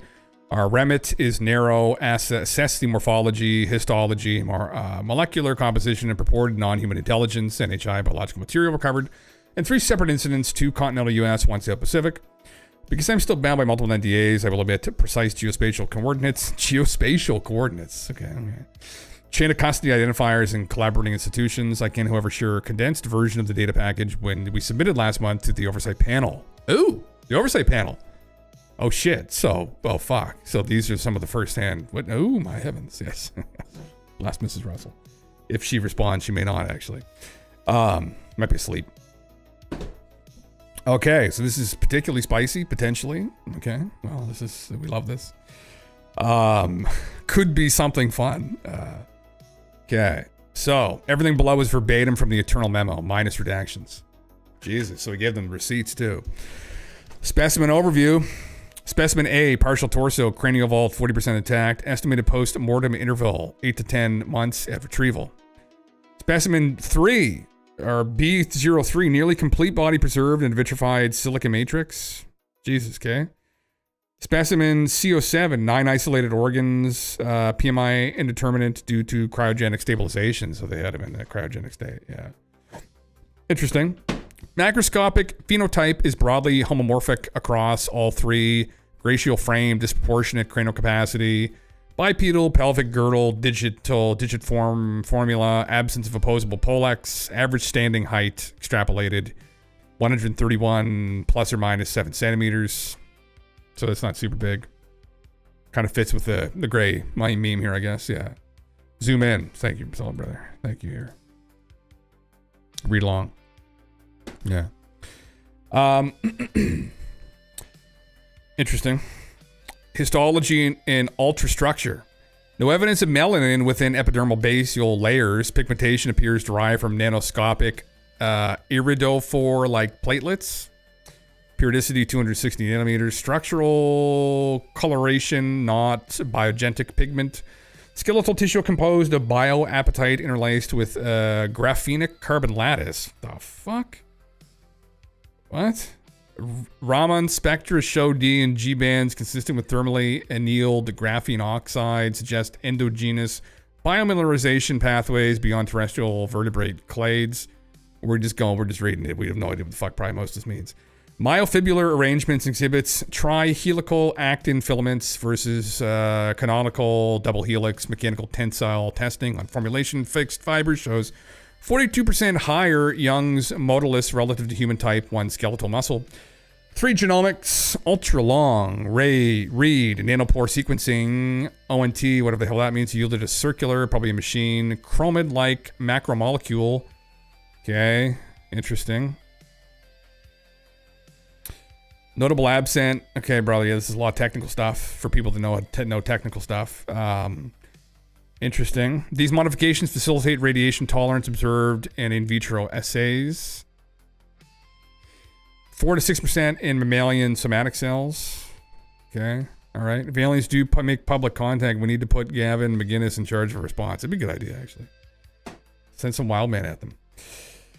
Okay. Functional assessments in vitro. Okay. It's a bunch of technical jargon again. Preliminary conclusions. All 3 specimens are conspecific. What? No forensic indicators of hoax fabrication. Okay. Polymer substrates, taxidermy seams, chimeric graft lines. Molecular architecture, especially graphene-enhanced osseous tissue and non-canonical nucleic acid motifs, lies outside the evolutionary toolkit of terrestrial biota, I guess. Okay. So, very in-depth analyses for those that are accredited in the particular areas that they can vet that sounds like something that might fucking make sense to them. If terrestrial in origin, we would need to posit an undocumented branch that diverged 600 million years, followed by convergent hominin-like morphology, which is statistically untenable. The parsimonious explanation remains extraterrestrial, extra-dimensional biogenesis. Extra-dimensional. Interesting. Where this goes next. Our panel recommended expansion of BSL-4 facilities to mitigate unknown biohazard vectors, cross-validation with independent internal labs. We proposed Karolinska and Riken, immediate establishment of an interdisciplinary review board, including astrobiologists, immunologists, and ethicists. Bring Gary on. He'll talk. And ethicists. Hey, bring me on. What should we do? Create chaos. Create anarchy. Tell the people. Interesting. Final decision now sits with the senior DoD IC liaison. Internal rumor, a classified briefing to select Senate Intel members is scheduled for late Q3 2025. I'm posting here because I believe humanity deserves peer-reviewed transparency, not indefinite compartmentalization. Yes, enough breadcrumbs have leaked. See Grush testimony 2023 that full suppression feels increasingly unrealistic. Yeah, let it all spill out. I want input from this community, especially forensic pathologists and molecular biologists, on blind spot analysis we may have missed. Ask me what you'd like. I'll answer within the bounds of my NDA and personal safety. Stay curious, stay skeptical, edit formatting and minor unit corrections. Okay. Interesting. Different DNA makeup, yes. Interesting. What's this about?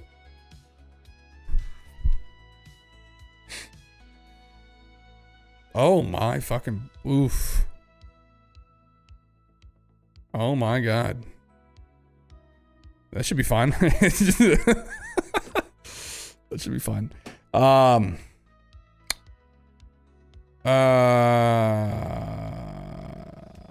As a null hypothesis, consider the following prompt. Write a Reddit post from a throwaway account posing as an anonymous PhD scientist bound by NDAs who leaks a condensed internal report. Okay. Why choose this small-time subreddit instead of one of the larger ones? Dips toe in the water. What system is being used for this naming convention? Does he respond? Oh, here we go. Again, I don't know. Is this motherfucker just using ChatGPT 03 to concoct up and people, I have no idea what I'm reading. A lot of this, like, you know, very possibly, yeah. God damn. Blow is what I can say without running afoul of the classification office. I've grouped the answers under the headings and you now raised. Okay. Whoa. Hold on. Prefix letter, recovery operation, not geography. 2 digits of simply the specimen number with the operation. The system is global. My lab has processed only 9 physical items, but the master ledger shows 42 biological entries held across 3 countries. Okay. Cache in Antarctica. Oh? We call C07 a cache because the organs were nested in 3 concentric shells of porous ceramic, clearly manufactured, not glacial rock, of the ice immediately surrounding the package is plus 3% above local meteoric water, indicating melt freeze with non-native water. The cavern wall directly behind the bundle is glassy, laser plasma ablation rather than natural sublimation. All 3 point to a deliberate placement and controlled freeze, not a body that simply fell into a crevice. Huh? The fuck? Trying to understand this. If this is an AI, then... What did he say up here?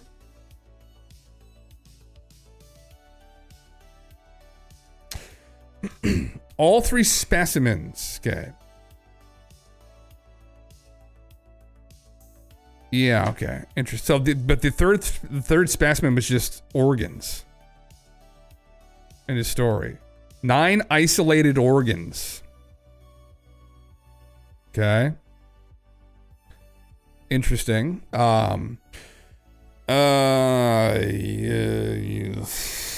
Okay, that he's going over. He's responding to. Hold on. Where's the first buddy's response here? Digit forming and layout means every terminal limb end examined so far bears 3 rays. There are 4 locomotor manipulative limbs, 2 fore, 2 hind. Okay. Post-mortem, 8 to 12 months in an arid basin, soul silica infiltrated vascular channels, giving a rudimentary natural cast that slowed decay. No clue where it spent the first 3 to 4 weeks after fatal trauma. Vitrified sand resulted from a single heat pulse, followed by supersonic cooling in human air. The aerogel sealed the body. Surface microbial swab shows 2 weeks after exposure is plausible. Oh, he goes even further. Who knows, man?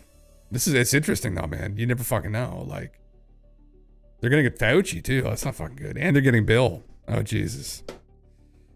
Muscle and bone mechanics, myofibrillars. He goes in depth here. Genomic alignments, housekeeping gene matches fall mostly in pan-eukaryotic systolic pathways. Outside that 23% homology drops into noise, we cannot assign any fraction to any terrestrial domain. The coding density and promoter architecture imply the genome was compiled, not inherited, so they were genetically edited. No single terrestrial clad dominates the borrowed segments. Best hits scatter across fungi, chordates, and protists. Interesting. The outer black surface, they go over the eye and stuff. Okay, combined with a silver, guanin, tepitin, scopic sensitivity.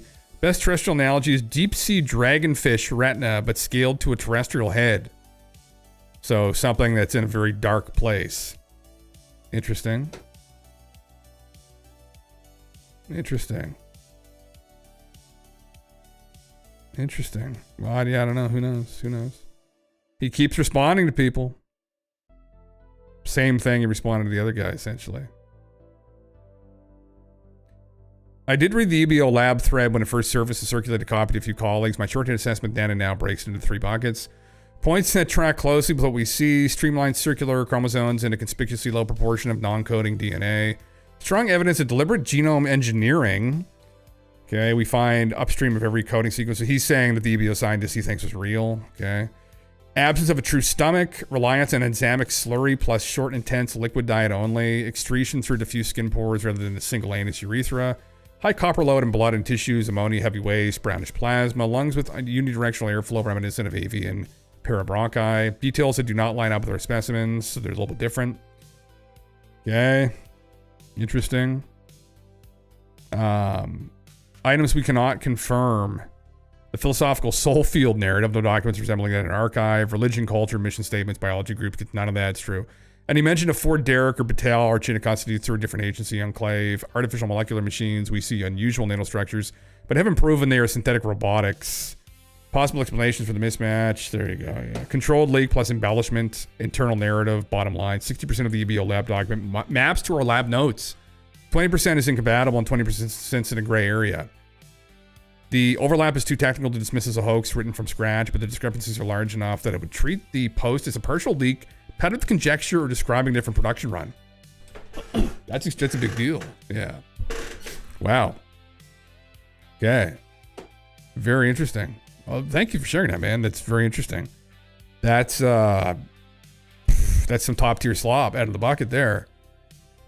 I don't know. I mean, you know, you have to have people come in and vet it more further, a little bit more further. Only 37 upvotes. Two days ago, too. No one got onto it. Like, hopefully people get onto it more and can look into it further. I mean, obviously it's hopefully going to get more attention on Twitter, but me reading that, yeah, it's pretty much everybody. It's far too technical again, like for somebody to just absolutely write off. I would wonder, like, I don't know, like maybe you would want to, maybe he doesn't want a lot of eyes on it, though. Maybe he just wants other experts to chime in. So yeah, thank you, man. Yeah, that's crazy. You don't get that many views in a couple days. But he should have posted it on our UFOs. Someone should repost it on our UFOs right now, if they haven't already. Absolutely. His account, I think, is still active. Lambda Bio. New 3 hours ago. So he keeps going over this. I don't know. Maybe not. I'll update if clearance team approves release of the micrographs and mechanical test curves. All we can say is hope that this is real, I guess. We hope that there are people this technical. This is what we literally call. This is what we literally wanted, right? We wanted someone that was this technical come forward to Congress and give them this information. Say, hey, we know they're real. We worked on them. We have the hard data, right? So there you go. Anyway, yeah. God damn. Sorry, I didn't pull this up, but this is pertaining to the House panel orders chairman to issue subpoenas for Bill and Hillary Clinton Epstein investigation. God damn. Pull them out from the hole that they've lived in. Dirty, wet, filthy hole they've been living in. I think the NHI bodies are temporary vessels for transferring consciousness so they can exist in our 3D. If true, the DNA would need to be complex or wouldn't really require the basic need for excretion or consumption. Well, I mean, who knows? It could be true, man, that this is, that they just kind of come into bodies whenever they want. Maybe that's how this works, right? There's a lot of stories from the abduction phenomena where, oh, thank you, Mom. Where they, oh, fuck, that's hot, fuck. Where they see them floating in like pools of liquid. Yeah, so but that was something in the stories that they said they did to themselves to, I don't know, streamline. Wanted to cut the food into the equation. I love eating food, but if you were like, hey, what's a better body? It's like one that doesn't need food all the time. But then you become like, remember how good food tasted though? I don't know. Maybe that's why they're here. Can you slap their posts in the ChatGPT and compare them to EBO Scientist post? I wonder how much there's similarity in UI files. That was there. Well, what we could do is I could try and get ChatGPT to go through this. I could try and get it to assess this for potentially being with O3. Assess this for AI. Thinking maybe someone's hoaxing or role playing. Oh, for fuck's sake, role playing.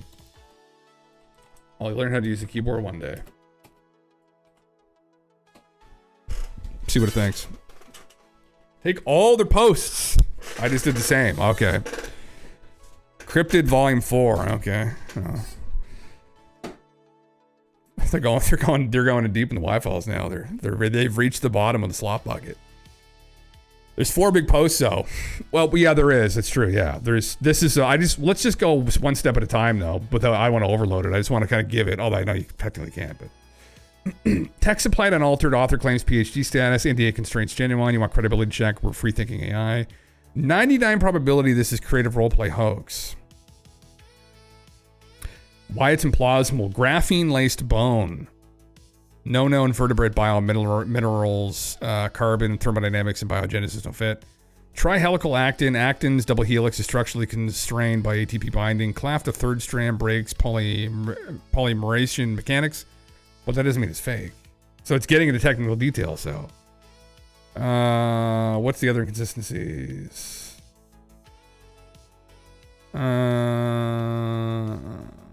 If it were real, release raw, fast BAM files. Deposit bones, slices in multiple synchrotron facilities, publish diffraction patterns. Well, they'll be giving proof. They'll be giving you definitive proof. Okay.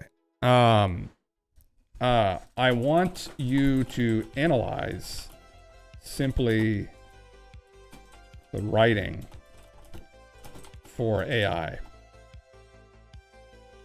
Never mind the contents. This is hypothetically an alien, for fuck's sakes. Like, yes, this post is almost certainly fiction or roleplay, though executed with high technical literacy and detail. There's a breakdown of indicators that strongly suggests it's well-constructed hoax. Okay, it kind of just told me the same thing, because effectively, TLDR, none of this is possible in nature. So, you know, I just feel like... it is, I mean, like, I am like a monkey in a typewriter, brother. This is what I wanted. 70% chance machine generated. Hyper-regular markdown bullet sections. Well, dense jargon shotgun spray. Almost zero typos hedges. Even sentences. Even sentence cadence. 50 to 25 tokens. Yeah. Parenthetical comparisons every few lines. Throwaway NDA. Well, that's not really. Strict prompt cliche. Self-citation footnote without an actual footnote. Hallucinated scholarly flair. Sign of slogan, stay curious, LLM chat style closer. NetEffects reads like someone fed secret alien autopsy memo into GPT-4 with knob at pretend scientific. Non-uniform M dash spacing. Humor, for fuck's sakes, later. No, I just gave you that, you fucking stupid thing.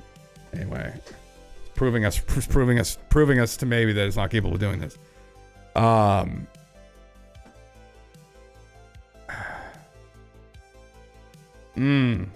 I don't know. We're not gonna know definitively. There's fucking TLDR. We're not gonna know definitively, for Christ's sake. Close. No, I don't know. Anyway, there's really only one way you would know, and that would be by getting someone who knows this stuff to read through it and then talk with them. To actually have conversation with them. That'd be the only way you would really know. Is for them to have some kind of conversation with them. That'd be the only way. So, anyway, yeah. Interesting, but, you know, kind of like the EBO scientist, there are people who read through it and said the same thing, who kind of knew the jargon. They were like, oh, interesting. All right. Interesting meme, I guess. It's extremely interesting, but anyway, what do we make of this? Yeah. It is more slop for the bucket, but, you know, hopefully it's real, and that's all you can say. I mean, don't know. Oh, that's apocalyptically hot. Jesus Christ. All right. Well, anyway, interesting memes nonetheless. Very interesting memes. Yeah, cool. Maybe I'll slap that up on YouTube, or I don't fucking know, something like that. Something along those lines, and let's see what's up. So, see, someone just tagged me in something now. Oh, was that the Y-Files thing? Okay. Cryptids Volume 4, Monsters at the Bottom of the World. Okay, yeah. I got something else up here that, which is an interesting meme. Now, this guy was just recently on Danny Jones' podcast himself, but I think this is kind of an interesting topic. Yes, DMT aliens might be real. You just sucked the fun into that. You just sucked it. Jesus Christ. Yeah. Well, here's something that'll bring the fun back. This guy's book, it's called Astonishing. This book is not to be missed. Dennis McKenna. My, what an honor. Terrence McKenna's brother. Death by Astonishment, Confronting the Mystery of the World's Strangest Drug. So this guy, I think this guy's a neuroscientist who experimented heavily with DMT. Oh, is this? Oh, this is fucking Graham. What? What's this guy's book? Oh, Forward. Okay, it is by him. A Forward by Graham. Okay. I thought this was this guy's book. It's our pleasure to welcome Andrew Gallimore, author of Death by Astonishment, Confronting the Mystery of the World's Strangest Drug. His book presents a first detailed account of the discovery of DMT, as well as science's ongoing struggle to explain how such a simple and common plant molecule can have such astonishing effects on the human mind. His book explores the contributions fascinating characters from the scientific and literary worlds have made to the DMT narrative, including the legendary ethnobotanist Dr. Richard Schultz, the renegade beat writer and drug aficionado William S. Burroughs, and the philosopher and raconteur Terrence McKenna. In this article, Andrew delves into the profound realm of mystery and astonishment found in the DMT state, introducing the reader to the story of DMT, which first begins in the Amazonian rainforest and ends somewhere beyond the stars, forcing us to reconsider our most basic assumptions about the nature of reality and our places within it. Oh, it's an ungrant. Well, he's got the actual interview here. Okay. Interesting. Yeah. This is a little forward that he put forward here. Oh, it's an hour-long interview. Okay. I was just going to read through this little TLDR of the entire thing and just kind of go from there maybe. But let me see here. Although much of my adolescence was spent cultivating exotic and supposedly psychoactive plants and herbs under a small grow lamp hung awkwardly beneath the desk in my bedroom, I was, by modern standards, at least relatively late to the psychedelic party. I didn't have what I would consider to be a proper psychedelic experience until my early 20s. Well, that's pretty early. It was barely 3 years since Terrence McKenna, who had already become something of an idol of mine, who had made his final transition to the great mystery, and I, then a young PhD student with a deep interest in psychedelics, but with very little practical experience, hopped on the train from Cambridge down to the beautiful Roman city of Bath in the southwest of the UK to attend my very first psychedelic symposium. Most of the 3-day event, which seemed to be an eclectic mix of psychedelics, philosophy, and astrology, is now something of a blur, but it was the final evening, once the formalities had been concluded, that holds pertinent residence in my psyche. Interesting, okay. So he's convinced the machine elves are real. While most of these speakers and other attendees had drifted off elsewhere, perhaps a dozen or so of us wandered to a park by a river for a final, less formal summer gathering. Among the motley crew was MAPS founder Rick Doblin, who ambled into the assembled circle, lugging what appeared to be a large Tupperware tub, and sat down on the grass just a few feet away from me. And as the sun dipped below the horizon, he finally cracked open this mystery box, which was neatly packed to the brim with the finest examples of fresh psilocybe cubensis I'd ever seen. This was during a less authoritarian era when fresh, unprepared magic mushrooms were perfectly legal under UK law. He began to pass the plump, phallic fungi around, and a particularly juicy pair found their way into my hands. Although I hadn't planned on consuming anything beyond the bottle of cheap red wine I'd bought from a nearby off-license, this seemed like as good a time and place as any. So I slowly began to nibble them down. Mullins, there you go, brother. Yeah, the racist, brother. What? This is a clip. It is as someone who was an editor for a long time, I thoroughly enjoy terrible writing. And a baby monster sent this in from the Athens Messenger. Jesus Christ, looking through some of the fucking comments here. Holy fuck. Interesting. Okay, brother, just a second here. From my prior 4 years as an undergraduate student, I was reasonably familiar with the powerful rushing sensation as a drug. Mainly, one particularly prominent member of the phenotyline family got to work on my central nervous system, but this felt different. It was as every cell in my body had become electrified, and this energy then began to course through my entire being, continuing to intensify until I could sit still no more. So I rose unsteadily to my feet and soon found myself wandering among a small clutch of trees, minding their own business at the edge of the park. And I then noticed something pure, but both entirely new and yet somehow familiar. I can only describe it as like stepping into a fairy tale. What would in sober, waking life have appeared as a perfectly remarkable collection of perfectly unremarkable trees became instead an enchanted wood. Yes, if I was to describe my first mushroom experience in a single word, that would be it, enchantment. Wonderful. A TLDR is a black gentleman did DMT and met the elves and accuses them of being racist. I could see that. From all the descriptions of encounters people have had, they absolutely would razz him on probably something as petty as that. Yeah. They seem like major assholes. Yeah, in all the encounters that I recall reading about. Although Terrence didn't really get into that too much, but he said they were kind of like, joking, like they were kind of jester-like. That's awesome. I like that a lot. The whole enchantment aspect, wonderful. It's affecting in the moment. Are you really appreciating everything for what it is? Is this moment everything it could be? I have a problem with that sometimes, personally. I do. Where it's like, could this moment be better? Am I appreciating this enough?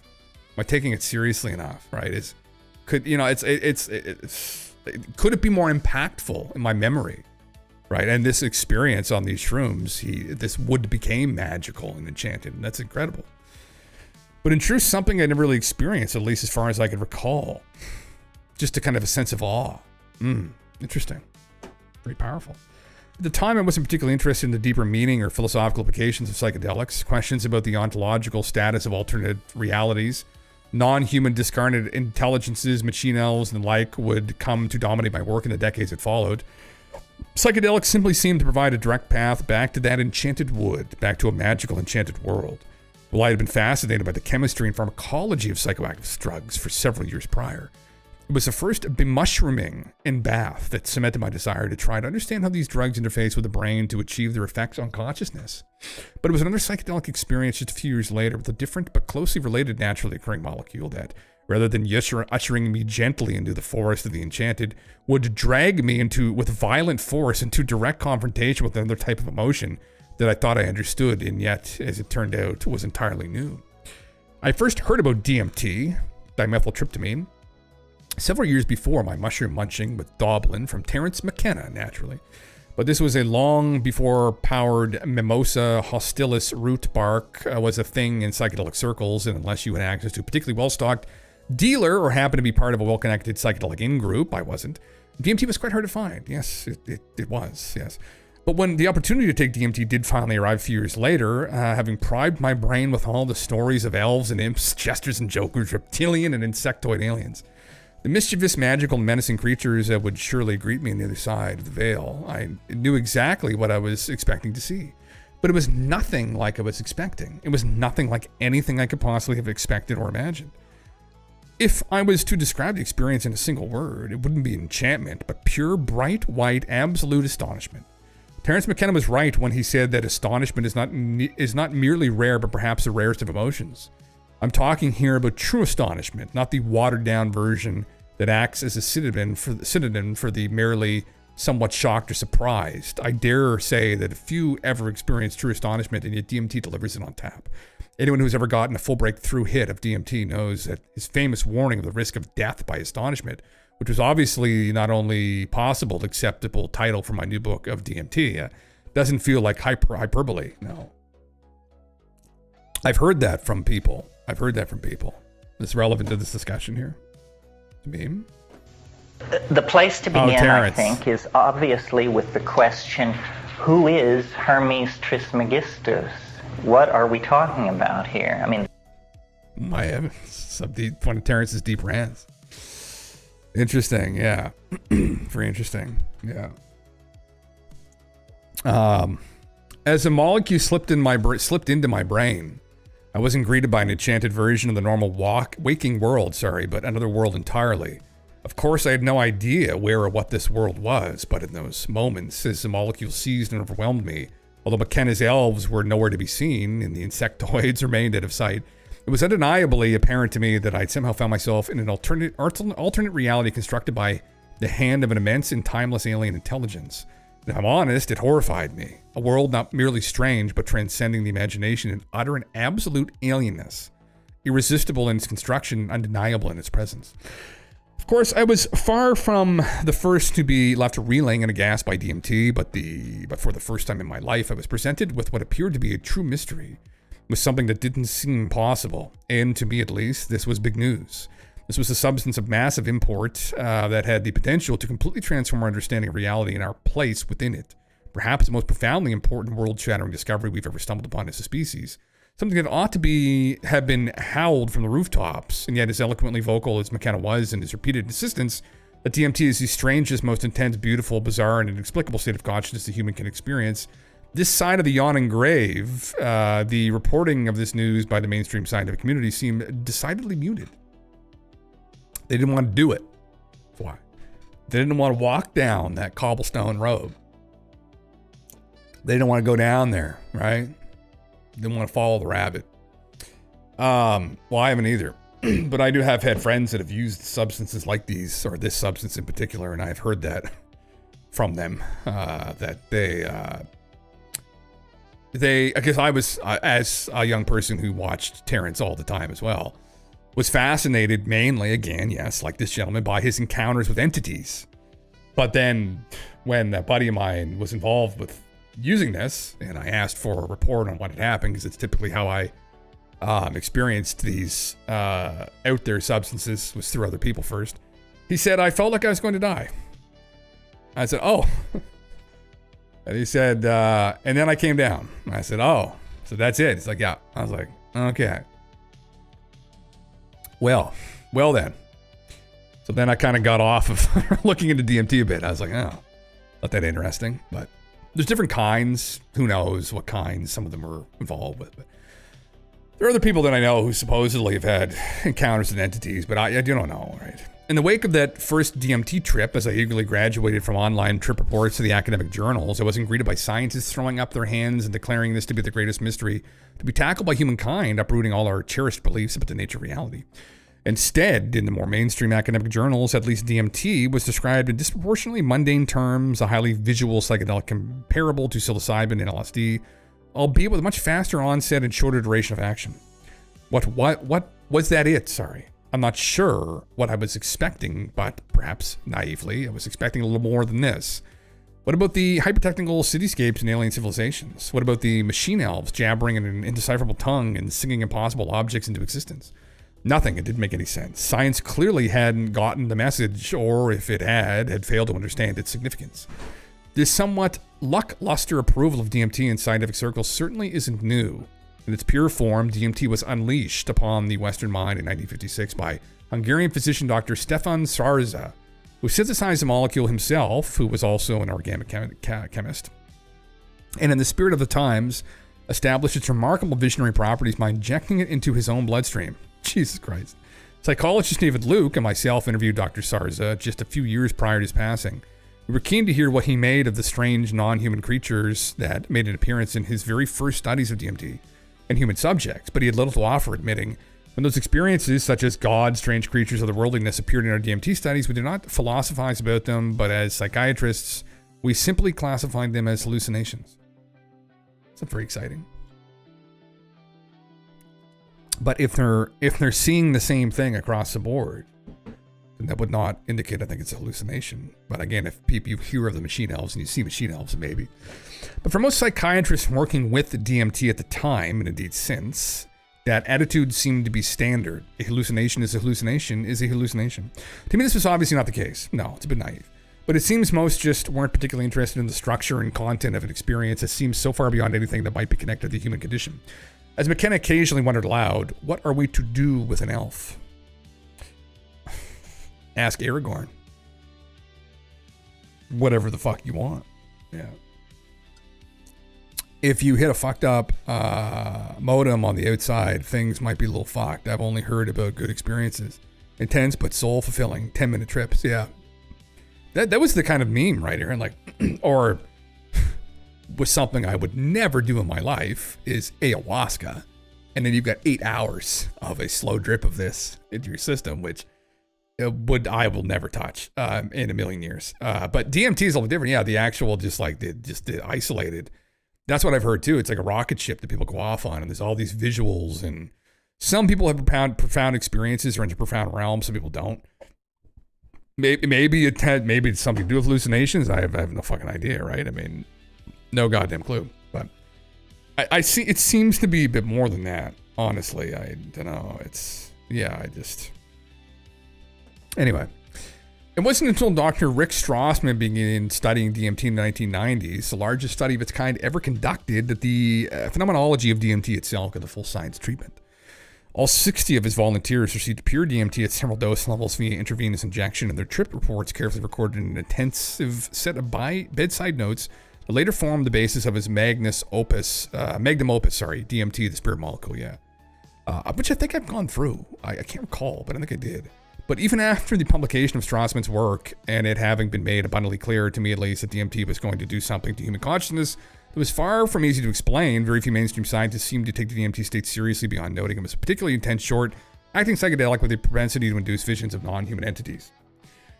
Now, again, we're relying on the scientific method here. You have to get deeper into the scientific method itself. How are you going to approach a subjective phenomena like that with a scientific method, ultimately? Right? Now, I think if you have repeated incidents of people who are not connected, experiencing very similar phenomena, and interacting with very similar entities, could you attribute that to just random hallucinations? I don't know. I think that's a bit naive. I think you could use it, but it's going to be difficult because of how subjective the phenomena is. I mean, you're not inside their head. These are just accounts of people claiming to have seen these things using the substance. It's just a commonality. UFO abductions are in the same vein as this, really. You're working with an accredited person who understands how to use hypnosis and go through these people's memory. They do memory call with them, like they know what they're doing, and it seems they're having real memories. And it's time and again, it's these little gray people or little beings that are picking them up. Like, what do you do with that information ultimately? Like, how do you just collect the anecdotes, right? I don't know. Even now, 3 decades since Strassman's study was concluded, it's not difficult to find examples of scientists, most of whom I can only assume have never taken DMT, yes, attempting to slot the DMT state into neatly demarcated phenomenological categories that make it seem as if the drug's effects are easier to explain than they really are. Just a couple of years ago, I stumbled upon a Twitter post by a fairly well-established cognitive neuropharmacologist whom I shame to name and shame, but who works in the psychedelic field, where he referred to encounters with non-human, non-animal entities in the DMT state as illusory social events, or simply ISEs for short. Like he hoped his coinage would catch on. I wasn't sure whether to laugh or cry. If he really thinks the interactions with superintelligent alien beings, commonly described by DMT users as social events, I'd very much like to know the kinds of parties this guy frequents. Probably none, brother. Probably none. To anyone who's had an encounter with the kinds of entities frequently encountered in the DMT state, this ISE moniker just seems well silly. Yeah, well, same with the critique of the abduction phenomena to some degree as well, where there's attributed hallucinations and incidents of like trauma leading to these kinds of, recall, little gray people. Ultimately, it's these fantastical concoctions. None of it makes any fucking sense.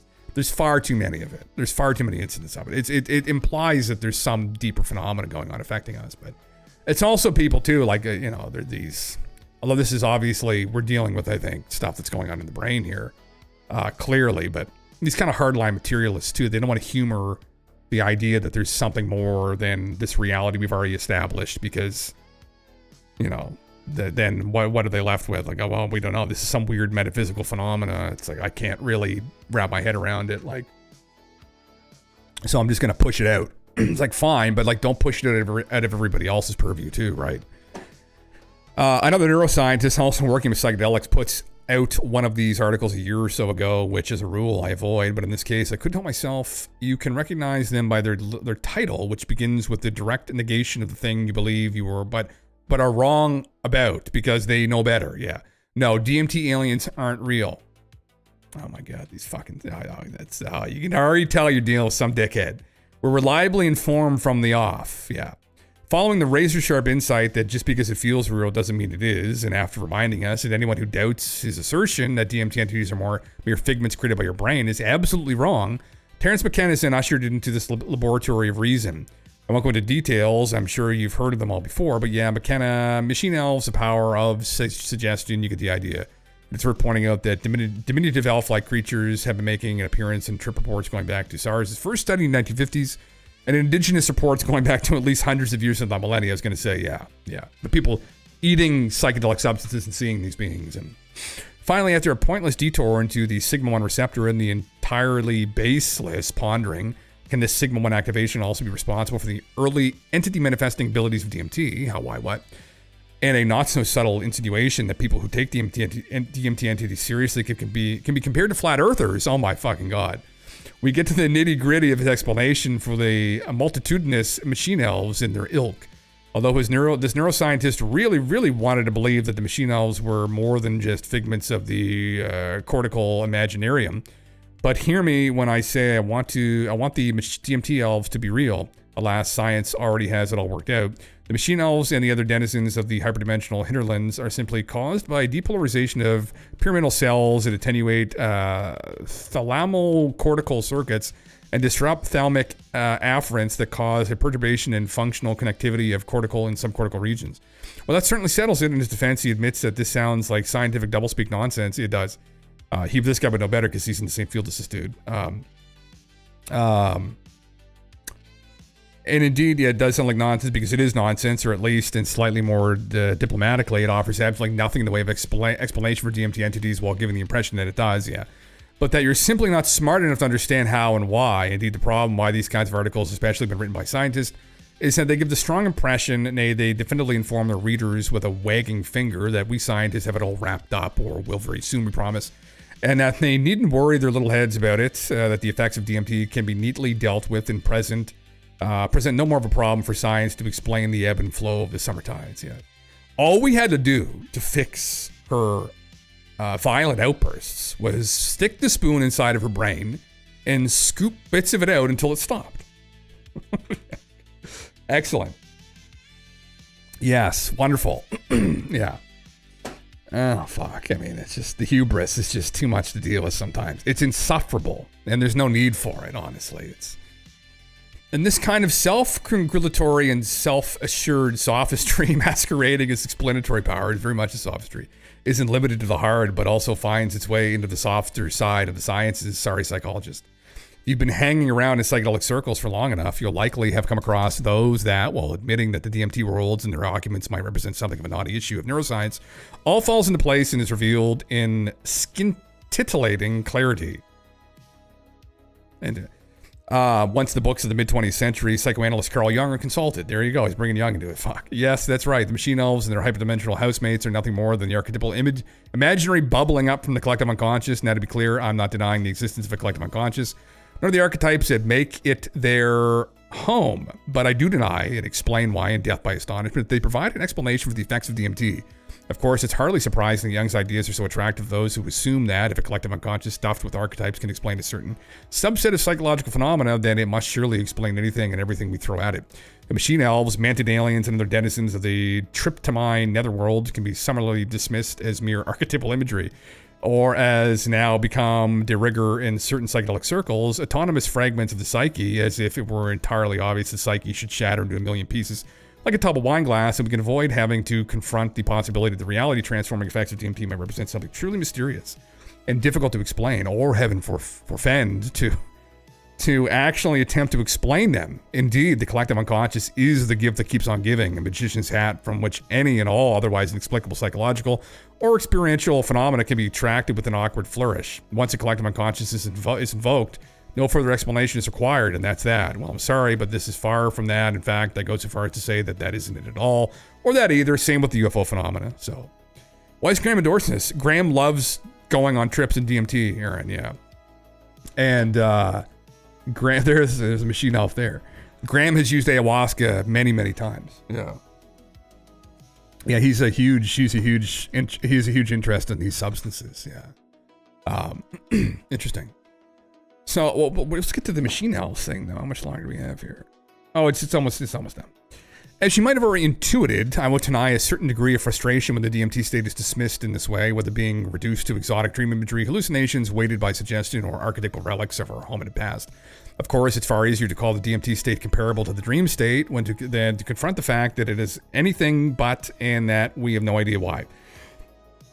It is easier to refer to the thoroughly alien, non-human, non-animal entity encounters as archetypal symbols, or even more ridiculously, illusory social events, than to admit that their origin and nature remains almost a complete mystery.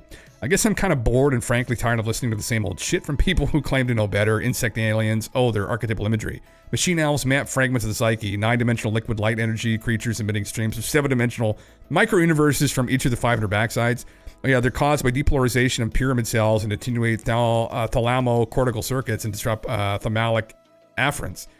As if that meant something, as if it was any kind of an explanation. Well, but again, they're going to reach at straws to try and explain away any of this anomalous phenomena because it doesn't fit within their worldview, right? I mean, their approach. This is when you're dealing with people. This is an important note here, though.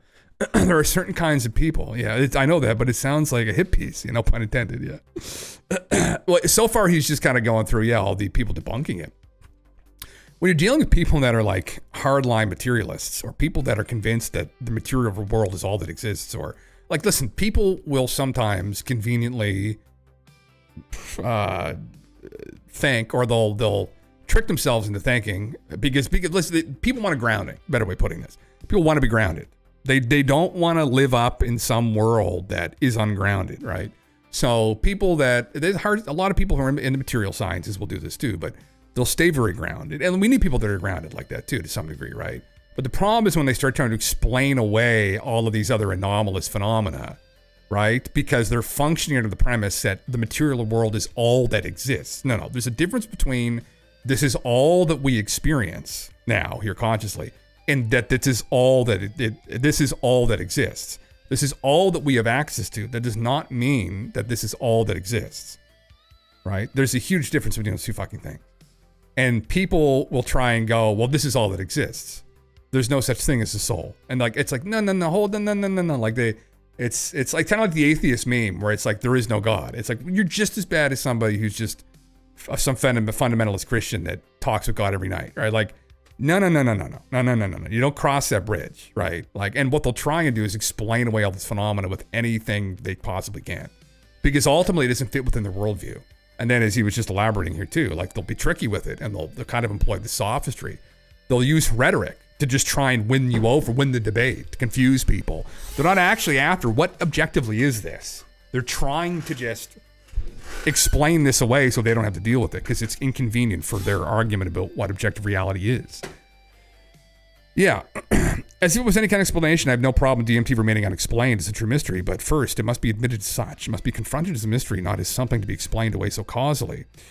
In Death My Astonishment, I recount the experience of a Korean man who contacted me after a terrifying encounter with powerful, malicious insectoid aliens during an ayahuasca session in Peru that left him truly traumatized, convinced they'd captured his soul. Jesus Christ. To him, the question of the reality of the creatures was mocked and tortured him was not an academic one for sure. It was a matter of immense personal significance. As far as he was concerned, his very soul depended on it. I also present two previously unpublished reports from Strassman's 1990 study that were so utterly and horrifyingly alien that I plunged one of them into a state of hypotensive shock, one of the experiencers, that almost killed him. It was like hell because there was nothing human. I was being devoured by such strange alien forces. I very much doubt either of these volunteers would have much patience with the talk of dream imagery, archetypal symbols, and other neo-Jungian psychobabble. Imagine? You're like, hey, I'm going to go talk to the machine owls. And next thing you know, there's these insectoids like trying to suck your soul out of you. What the fuck? It might be bad. That's the thing. That's what prevents me from going down these rabbit holes, because it might be. But my luck, it will be. My purpose in writing Death by Astonishment was partially to introduce those who knew little, if anything, of this remarkable molecule to both its history and to science's continuing struggle to make sense of its astonishing world-switching effects, but also as an attempt to convince those more familiar with DMT that making sense of it is indeed a struggle, that there is something extremely challenging to explain about DMT, and that it represents a true enigma. The basis for my argument has remained fairly consistent over the last decade or so. The world you experience, whether in normal waking life or during dreaming, is constructed by your brain as a model fashion for patterns of neural information. Yes, the brain evolved to construct a single subjective world as a model of the environment. We can use this basic axiom to explain how and why the world appears to you as it does. Stable, predictable, and familiar, whilst dynamic and responsive to the ever-changing flow of events and processes occurring out there in the external environment. We can also, without too much difficulty, explain this dream world as a selective simulation of the waking world. The brain draws on the stored concepts, object models, and experiences it has learned during waking life while interacting with the environment to construct a dream world while almost entirely disconnected from sensory inputs. We can also explain how in the presence of psychedelics, the old familiar world begins to break down, become more fluid and unstable, less predictable and novel. We can also explain how and why certain types of imagery drawn from personal memory and yes, influenced by inherited archetypal patterns, as well as from spontaneous emergent patterns of cortical activity, tend to present themselves to a tripper. But when the normal waking world is not only obliterated, but replaced in its entirety with one that bears no relationship to the world left behind, when the brain somehow begins constructing worlds it has no business constructing, worlds populated by hyper-intelligent non-human discarnate entities with no referent in the normal waking world, highly coherent, more real than real, higher dimensional worlds of crystalline clarity and impossible narrative and structural complexity that do not only exist in normal waking life, but could not exist, well, then we have a problem. Well, that's, kind of the issue too with the alien phenomena as well, with some of the experiences that people have had where, well, like Betty and Barney Hill, like that instantly throws that whole explanation that's just hallucination or something, or it's just some kind of trauma dump. Betty and Barney both experienced it, so therefore there's an issue there, right? And because he's saying that this is beyond the purview of what the brain should be doing, right? The brain shouldn't necessarily be constructing this level of fantasy, so therefore is it fantasy that we're experiencing, right? That's not what it's supposed to do. So then what's happening? What's the substance doing? Yeah, in constructing DMT worlds, it's almost as if the brain is using a language it never learned to speak, building models it never learned to construct, and doing so flawlessly. The brain's ability to fabricate these entirely non-human worlds is such exquisite and dynamic detail and complexity, and with such effortless and lissom virtuosity, is at least confounding as a 5-year-old British child waking up one morning in between mouthfuls of frosted mini-wheats, offering a confident but measured perspective on 20th century Sino-Russian relations and fluent Siberian UAP. Interesting. Or remembering a life you live. Yeah. You just know gamers are gone get the biggest kick at a DMT. Or go, that'll be a fucking brother. Absolutely. They probably would. Yeah, maybe they would. But I guess under this guy's argument is anybody would. And that's what's weird about it, is you could give this to anybody and they could have this crazy experience where they're in this other world. And I guess we don't know what's happening, I guess is the meme. But anyway, I think that's probably the gist, honestly, of that. Yeah.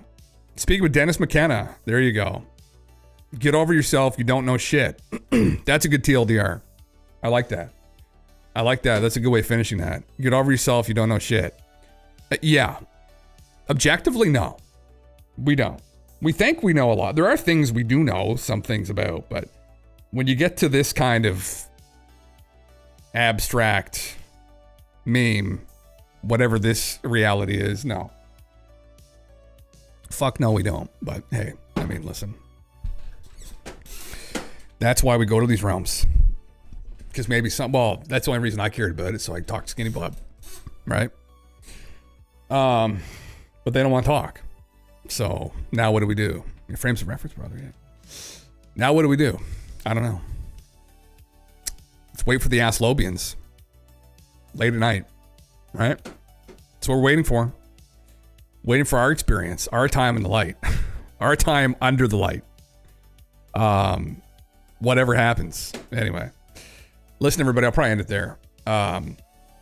Interesting memes, though. Interesting chats. Thank you for coming around, everybody. Good conversation again. Thank you, everyone, for participating and contributing and memeing along. I'll be back tomorrow night. I'm going to play some guitar tomorrow. I've been saying that for a while. I'm going to slap myself tomorrow morning and remind myself to plug my fucking thing in and pull it up. So we'll do that'll be like in the end. I'll probably like last 30 minutes. I'll just fuck around or something like that. So Ars Lobians versus Ear Lobians fight. Who are you giving yourself up to? That's a real fucking question, right? I know who I'm going with. Hey guys, see you later. It's 7 in the evening and everything is fine. I'm not expecting visitors, so I can stream all night. I'll take my stream deck out from where I'm playing Fortnite. We'll play until the morning. At 3 a.m. we hear him again from the sound of the submarine. It's Jim Russell, it's Jim Russell, the commander of Island 49, the guardian of the ancient keys, the keys of Atlantis mysteries, Atlantean secrets, Atlantean secrets, the keys. My dudes, let's follow in order to let go. Distorted echoes, the mysterious magnetic fields. Atlantean seas, Atlantean seas. We have to swim through the ocean, the periscopic deception. Ancient doorways that tremble before the subterranean castle. He calls us, my dudes, robots and erudites. 'Cause at 3 a.m. we hear him again from the sound of the almond shells. It's Jim Russell, it's Jim Russell, Union leader of Sorceric Knights. And he parts in the breaking dawn.